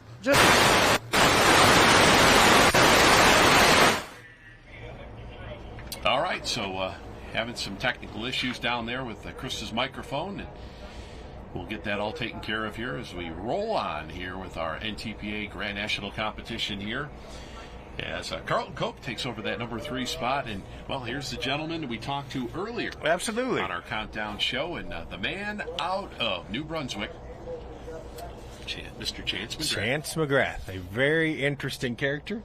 The McGraths have their hands in a lot of things there in New Brunswick. Between agricultural implement dealers, they've got potatoes. They've got Case IH dealerships and trucking as well. So cold store refrigerated trucking for the potatoes and the various vegetables, and a big massive packing facility, and they truck in potatoes from everywhere you could imagine. He said that they've done, as far as California. And did it strike you as odd that he didn't say anything about Idaho? Like, I thought that's where potatoes were. I think there's no truth to that. Okay. I think Idaho potatoes, I think, is just a, Well, now I know. Yeah. I was like, I always thought that that's where Idaho the potatoes were. Potatoes, but yeah. But I guess it's New Brunswick, really. Yeah, there but you anyway, go. And it was fascinating to learn that he would build a multi-charger Super if he could go back and money was no object. Yep, and build another machine. The Last Chance 3. Three, right? Yeah, and then 3-charger setup is what we talked about. It's brilliant. Absolutely brilliant. But Well, again, good tie into he's Colin Ross. absolutely. He's had a great summer. New engine package with Chaos. Colin's down there working on things. But a very, very strong run for Chance McGrath this summer so far. Placed well here last night, and we'll see what he does. Yeah, number 3 in the points. Big win at Bowling Green just a couple weeks ago, and he's looking for it here tonight. Let's see if we can put an international back on top. But right now, Julia Ray leads the way here at 3:53 and 40.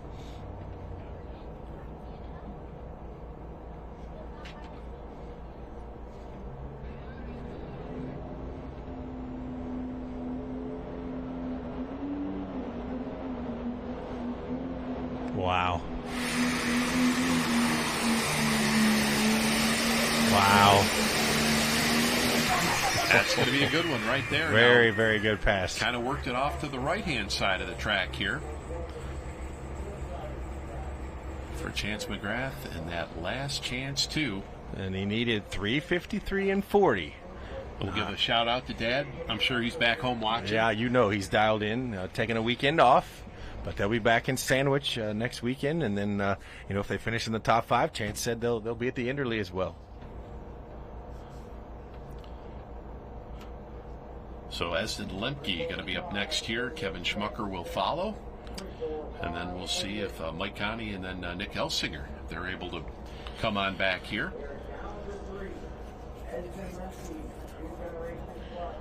.345 and 38. 3:45 and 38. 345 feet, .38 for Chance McGrath.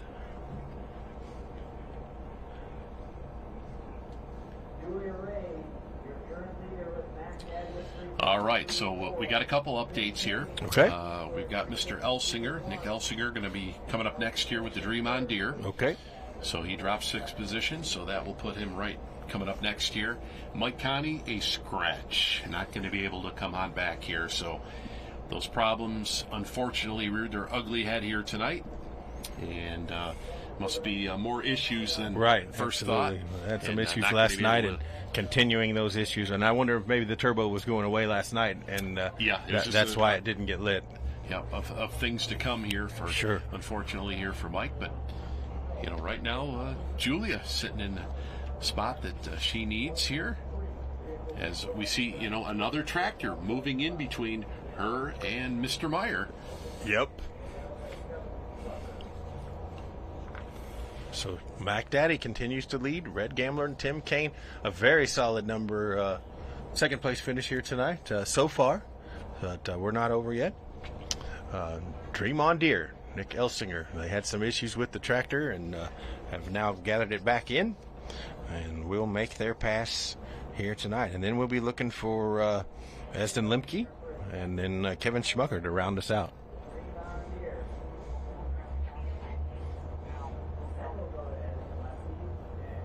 Kevin Schmucker, a couple tractors away. Kevin, I know it's a busy weekend for you guys. You've already seen Danny go. What do you think you need to do?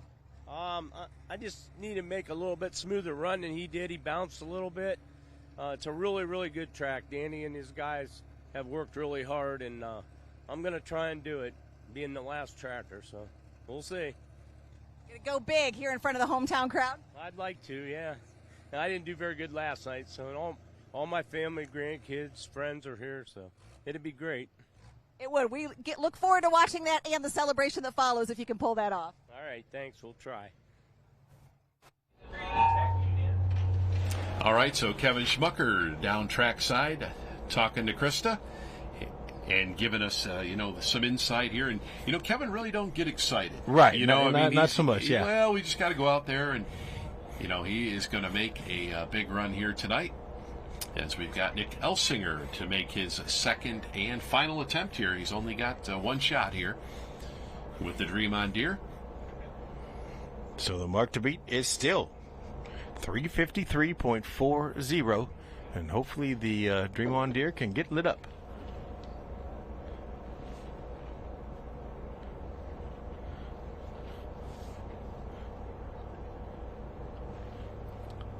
Easy.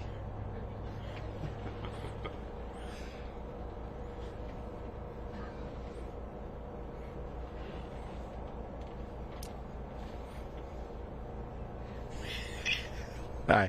Hi, everyone. We're just waiting for this tractor to pull. There they go. See how they are? That's our production team.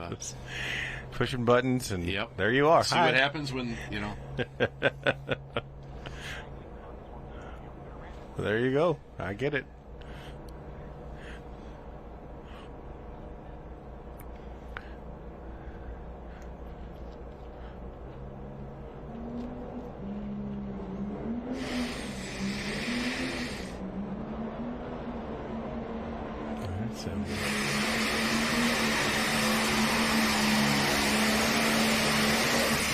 Well, it didn't start out very well, but ended up pretty decent got- here for Nick. Got down the track, but man, it sounded kind of abrupt. It was almost like you were underwater. Like you hear this wave and you lose the sound, and then it comes back. And I don't know. I've never heard that before. It's interesting. Yeah, and like you but say, hey, it you made a didn't end good up too bad made a here good either. pass out of it. No question. Of course, that was Nick Elsinger out of Melinta, Ohio. Here, the Dream on Deer had problems.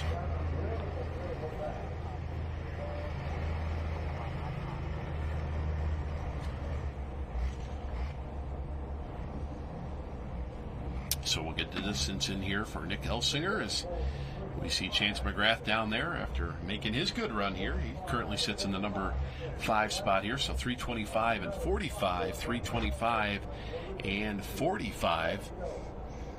So number 7, 7th position. That's not bad. The top 10, if Absolutely. it holds, they'll love that.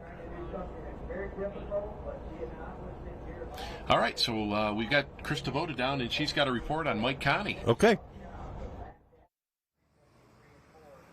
Want to give you guys an update on Mike Connie. He dropped 6 for a mechanical, found out that something is wrong with the fuel pump. Actually, something went through the turbocharger, so he will not be back. That is points implications. Also had a bad night last night. Of course, Julia Ray, teammate up in front, leading this right now, but Mike Connie will not be back. Something went through the turbocharger. That's the update down here.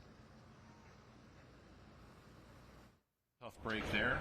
Yeah, definitely a tough break there, for Mike Conti, and not the weekend that he was looking over. But, of course, Julia right now sitting in that catbird seat. Yeah, so, she's we've got in a just good spot. And, we got a couple tough ones. I mean, yes, we she's do. dodged the bullets here. As Esden Lemke going to be up next year out of Helensville, Wisconsin. And we just heard the group from Helensville. They're back home watching. Yep, everybody's dialed in. Talked to Robbie here a little bit, and he told me I should load that tractor tonight. And I told him that I would be delighted and honored to do that if I knew how to drive that tractor. And unfortunately, I don't. Yeah, they tell us that Esden's having a little issue getting that tractor fired up. Okay. But they will, of course, work to get that tractor going. It's been a really good summer here for the Lemke pulling team. Had a big win down in Chapel Hill, Tennessee. Sure. Esden doing the driving. Absolutely. And then a couple weeks later, we saw Robbie pick up a victory there in Rockwell, Iowa. With that new Generation Plus here, John Deere 4010. And just a great family. They're great fun to be around. You see them at events, always fun. And of course, Grandpa Bob as well. Enjoy hanging out with him. And I just, I think back to the couple years ago when we were at Shipshewana, and yes, and that's right. Yours truly got to sit in the seat in the pits inside of an idling Pro Stocker. And is this the Kiss Cam? What are we doing here? Oh. Interesting. I guess we're not going to get the kiss. Okay, yeah. Apparently this is okay. Well, she's got her Bowling Green shirt. Yeah, at least she went to the National Tractor Pulling Championships. And she's checking her phone. I don't think she knows she's on camera right now. And this guy's staring at us. There we go. Nobody's waving. It's like, hey, you're on camera. Some of our fans watching here. Yeah, everybody's kind of dialed in as we wait for that new Generation Plus. There we go. There we get to... And somebody's talking.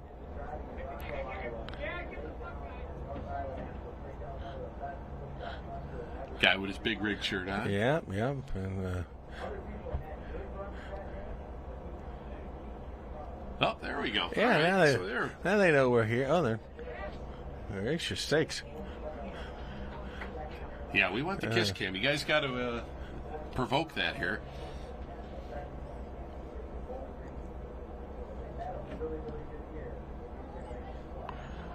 So there's Chance. Okay, so they tell us Esden is right now on the clock. Okay. Get that tractor fired up here. And we've got 3 minutes or so to get that tractor fired up, get it up to the start line here. So it looks like, yep, they did get it fired up here as a couple of our young fans enjoying the pulling action here. As we're back here in our Full Pull Live studio. Yeah, there's PK on a camera. And he does it all. Yeah, he's...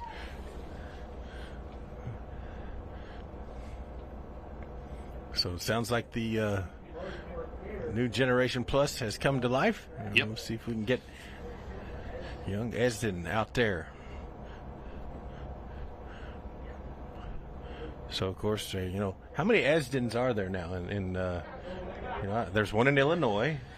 There's one in Wisconsin. One in Wisconsin, named after, of course. Named after, of course, one in Minnesota. The King of Smoke, who really needs no introduction. Absolutely. Dayton, Minnesota-based Esden Lane, of course, and it's kind of a compliment to one of the best to ever do it. Name your son Esden. Absolutely. But Esden Lemke, very, very good young driver, as he comes in here tonight for Lemke Machine. Yeah, made a real nice run last night, and of course 2 left to go here. Here's Julia and her team down there. They're watching.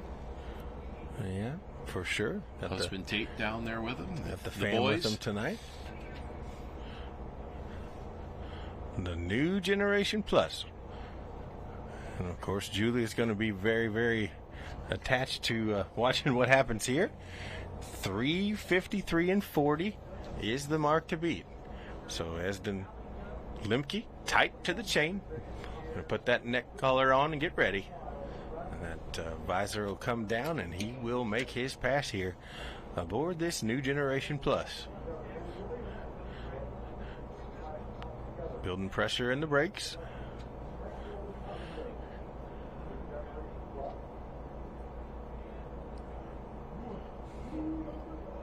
All right, everybody up in Helenville is watching right now. They got their eyes glued to the TV.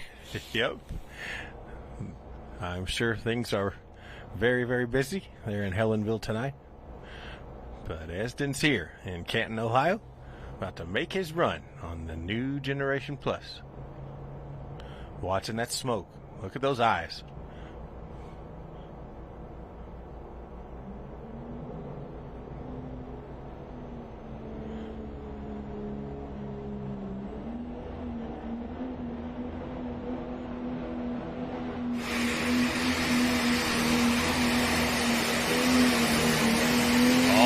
Got it rolling.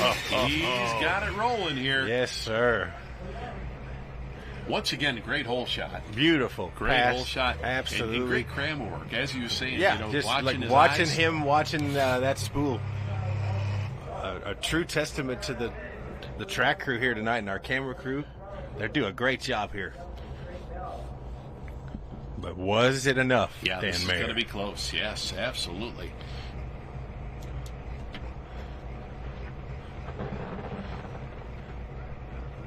I don't think he likes it. We'll see.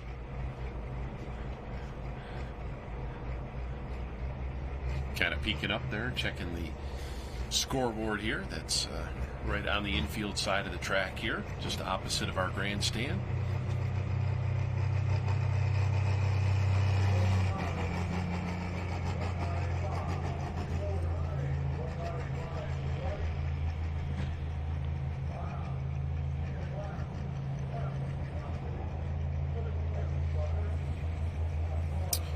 So still waiting on that distance here for Esden. There it is, 3:49 and 19. Wow. I thought he was closer. 3:49 and 19. Well, again, a good, solid number 3 here currently. Yeah, absolutely. And that'll have championship implications. Yep, another tractor. Yeah, in between Julia right, and he sits in Meyer. 10th coming into tonight. If he comes out 3rd, he's going to move. We'll see if Mr. Dunlap can update us on the points here once this class is completed here. Absolutely. Kind of set the stage for our next event in Sandwich, which you're going to be at. I'll be there, yeah. I'm excited to be up there. Well, I'll be there for the Saturday sessions. I'll miss truck night, but I will be there for the 2 sessions on Saturday week from tonight. So there we see the Mac Daddy leads the way here, 3:53.40. As Esden will take over that number 3 spot. Red Gambler, number 2, 3:52 and 11. And then, of course, Esden Lemke, our new number 3 man here with the New Generation Plus at 3:49 and 19. Well, the stage is set. It comes down to this. Kevin Schmucker, the guy from right here in Stark County, our final tractor in Pro Stock competition, the Get Her Done Deer. And spent some time with Kevin here on our Countdown show earlier. Told us how he got started in Pro Stock pulling, and how they purchased his tractor from the Schramicks, campaigned it for a year or so with them, and decided to purchase that tractor. Sure. When it became available, and has been running it ever since. He said, once Danny got driving the Rampage, he wasn't getting it back. So he said the only way I was going to keep pulling was I had to buy another tractor. For sure. And he did just that. Only this one was way more expensive than $8,700, I'm sure. Yes, than his first Pro Stock back in 1981 here. So Kevin Schmucker, Louisville, Ohio, the Get Her Done Deer, our final tractor Pro Stock competition here, session number 2 here in Canton, Ohio. Mark to beat continues to be 3:53.40.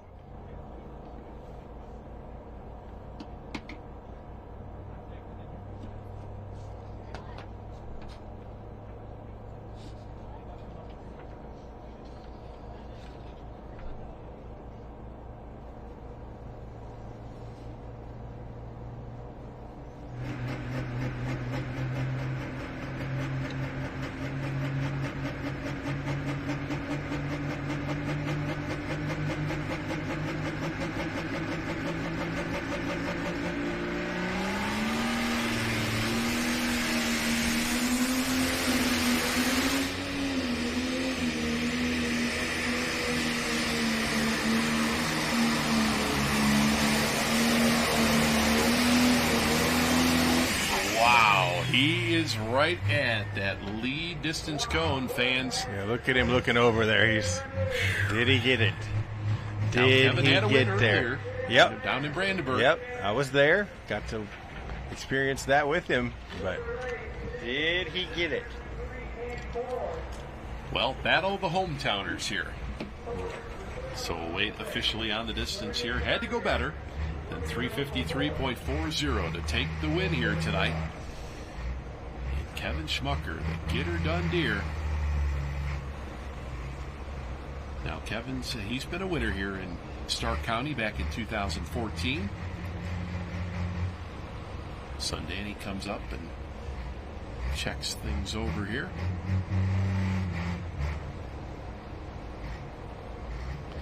As everybody waits on that distance.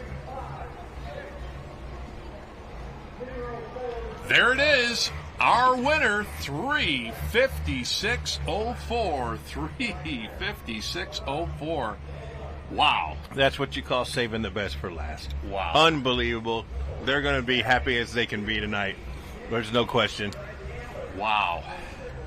Once again, Kevin Schmucker does what Kevin Schmucker does, right? And with a name like Schmucker. Yeah, absolutely. It's got to be good. It's got to be good. Wow. 356. What a pass. That's how you do it. Yep, there we saw that orange cone, and that's how you do it. And then I love watching him immediately look over. You know, once he burns it in there, he starts to check to see, where am I at? But a great run for Kevin Schmucker here tonight to take home the victory. Back to Louisville, Ohio, or just next town over. It's not, won't take long to get home tonight. Yeah, absolutely. As Kevin picks up career win number 22 here tonight on the Grand National Circuit, ties Mike Connie with 22 wins here. And boy, what a great way to end this Pro Stock class. And we've got the Classic Supers up next year. Yeah, we do, and there's a whole passel of them. Absolutely. I think we gained one from last night. Yeah, I think we added on a little bit more here. What a great night of pulling we're seeing here. Wow, hope you fans are enjoying it here on Full Pull Live. And we're not done yet. Like we say, we got those Classic Supers.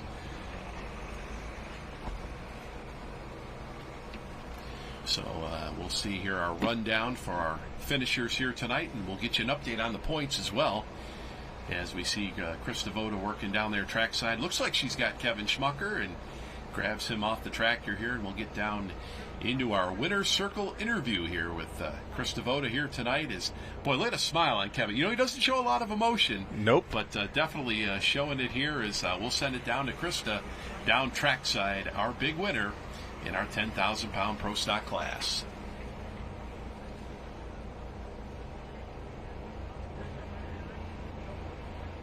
Well, Kevin Schmucker called his shot. We talked to you just a couple of tractors before you went. You said your plan was to give this hometown crowd quite a ride. You did it.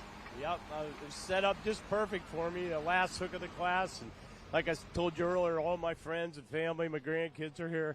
It's great, great. We've been successful at this fair. It's hard to win your hometown pull, but we got it done. And we adjusted a couple things after Danny run. It helps have two tractors, so worked out. Well, Danny, when it's a family affair like this, and this is Stark County's your home, this is, like you said, your event promoter, you're doing all of it, wearing a lot of hats this week. What does it mean for Dad to win? It's great. I mean, everybody wants to win Bowling Green, but we want to win this event. This one means more to us than just about any of them.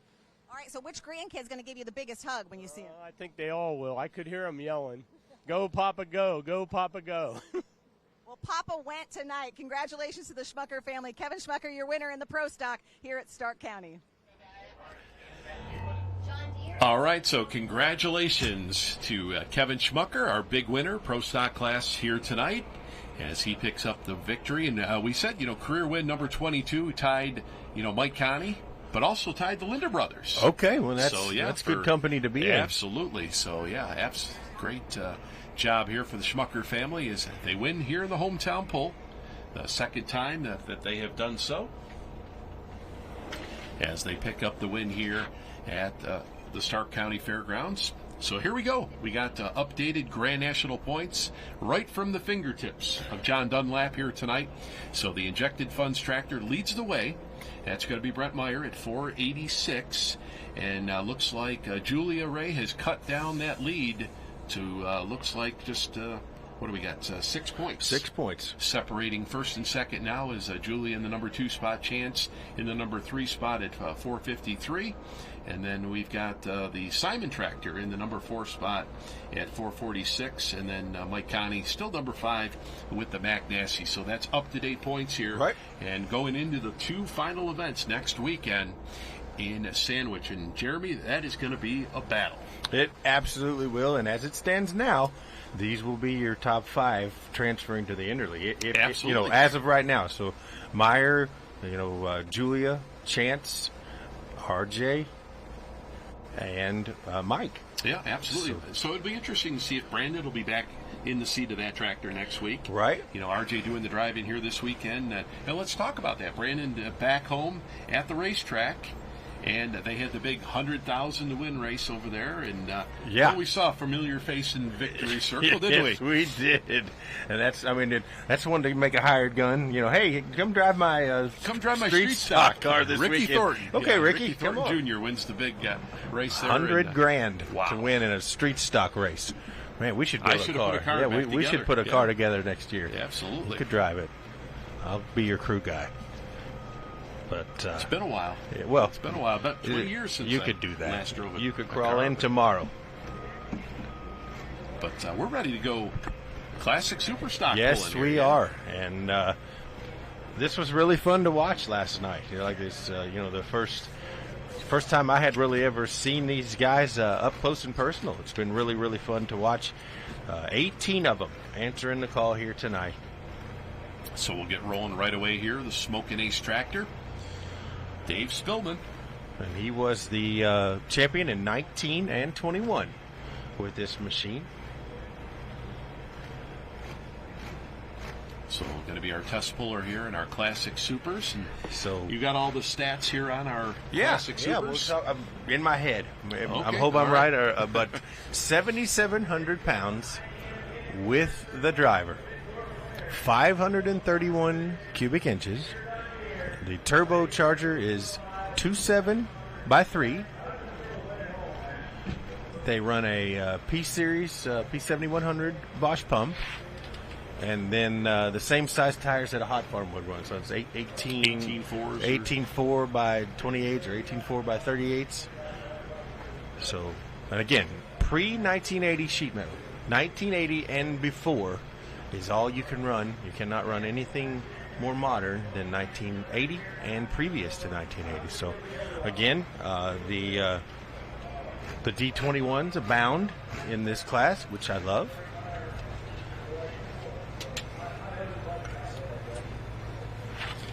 Yes, we're going to get rolling here. Smokin' Ace tractor. Dave Spillman. And the Spillmans were 1-2 last night. Yes, and right up there in the points as well. Here is this class here, with including this event here. So this, and then we'll have 2 more hooks here for this class. Now, this is an NTPA Region 2 class. That's correct. So the final 2 classes we'll see here are Region 2 classes. This Classic Superstock class, very popular up here in Northeast Ohio. Sure.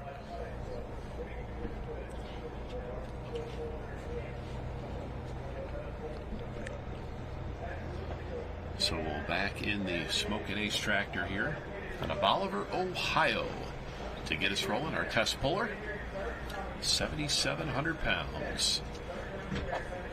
As we see David Spillman backing in here.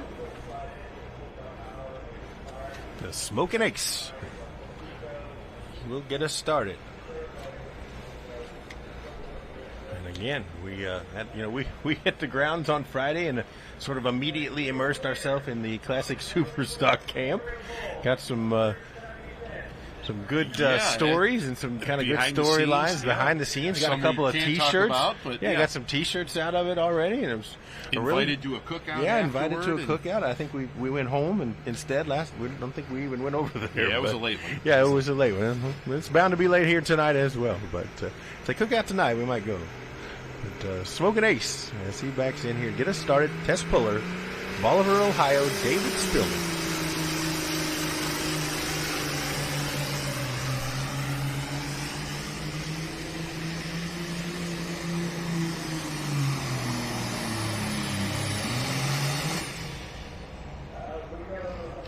All right, so decision time here for Mr. Spillman. Last night we saw the Spillman and Spillman. Yep. 1 and 2 here is thumbs up. Yeah, we get a thumbs up there. Run looked really good.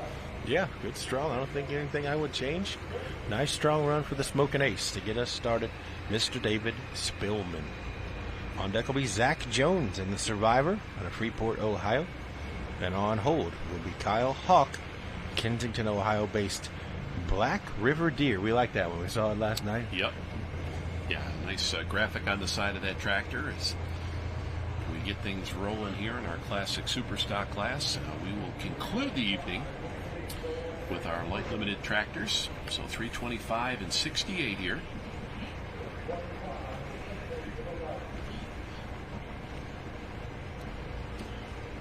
So a good way to get him started. 325 and 68 for David Spillman. Again, we'll see Matt Spillman up a little bit later. And they were 1-2 here last night with these tractors, and Shell Shocked and the Smoking Ace. But here comes the International Farmall 856. And Dan, we talked a little bit about this last night for Rough Ridge Cattle Company. Just a lot of, not only color combinations here, but when was the last time you saw an 856 in a tractor pool? Absolutely, yeah. It's been a while. It's been a while. One thing that this class brings is variety by the bunch. Absolutely. And then, we were talking today about, 56 series and D21s and just all the things that you don't really see anymore. But this class is chock full of those. It's really fun to watch. So here comes that Survivor out of Freeport, Ohio. This is Zach Jones chasing 325 and 68. The Smoking Ace machine of David Spillman still showing us the way so far. Well, we got a long way to go. And what a show we've seen here so far. I mean, we didn't disappoint in the two-wheel drive class. Not at all. Did not disappoint in the late Certainly super class. not. And then, of course, the Pro Stocks just best for last. Yeah, I mean, just through, so we're just warming up here. Yeah, the storylines abound, and that's what it's all about. Like, you can always just go and watch a tractor pull, but wow. Behind the scenes, yeah, unbelievable. What the action we have seen. The drama and the action and all of the storylines tonight have been awesome, for sure. And we got 2 classes yet to go. And we'll have our light limited supers. I'm going to have to check my lineup sheet because I thought we had 9, and it looks like we have 10 in the light super stock division. So we may have gained. Nope, you got 10 too. So yeah, looks like we have a late arrival as well. So it's not just me. Okay, here comes that Survivor.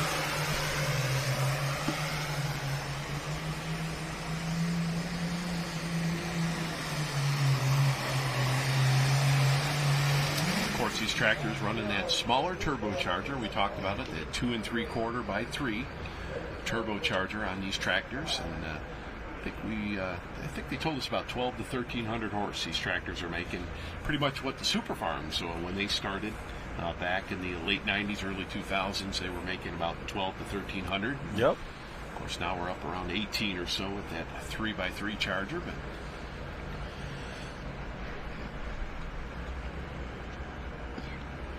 So a good run for the Survivor.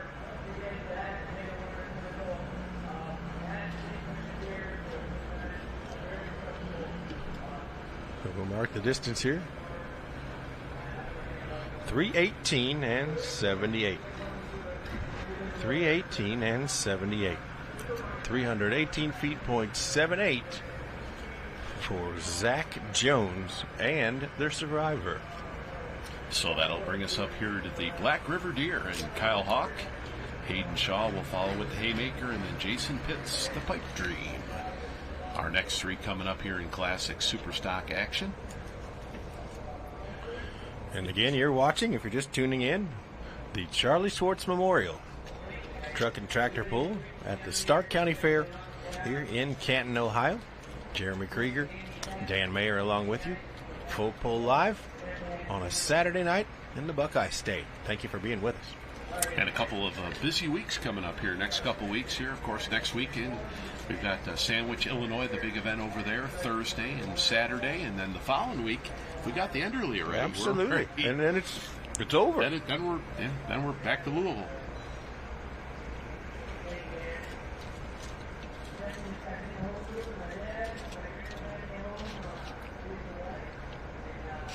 So the Black River Deer, John Deere 5010, Mr. Kyle Hawk doing the driving here tonight.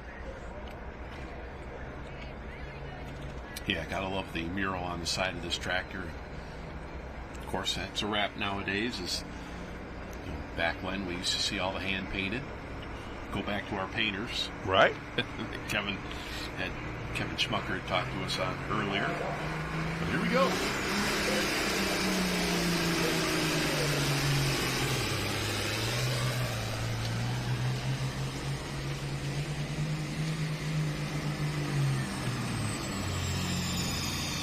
Yeah, tough break right there. Really didn't come off the line like you liked, I think. Yeah, and he kind of sort of big wheel stand to start off, and then the wheels dropped right kind of where you want them, but bounced a couple of times and burned it in down here.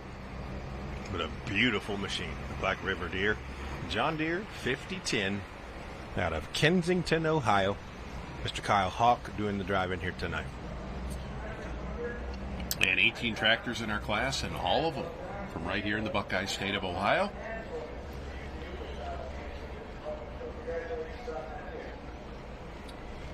So we'll get the distance in here for Kyle Hawk with the Black River Deer. Once again, all still chasing Dave Spillman. Kind of like we saw last night. Spillmans were kind of spread out in the class here. 3:12 and 60 the distance, 3:12.60.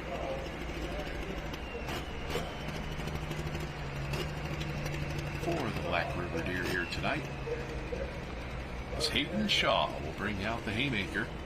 I believe that was that black John Deere. It's blacked out John Deere. Backing in here, the Smoking Ace currently in the lead, 3:25 and 68. The Survivor, Zach Jones, in the number 2 spot, and the Black River Deer, number 3, currently with Kyle Hawk, 3:12.60, as we get ready to bring the haymaker on track now. On deck will be the Pipe Dream, Mr. Jason Pitts out of Minerva, Ohio.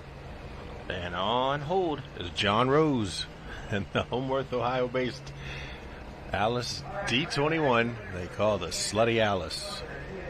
She'll hook to anything. Absolutely. And it says so. Yeah, right there on the side shield. Right on the side.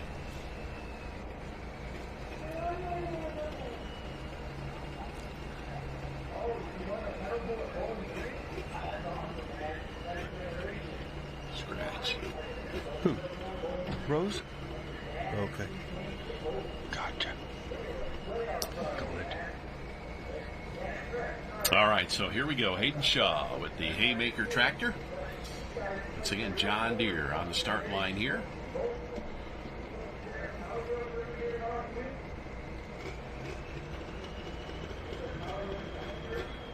So chain is tight for the haymaker.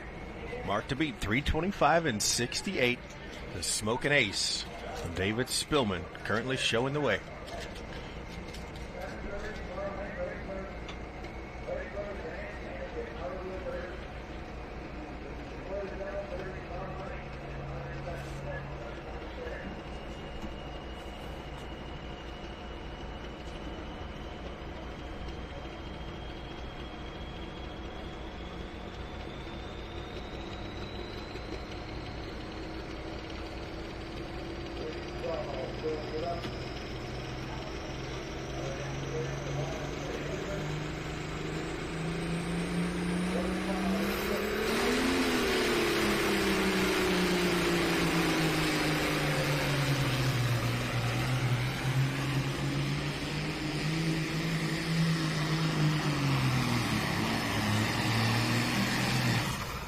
And the haymaker makes his run here. Yeah, interesting line here.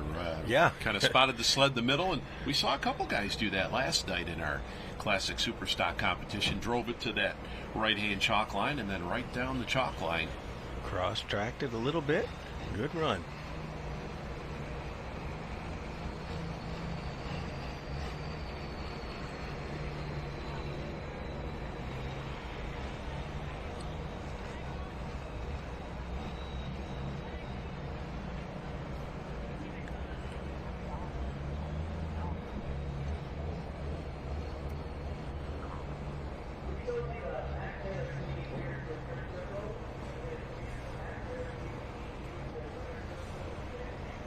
All right, so looks like we should have Jason Pitts up next here, the Pipe Dream tractor, Pipe Dreams. That's at D21. The first Minerva, Ohio. Yeah, beautiful.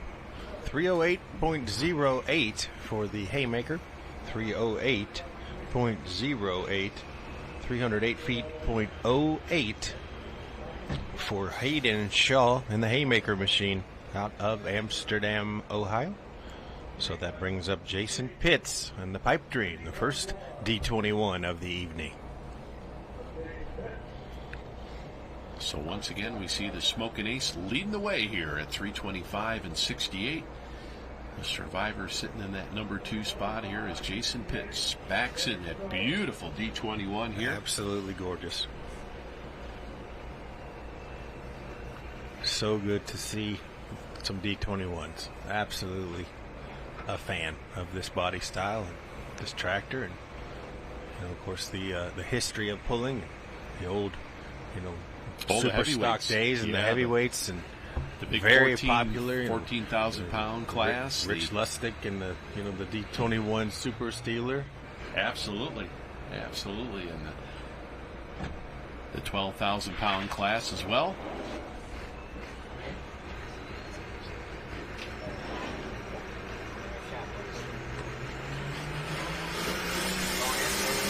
Wherever you like to sit. Here, you can slide over, or you can get a chair. Yeah, come on. Yeah, you're fine. Come on.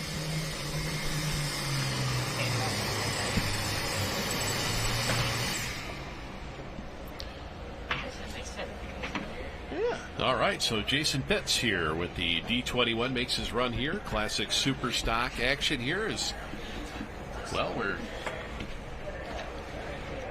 So the D21 burning it in here. A good strong run for Jason Pitts. And that Alice D21. So we'll get distance in here. Well, we're joined here by Ezen Lemke here. Hey boys, how's it going? And we just heard from the boys back in Hellenville. They were watching. Yep. And before you made your run here tonight, but good to see you. Yeah, thank you guys. It's pretty nice back here. You guys got a very nice setup back here. We're proud of it. There we are. There we go. All right, we'll get hooked up here with Esden, and real nice run here tonight, Esden, in the class. Thank you. And boy, what an exciting class here tonight. Yeah, that was a damn good show. That's for sure. That was awesome. What'd you think of your run? It felt good. I think I could have maybe came out just a little better, but we're definitely proud of it. I mean, there was how many pros were there? There's 15 tough running pros back 14, there. I mean, you definitely can't be mad just about top 5 here. No. I agree. And I think you made a heck of a pass here. Yep, thank you. We were kind of talking about that. And the season's been good. We've had a really good year. We're definitely happy with it. We got a bunch of top 5s, and you've won. Dad's won. Yep. It's been an awesome year. Good deal. So, Esden, you brought this trophy in. Yep. Tell us about it. Well, this is just a Kevin Speakman trophy. It goes for it's like the class winner just of the weekend. So we got second and fourth. You were the overall winner. Yep, I was overall. Congratulations to that. And boy, take a look at the names. I know, there's a lot of Rampage on there, that's for we sure. See a lot of Rampage. We see the Linder brothers. Yep. We see old school. Ortner. Yep. Yeah, turn on around the back. here for you got the back here. Oh, there's the back side here.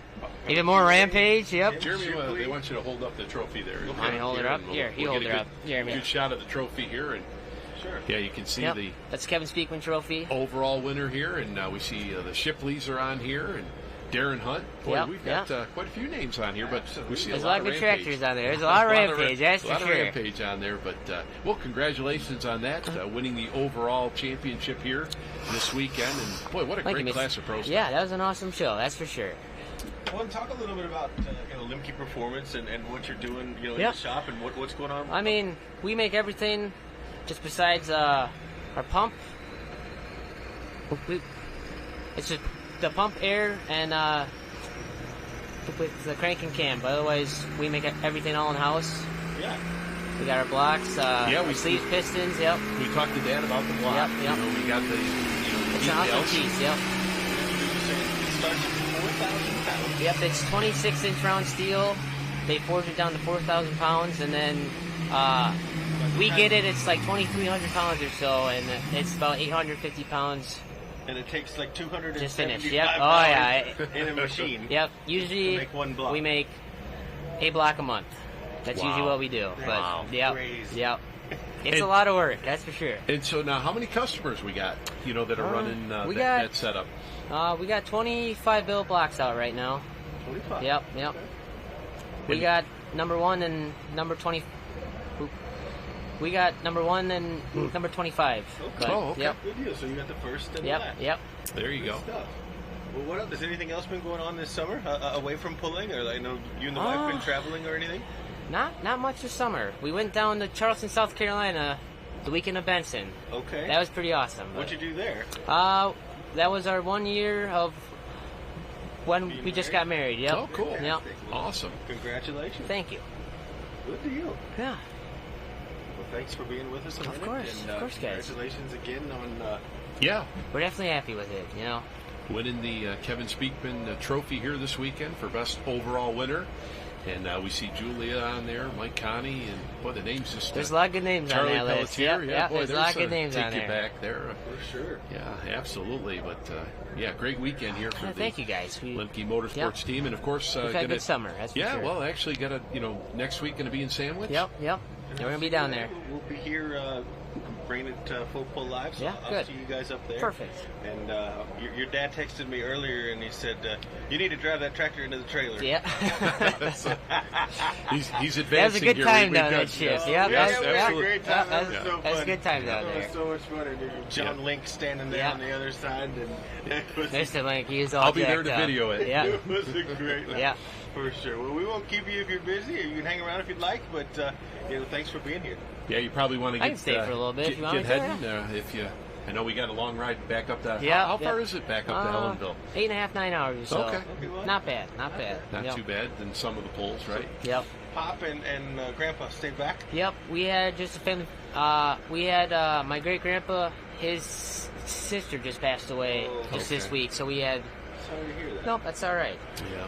She was 97, so she lived a good life. Well, that's for sure. There you go. Yeah. For sure. Absolutely. Well, up next we've got the Let's Roll machine. Built for novel machine. Tony out of Ohio. Listen to that thing whistling. She's whistling.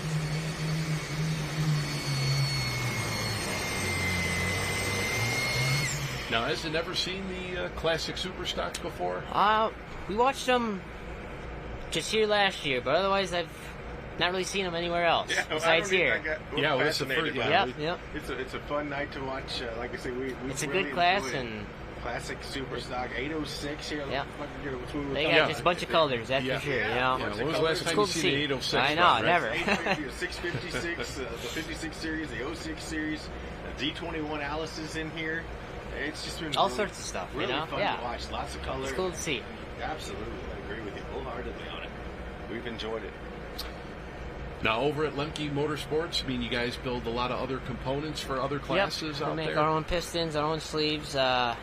We made about 300 heads since 2015 or so. We made in-house. And for all different levels of pulling? I mean, everything from, down to... go down to antiques and stuff, or you just are? I'd say smallest is probably just like Pro Farm. Pro Farm, starting out. That's smallest we've done, but. And How many employees are there? We got 13 with the office. 13? Yep, 13 with the office. We got about 85 customers all in all. Awesome. Yeah, we've been way too busy the past couple weeks, but there you go. the tractor pulling season, It's kind of coming to she's an coming end. down, so So within the next month. And 45 for Let's Roll, 323 and 45 for the Phil Kernhoffel machine. So that should put him in number 3 position with this 806. Let's roll. Let's roll. Let's roll. So you'll be in Sandwich next week? Yep, we'll be in Sandwich. I'm assuming if you are top 5, you'll head to the Interleague? I think so. Good deal. Yeah. Well, then I guess, back in Wisconsin, so football season has started. Are you into college football and I'm a Packers fan you're more. Yeah, so yeah. more of a NFL guy. Yeah, more of an NFL guy. Okay, makes sense. You know if you were a Packer guy. I like the Packers, but I'm more of a Packer guy. More of a Yeah, Packer yeah, guy. There yeah. you go. More of a Packer guy. Is that David Chapman up next here with the Night Train? I think this is one we didn't see last night. The Night Train? Okay. Or is it? Hold on, I'll look here to see.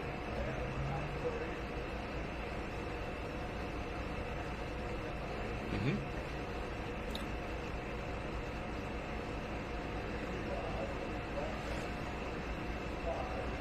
All right, so we're going to send things down here trackside.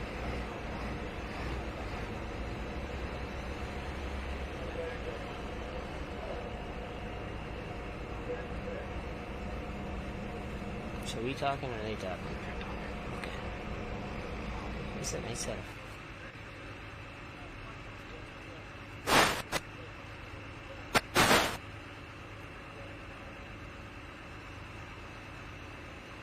Dan Jeremy, you're going to like this. I have the driver of Lunatic Fringe, John Jones. They were talking about this last night, and you said that everyone was calling you and telling you all about it. So we need to know, is that the reason you named this tractor Lunatic Fringe?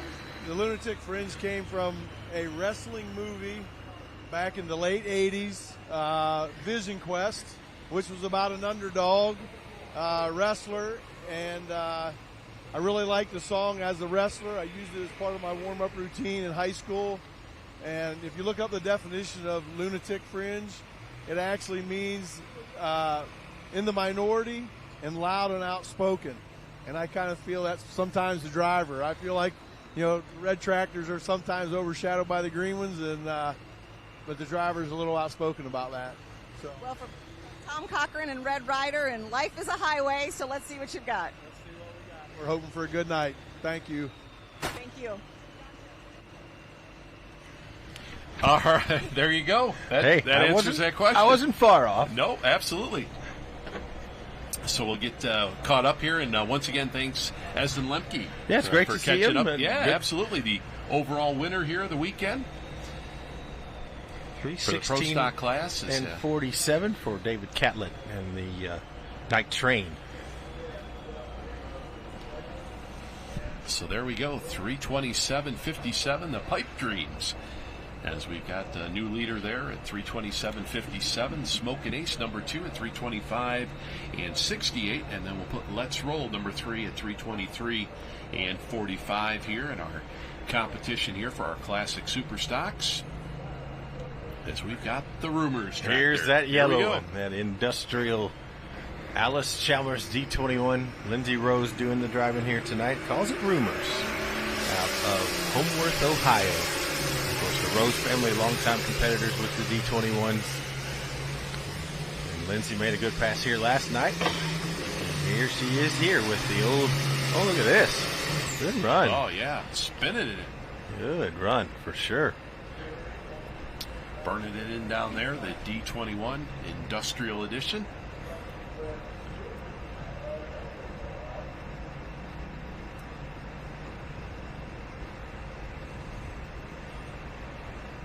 So the D21 Alice Chalmers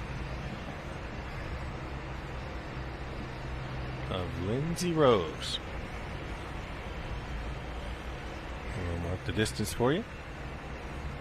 There we see some of our classic super stock competitors down there. We talked to a few of them yesterday. And one of them just got out of prison. I think he prison, said. yeah, that's what he told us. Oh, look at this, 328 and 21. Yeah, wow.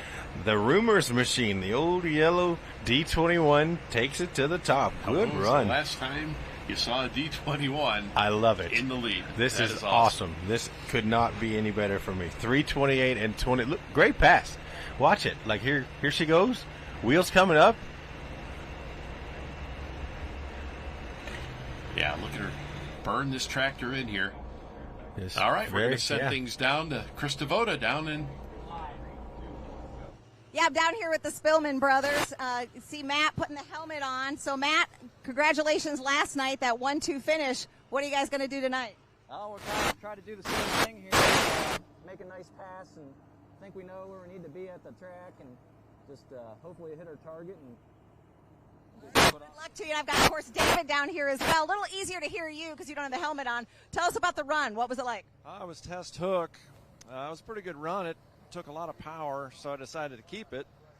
But it looks like they're starting to build a road now. I think I'm back down in the third place. But hopefully we can stay in the top. A couple guys are heavy hitters, so everybody in this class is tight. So it's a good class. What was the celebration like for your family last night? 1-2 finish. Well, a lot of high fives. It's been 5 or 6 years since we've done that, and it always feels really good. So. Thank you very much. All right, so Krista down there talking with the Spillmans. Right. We saw go 1 and 2 last night in our competition here as we do some readjusting here. As we've got Tim Stanley, that 1960 John Deere 5010. Now this is the tractor tied for that number 1 spot here with the green broke deer. Correct.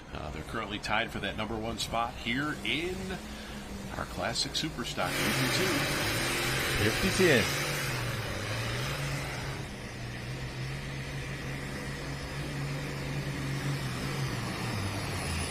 Pretty bouncy.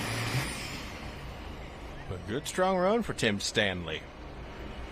Yeah, so nice weekend there for Esden Lemke as he joined us here for a little bit here on Full Pull Live. Yeah, great to see him, and awesome to clinch that trophy. Overall championship here for his finishes here, a 2nd and a 4th here this weekend. Tough class of pro stocks.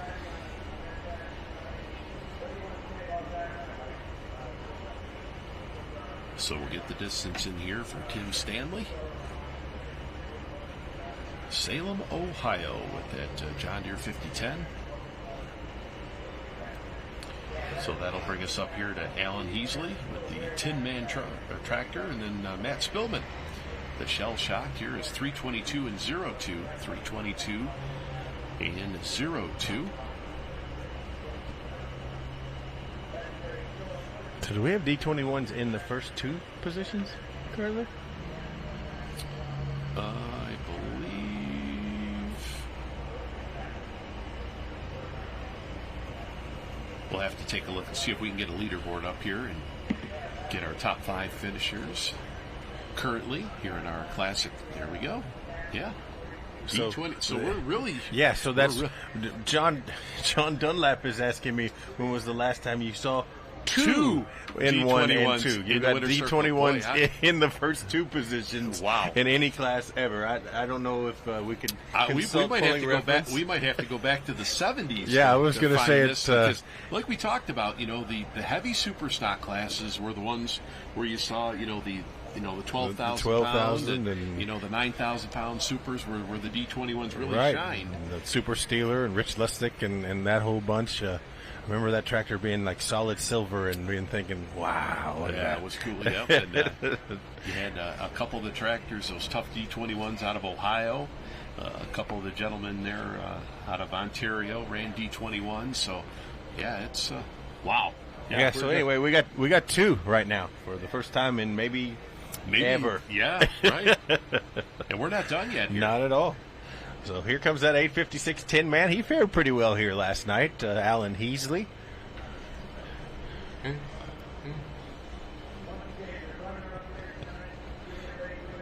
Ravenna, Ohio here with the Tin Man.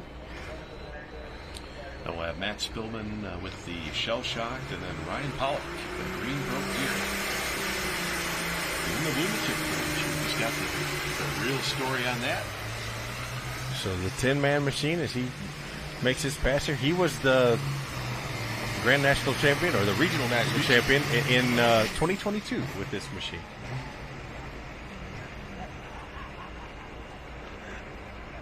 I can't hear what he's saying.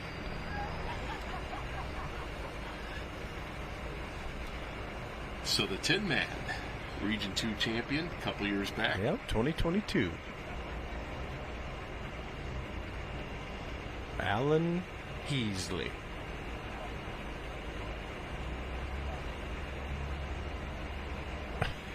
Now they're going to put me on there. Hi. Hi, everyone. We're having a good time. Yeah, we're having a good time here in Canton, Ohio. You got Schultz over there pushing buttons, and probably shouldn't be doing that. That says it all. See, we didn't have that last night. I mean, we had control. PK in charge last night. Everything ran smooth, and then what happens? Schultz comes, and look what happened. We go off the rails. It's absolutely. But we're having fun here. Yeah, having fun here and getting a new leader. A new leader again. Wow, 331 and 63. So we're not going to see 2 D21s. Unfortunately, we will not. It was very short-lived, but it was fun. Boy, what a thought. Yes. 331 and 63 for Alan Heasley. Not to be confused with Kendall Beasley. Matthew Spillman will be up next with the Shell Shocked. Again, those Spillman tractors were 1-2 last night. Yeah, currently sitting number 4 here, looks like, in our points. Just 7 points back here. Region 2 points. After tonight, we'll have 2 more hooks here for the Classic Super Stocks, and they will call it a season here. Very popular class here in Northeast Ohio. Very popular class. And everybody in this class is from Ohio. I think we need to change that. We need to expand this class. I think it's really fun to watch. Once we go west, it seems like Hot Farms take over. I know in our neck of the woods, the Hot Farms are a very popular class.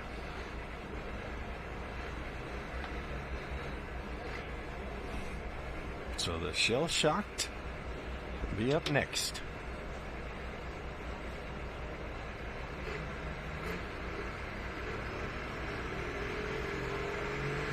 All right, here we go. The Shell Shocked. Once again, John, your 4010. A good run for the Shell Shocked machine.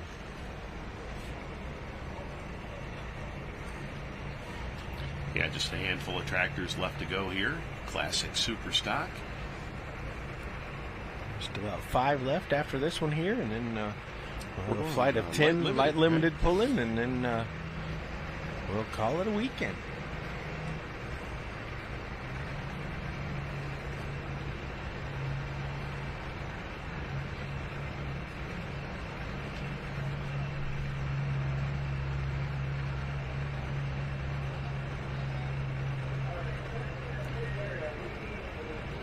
Once again, fans, make sure full pull picks.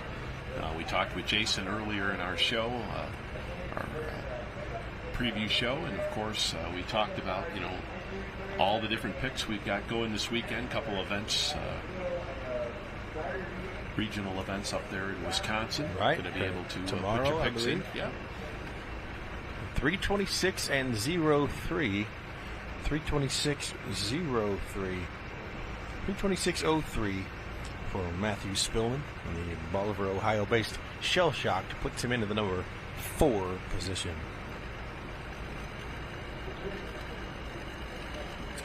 So that'll bring us up here to Ryan Pollock. Once again, out of Salem, Ohio here, the Green Broke Deer. John Jones, well, the Tin Man leads the way here, 331 and 63. Rumors sitting number 2 at 328 and 21. And then Pipe Dreams, number 3 here at 327.57. And we'll see if anybody can knock the Tin Man off the number 1 spot here. Well, the Greenbrook Deer, the Lunatic Fringe. We see Rose Palmer back there. Jarek Simmons had a good night last night with the Crushing It machine. Yeah, the Crushing It. He's got a chance. Then the Red Edge, Jake Aker there out of Hanoverton, Ohio. So, yeah, I'd say it's still anybody's race here. But right now, the Tin Man looking pretty strong. Alan Heasley and the Tin Man. So here's that 40-10 Greenbrook Deer. Mr. Ryan Pollock out of Salem, Ohio.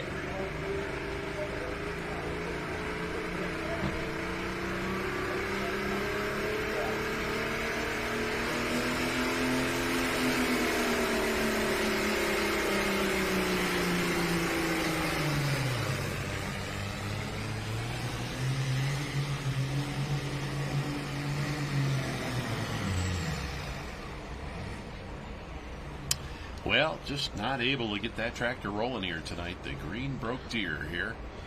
Ryan Pollock. Pretty 40-10 though. Love those the old 40-10s. Yeah, it takes you back to the old Up and Atom, don't it? Absolutely. John Deere 4010. One of the most popular out there.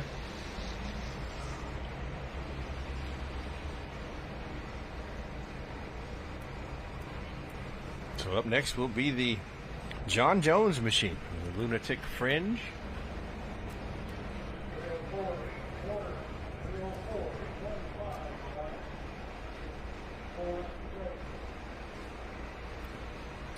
So 304.82 the distance here, 304 and 82 for Ryan Pollock here tonight. Good enough for number 13. Yeah, solid run. A good solid run. But here comes that red one. Yeah, absolutely. John Jones here, the Lunatic Fringe, and we got the story behind the name. We did, and I was close. I wasn't 100%. I forgot Vision Quest, but I was close. So the Tin Man currently in the lead at 331 and 63. Lindsey Rose in the number 2 spot with that yellow D21, 328 and 21. Pipe Dreams in the number 3 position, 327.57. So D21's in 2 and 3 right now. Shell Shocked, 326.03. And the Smoking Ace, 325.68. So Lunatic Fringe. Just tighten the camera.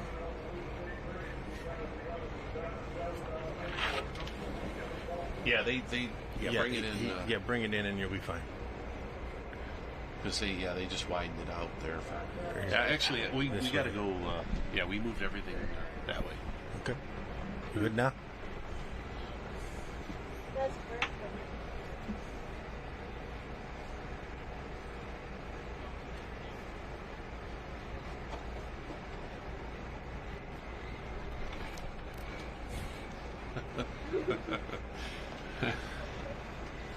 So here comes John Jones, and the international known as the Lunatic Fringe.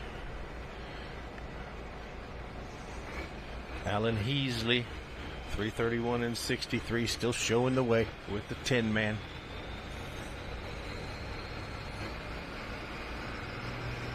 Rose Palmer will be on deck. Wheatstown, Ohio-based First Due, and Jarek Simmons on hold in Crushing It International.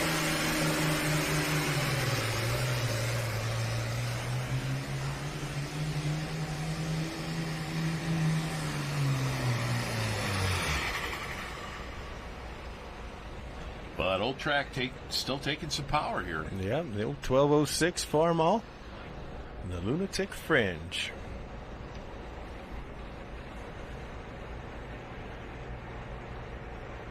Yeah, Lunatic Fringe sitting number 7 here in Region 2 points.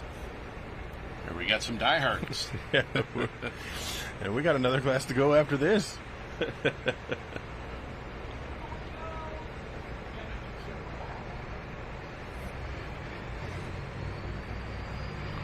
Hanging on to the bitter end up there. As we always say, the true tractor pulling fans. Absolutely. And there's a dog here. Hi, dog. So John Jones the Lunatic Fringe. Yeah, there we had a dog visit us in the winter circle at Bowling Green a couple of weeks ago. And nice. We nobody kind of knew where the dog came from, but he just kind of came walking on up there, and I think one of the four-wheel drive teams finally claimed the dog. But that was a first for Bowling Green. They had a dog in the winter circle. 327 and 35, 327.35, 327 and 35 for the Lunatic Fringe International 1206 of Mr. John Jones.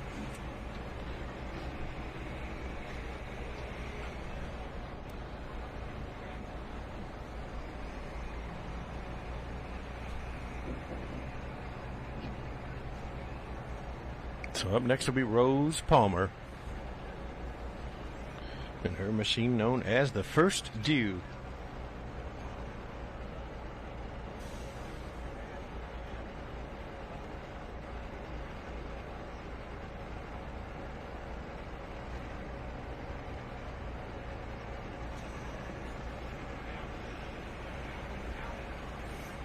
All right, so Rose Palmer, the First Due here.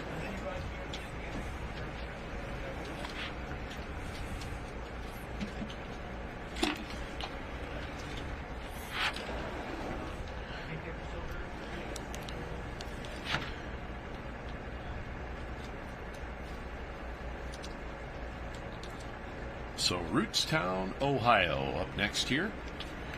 Rose Palmer and the First Due. On deck will be Jarek Simmons in the Crushing It, and Jake Eggerter in the Red Edge. And then that should be the evening for our Classic Supers. Yeah. And then we'll go directly into our flight of 10 night limiteds here tonight to round out our Charlie Swartz Memorial. Here comes that 4430.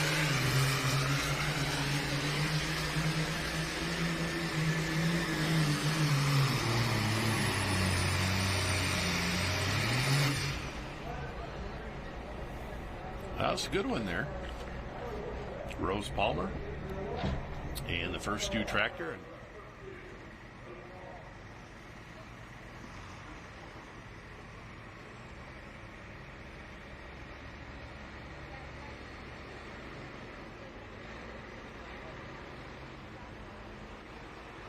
Well, I'm down here with Rose's husband, Chuck. You were videotaping the whole thing. So what did you think there? Are you pointing her where to go? Yeah, exactly. We get a picture with the firemen ever since I'm a fireman. We get a picture with every fire truck with the tractor since it's first due. So it's pretty cool. Well, and she's driving your tractor, but based on you're the one who set it up. It's our tractor. Yep. Based on the setup, though, are you sleeping on the couch tonight? I heard you're the one who set it up. Nah, she's good. She's good. We had some compression problems in the motor. We're going to take care of that this winter with Carlton Coke, and we'll be good. So. And I know that you're, as a first responder, too, this is something that's obviously the tradition of tractor pulling, but it's this photo you're about to take that's a tradition, too. Yeah, it's just getting with the brothers from the fire departments. We take it at every pull, so it's good. And they love doing it, so. And we know we see you in Western Pennsylvania pulling a bit, too. Yeah, with the farm stock, we pulled with Phil for years, so that was really cool. Yep. Well, it's nice talking with you, Chuck. Okay. You too. All right, so we just heard from the Palmers, Chuck Palmer, grading his wife Rose on her run here, and admitted that they knew Phil Kelly. Wow.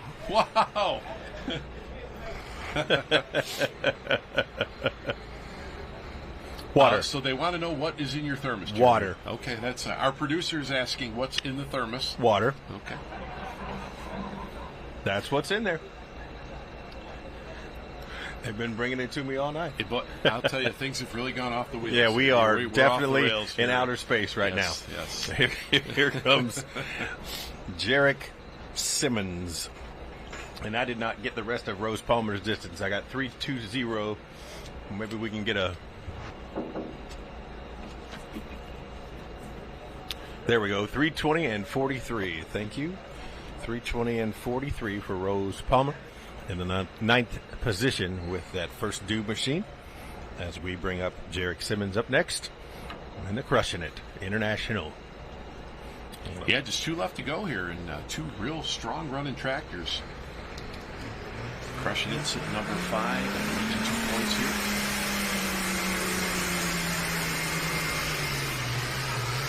Well, we go skyward here.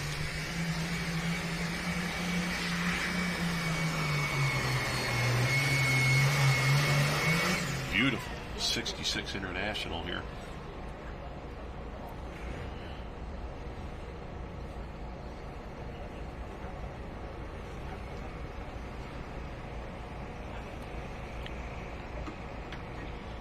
So Jarek Simmons burns it in here with the Crushing It.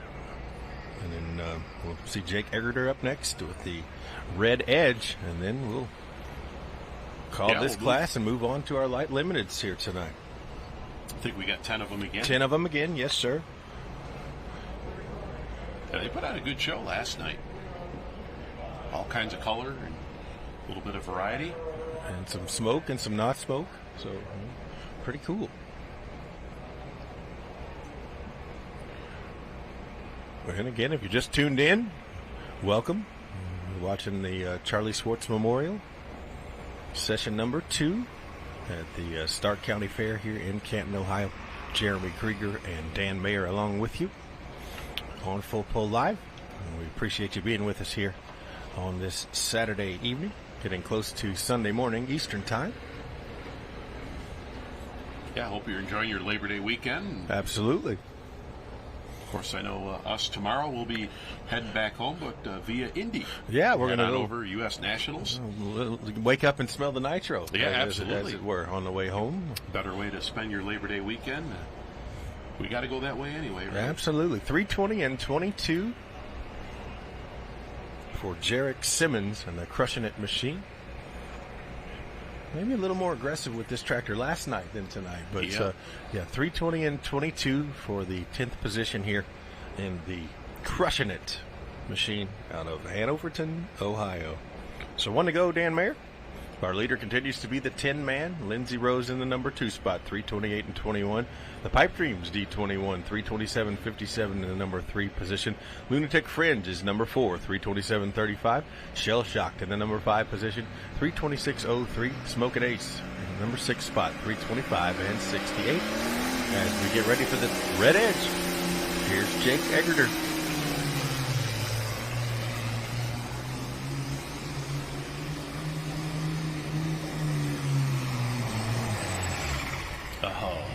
I was just going to say, did we save the best for last? Well, I thought, like I say, he was real running. He was cooking down there on the big end, no question.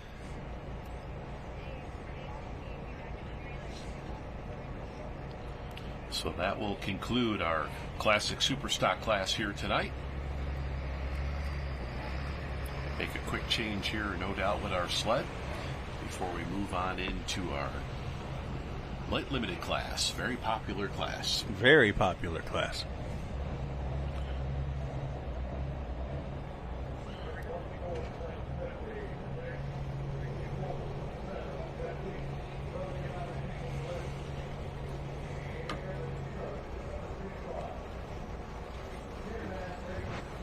.75, 324 and 75, 324 feet 75 for Jake Eggerter. Puts him into the number 7 position, but I think your winner is going to be the 10-man.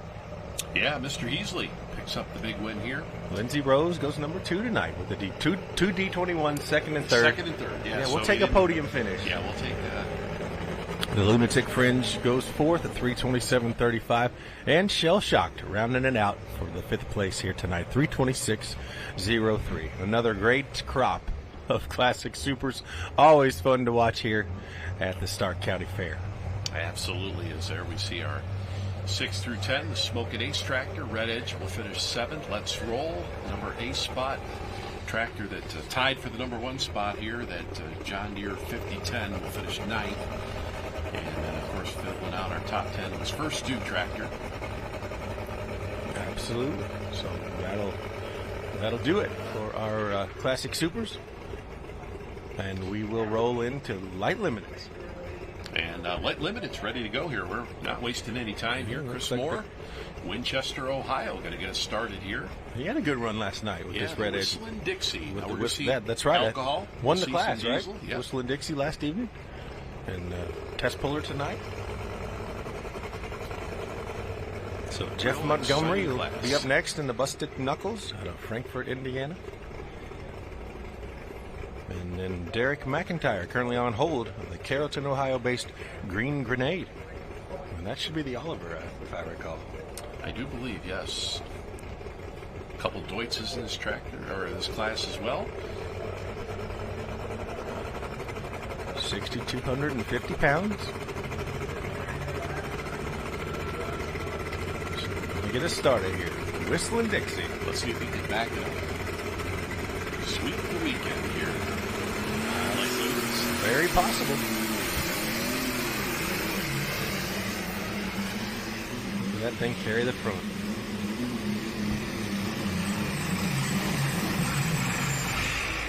All right, so, well, he carried that front end real nice here. Just a tick bouncy on the big end here, but good run for the Chris Moore machine. And we'll see if he takes it. All right, we're going to send things down trackside with our winner of our Classic Super Stock, and we got Chris Devoda down there. I'm with the winner of the Classic Super Stock tonight, Alan Heasley, the Tin Man. And this is a place you said you love to come to. Why is that? Because it takes lots of horsepower here. The track crew is the best in the country. The track is, we find out who's got the big horsepower here. Tell me about the name of the tractor, Tin Man. How did that come about? One of the competitors I pull with, we hadn't had paint on it for a couple years, and the promoter was like, why don't you have a name and paint it? And Rose Palmer was standing there, and she says, that's the Tin Man. And that's how that all come about. Well, Dorothy took the Tin Man on the Yellow Brick Road. I'm going to tell you to go down to the winner's circle and get your due for congratulations on the win. I appreciate it. Alan Heasley, the Tin Man, winner of the Classic Super Stocks here at Stark County. All right, so the Tin Man, he's fired up down there. Yeah, we absolutely. saw a little emotion down there from the Tin Man. And very complimentary of the track surface here. I mean, that's not the first I've heard of that. We were talking a little bit about that earlier. So 331 and 89. 331 and 89. 331 feet, .89 for the Whistling Dixie. You did take it.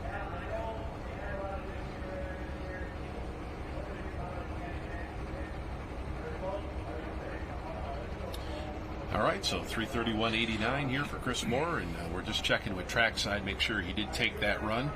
As our test puller in our light limited class is here Jeff Montgomery, the Busted Knuckles.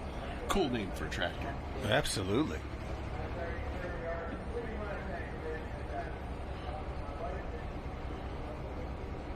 Comes to us out of Frankfort, Indiana. Is that in your territory? That is not, no. Okay. Frankfurt, not exactly sure where.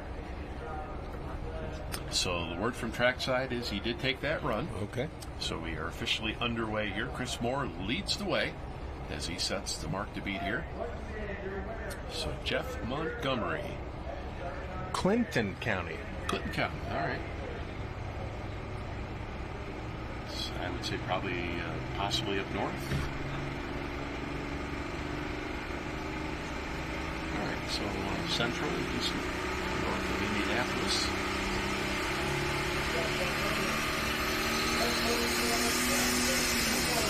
Here we come.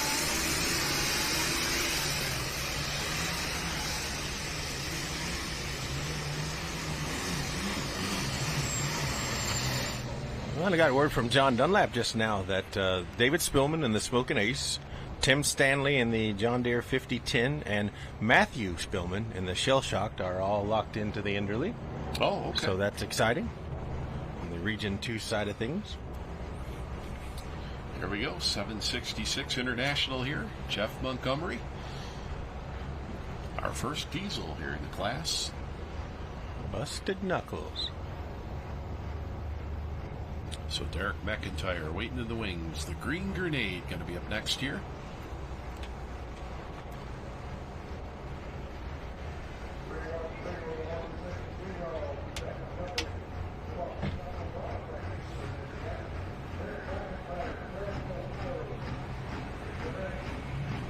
So pull distance comes in here 313.16, 313.16 for Jeff Montgomery.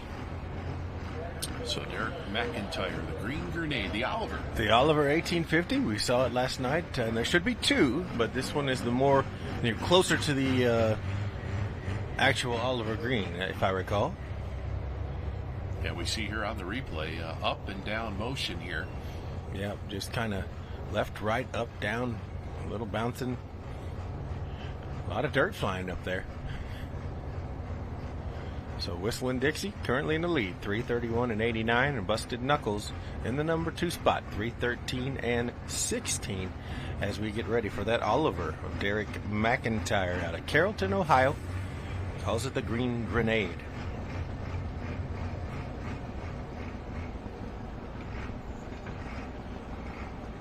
On deck will be George Everett, the smokeless alternative, and on hold will be Mike Monreal in the Mean Green.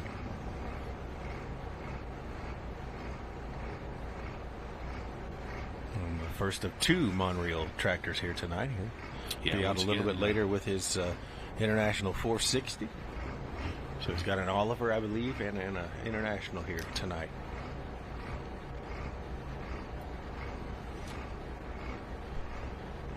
And, of course, a couple of Deutz tractors. The undocumented machine will be up here, and the 8006 of Zach Kramer waiting in the wings as well. But here comes the Oliver. The Green Grenade from Mark to Beat continues to be 331 and 89.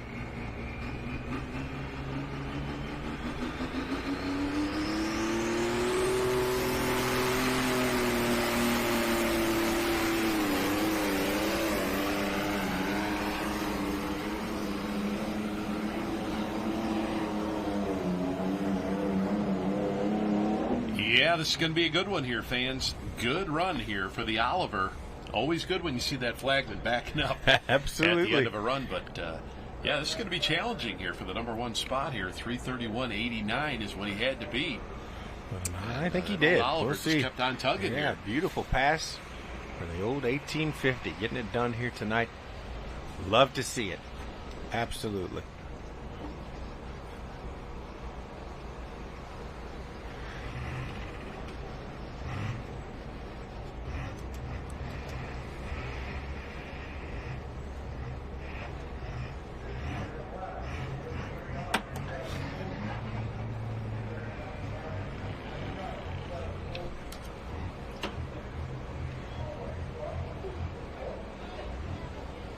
We're out.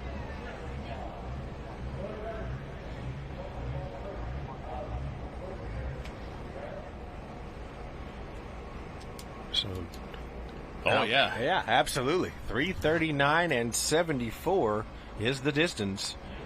339 and 74 for the Oliver. Derek McIntyre taking it to the top aboard that Green Grenade. Well, no repeat here tonight for the Whistling Dixie tractor. Unfortunately not. Yeah, take a look here on the wow, replay. what a pass. Yeah, right there, goes flying past that orange cone down there and takes over that number 1 spot here. So a new mark here, 339 and 74 is.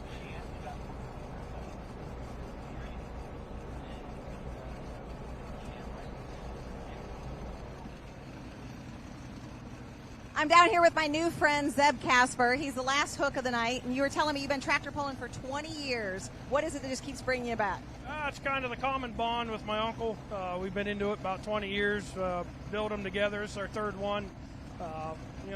It's in our blood. You can't like pulling. You got to love pulling because it throws you curveballs, and it can be stressful, but, at the end of the day, we really enjoy doing it. It's pretty much all I live for, so. And the name of your tractor, Whiskey Bent. Whiskey Bent, yep. We wanted to come up with something that's kind of alcohol related, so we figured that kind of fit. Well, speaking of alcohol related, as we were talking, we have a common friend who grew up near Ray Dunlap, a longtime NASCAR reporter, and we started talking about some stories. Ray Dunlap can throw a party, right? Oh yeah, that guy can party hard. He's a local Carroll County boy, and sure enjoyed him all the years on television. Thank you, Zeb. We enjoy watching you tonight.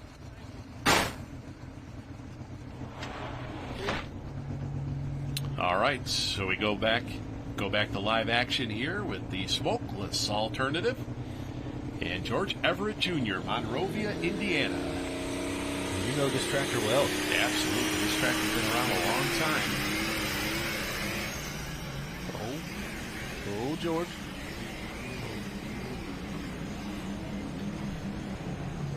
Gracious. Yeah, right from the get-go, things did not go good. Now, George had a nice run last night. Yep. We saw him finish up in the top 5. Much better run last night.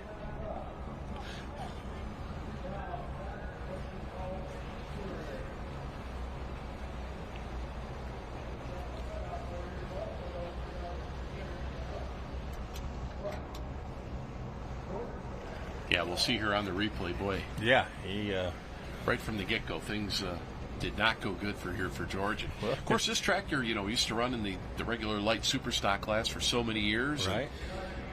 And, kind of that mid-90s point when the light super stock class pretty well was on the verge of not existing anymore, and a lot of the competitors continued to run them. And 290 and 62 right there, you saw. Yeah, he's got the wheels cocked, and it goes one way and then another. And to his credit, he doesn't lift. Yeah. he's driving through it. Look at him steering here, one wheel in it. He was convinced it was going to straighten out here for him, and finally here at the end of his run.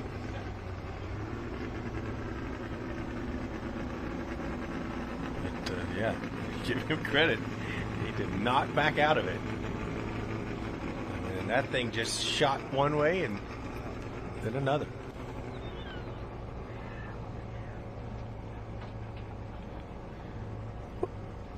Really? Really?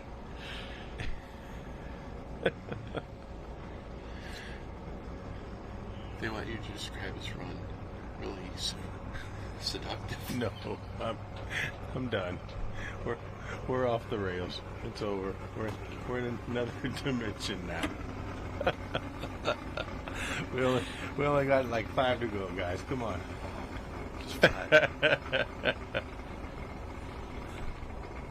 Mike Monreal will be up next out of Hiram, Ohio, with the mean green.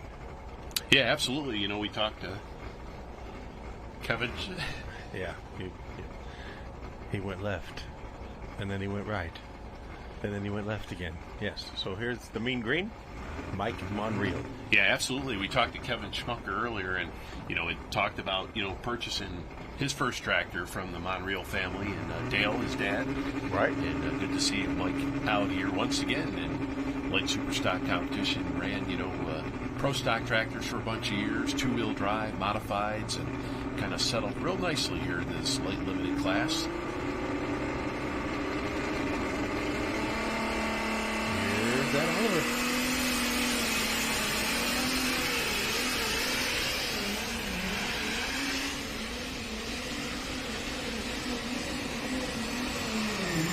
Oh, it's a good one here. Yes, sir. Good run for that Oliver. The dark green. Yeah, beautiful color. And again, I was a little concerned. It's straight up, and look, he's going to back out. Nope. Yeah, stayed right with it. They just drive right on through it. Now 339.74 here, the mark to beat. And I maintain that these light supers and light limited super drivers are another fearless. breed. Yeah, they're they're absolutely fearless. In their own zip codes. Not a whole lot of weight to work with, lots of horsepower, and 325 and 13. 325 and 13. 325 feet, .13 for Mike Monreal. Yeah, I thought with all the ground speed he had going, but right there we saw it stand up pretty much on the wheelie bars. Absolutely. He just drove right on through it. Yeah, just able to... Okay, we'll just keep going.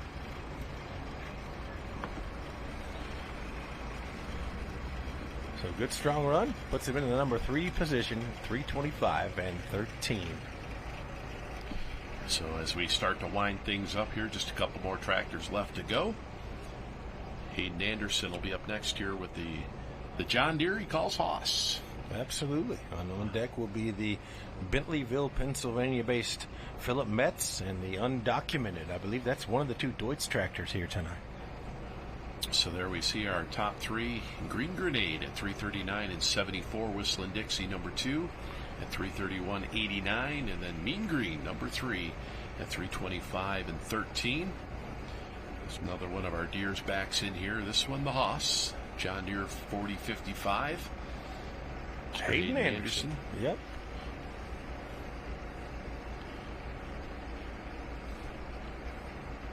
And again, chasing Derek McIntyre with 339 and 74, and that Oliver 1850. So Hayden doesn't like the lineup. He's going to pull it back forward and adjust it.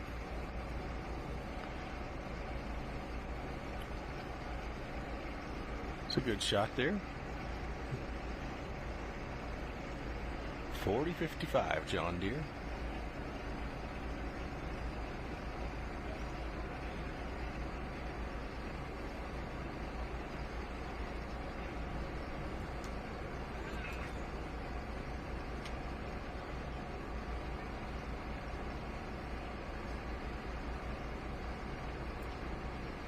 So once again, all chasing that 339 and 74. The Green Grenade leads the way here. 40-55 John Deere Haas. Hayden Anderson. Up next will be Philip Metz in the Bentleyville, Pennsylvania-based undocumented. And on hold will be Mike Monreal and the International 460 out of Hiram, Ohio. But for now, the Haas.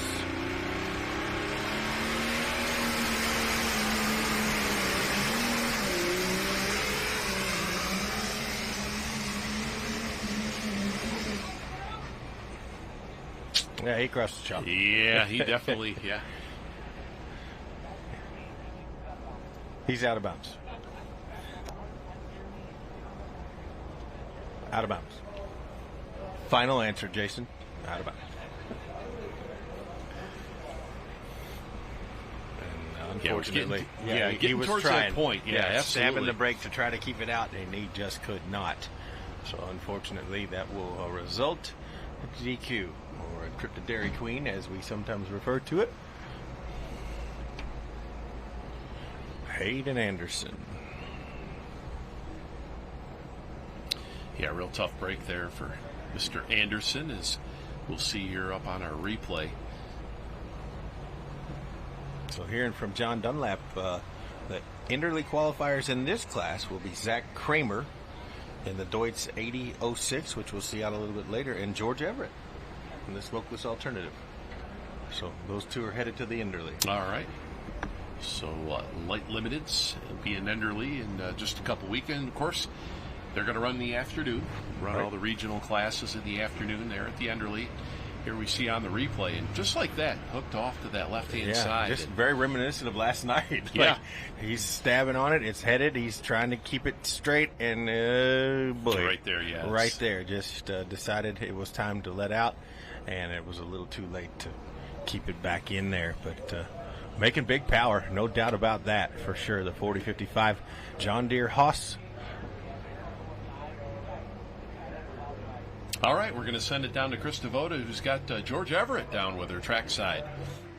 Yeah, the OG, right? He's been an NTPA credential holder since NTPA started. Last night, a great pass. Little wild ride there for you, George. What happened? I let it get a little out of control, and I should have just shut it off. But I thought I could bring it back. And well, we got it brought back, but you're still beat. Once you do that, it's over. You just will shut it off and call it a night. But the crowd likes it. That's all that matters. You've been doing this for how many years? I hate to admit it, 71. I started when I was 13. I'm 84 now, so one of these days I'm going to grow up and retire. So what is it that keeps bringing you back, that you just love this so much? Oh, I enjoy building the darn thing and working on it. Of course, now it's getting to be work instead of play. But and all the people that you meet, and I got friends all over the country just from this, and that keeps you going. And all my kids like it. In fact, there's about 8 or 10 of them here tonight, counting grandkids and all. Great grandkids too, right? You know, I've got a few of them, 3, I think, 4. And a couple of dogs. No, don't have any dogs. There were some dogs in your side-by-side last night. Belongs to the grandson and his wife and my great-grandson. So it's just kind of a family deal. They put up with me playing, and I'm wasting their inheritance. You said one of these days you're going to grow up and retire, but if you're wasting their inheritance, you might as well just keep going. Well, I'm doing a pretty good job of it. So we run that light super stock for years, and it just got to the place where, of course, my tractor's still a ag rear end instead of a component, and you can't take an ag rear end and run with those guys.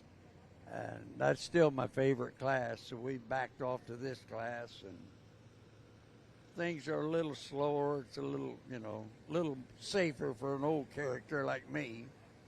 But we have fun, and kids all enjoy it, and that's all that matters. You want to come over here and wave to the camera? Come on over. Oh, I can do that. Here's our great-grandson, right? Yep, that's Ezra. He's going to walk over? All right, we'll see if he walks over. We're so glad that you're out here, George, like we said, and one of the original members of the NTPA. Do you want to take the microphone? No. I scared him away. Yeah. I have that effect on people. Well, I'll keep quiet. George and I could just stand down here and talk all night, so I'm going to throw it back to Dan and Jeremy. You come back to me, I might still be here with George.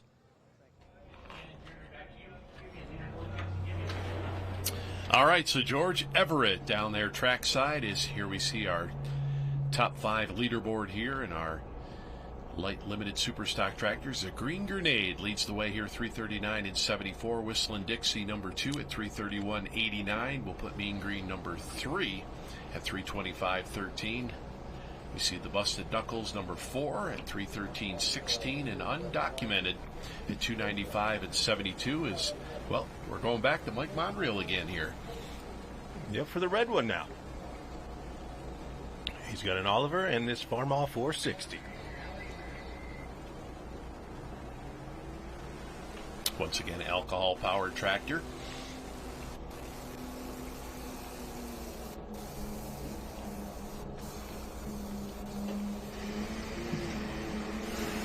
Go straight to the line. Oh, man, this is going to be close.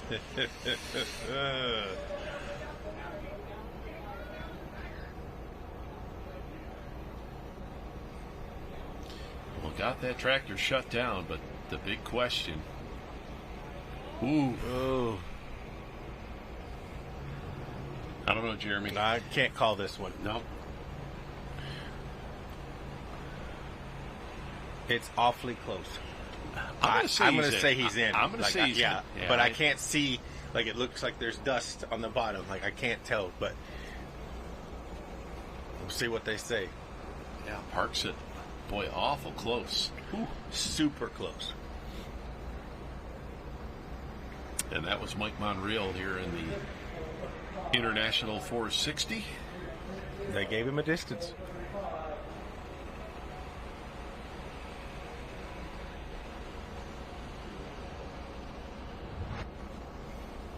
Here we see on the replay, right away that tractor made a hard move to the right here.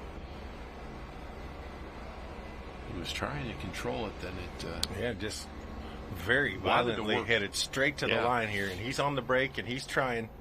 And right about here, it comes around. He gets out of it. I think he gave it one final shot there. But look at that.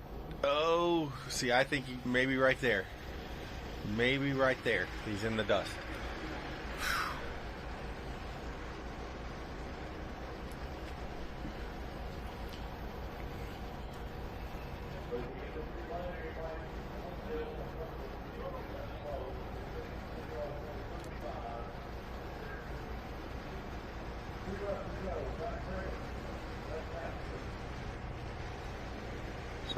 think they're calling it a DQ. Yeah, we'll hear. We'll wait.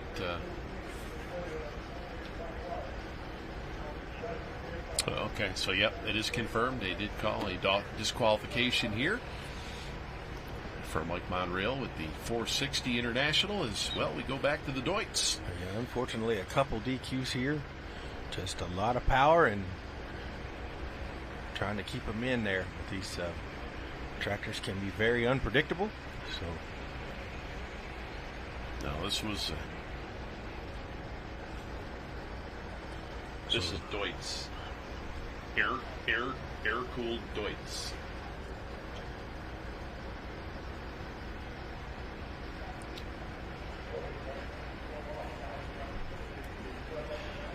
It was in Gordyville, but I can't tell you the year. The little something, Little Giant or John Anderson from Monroe, Wisconsin. The little something, the little angry Deutz. Yes, sir. I remember. And then there were a lot of T-shirts that that tractor had. All right, here we go. Zach Kramer. Zach guy Kramer. that has made his way into the Enderley here. Right. With the Deutz 80-06 here.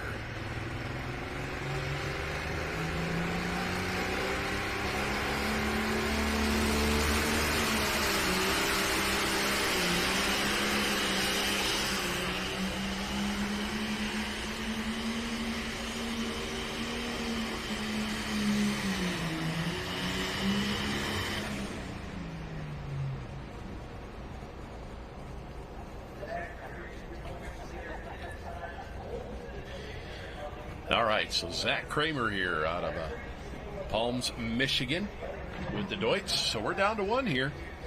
Zeb Castor and the Whiskey Bent tractor will be our final shot of the night here.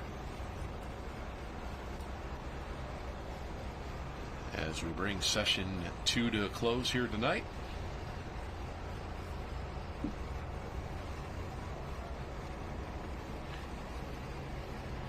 Here you can see the dates, August 2025 for the Stark County Fair Tractor and Truck Pull.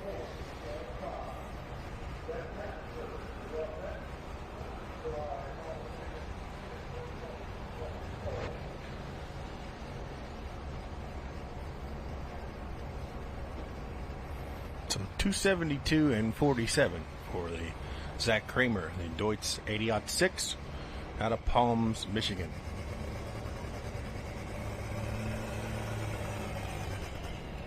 So one to go here, Dan. Zach Here we Casper. go. Yeah.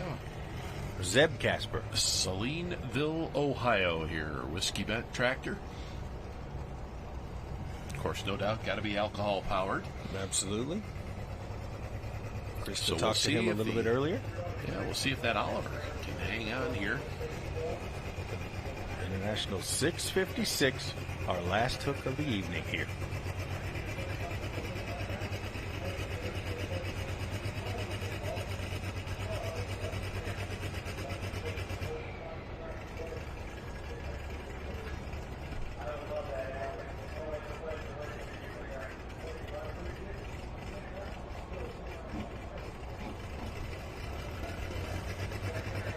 Here we come.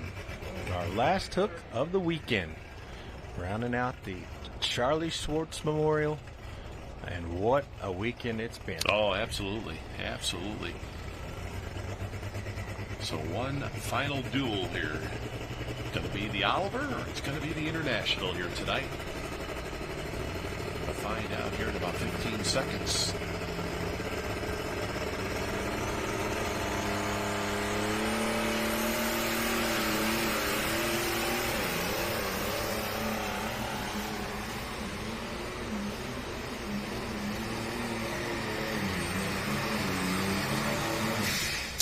Zeb's got a nice run here, but I think he's going to fall a little bit shy, taking over that number one spot.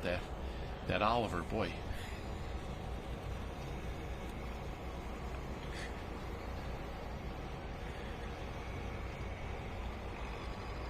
So there is Zeb Casper.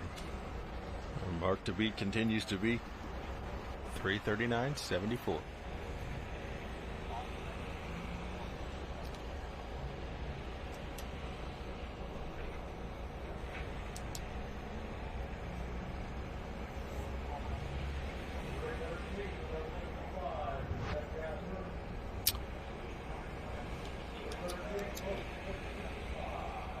So 313.05 here, 313.05.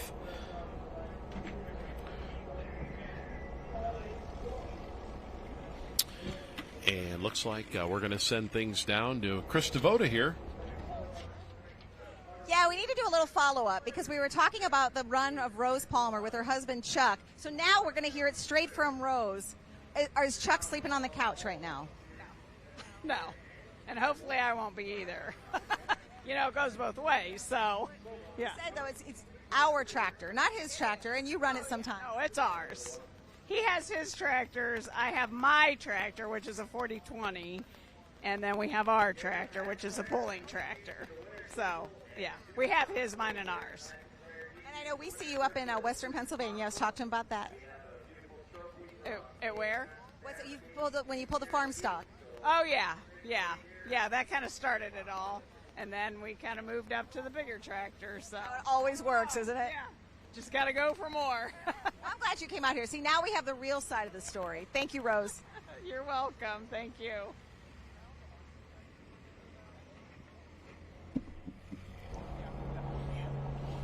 All right, well, Jeremy, it's been a great weekend. Absolutely. We concluded all 5 classes here tonight, and boy, what a show we saw here tonight, man. Absolutely, and crowned some champions. All in all, a great weekend here at the Stark County Fair, Charlie Swartz Memorial. And fans, if you have never been here, add this one to your list. You will definitely be glad that you did. It is a fantastic weekend and a great pull. Absolutely, and we're going to send things down to Krista here, and she's got our winner here in our light limited class.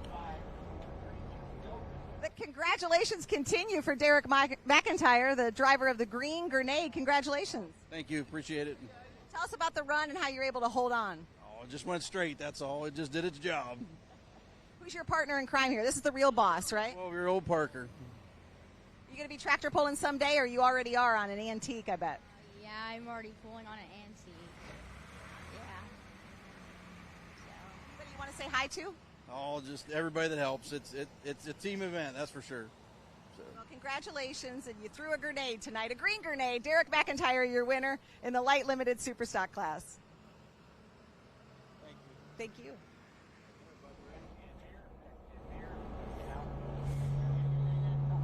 All right, fans. Well, thanks for joining us here, and a beautiful, great weekend of pulling here we saw here at the Stark County Fairgrounds here in Canton, as that will bring the weekend to a close.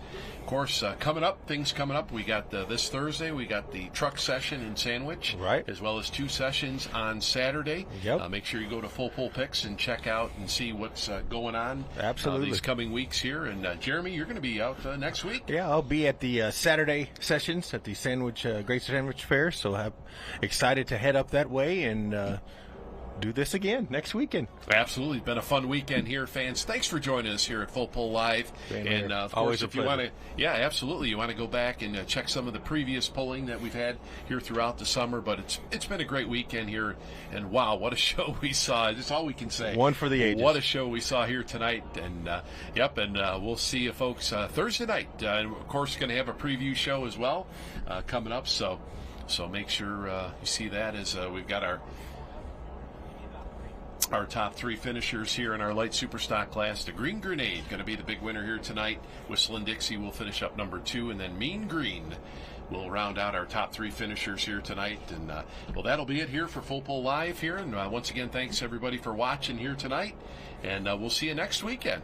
So stay tuned and make sure you do get your picks in with Full Pull Picks for next weekend's pulls. And we do have a couple more here. Absolutely. Tomorrow, we'll conclude the regionals in Wisconsin. We'll conclude the weekend here. So we'll see you all next week, and enjoy your Labor Day weekend. So long, everybody.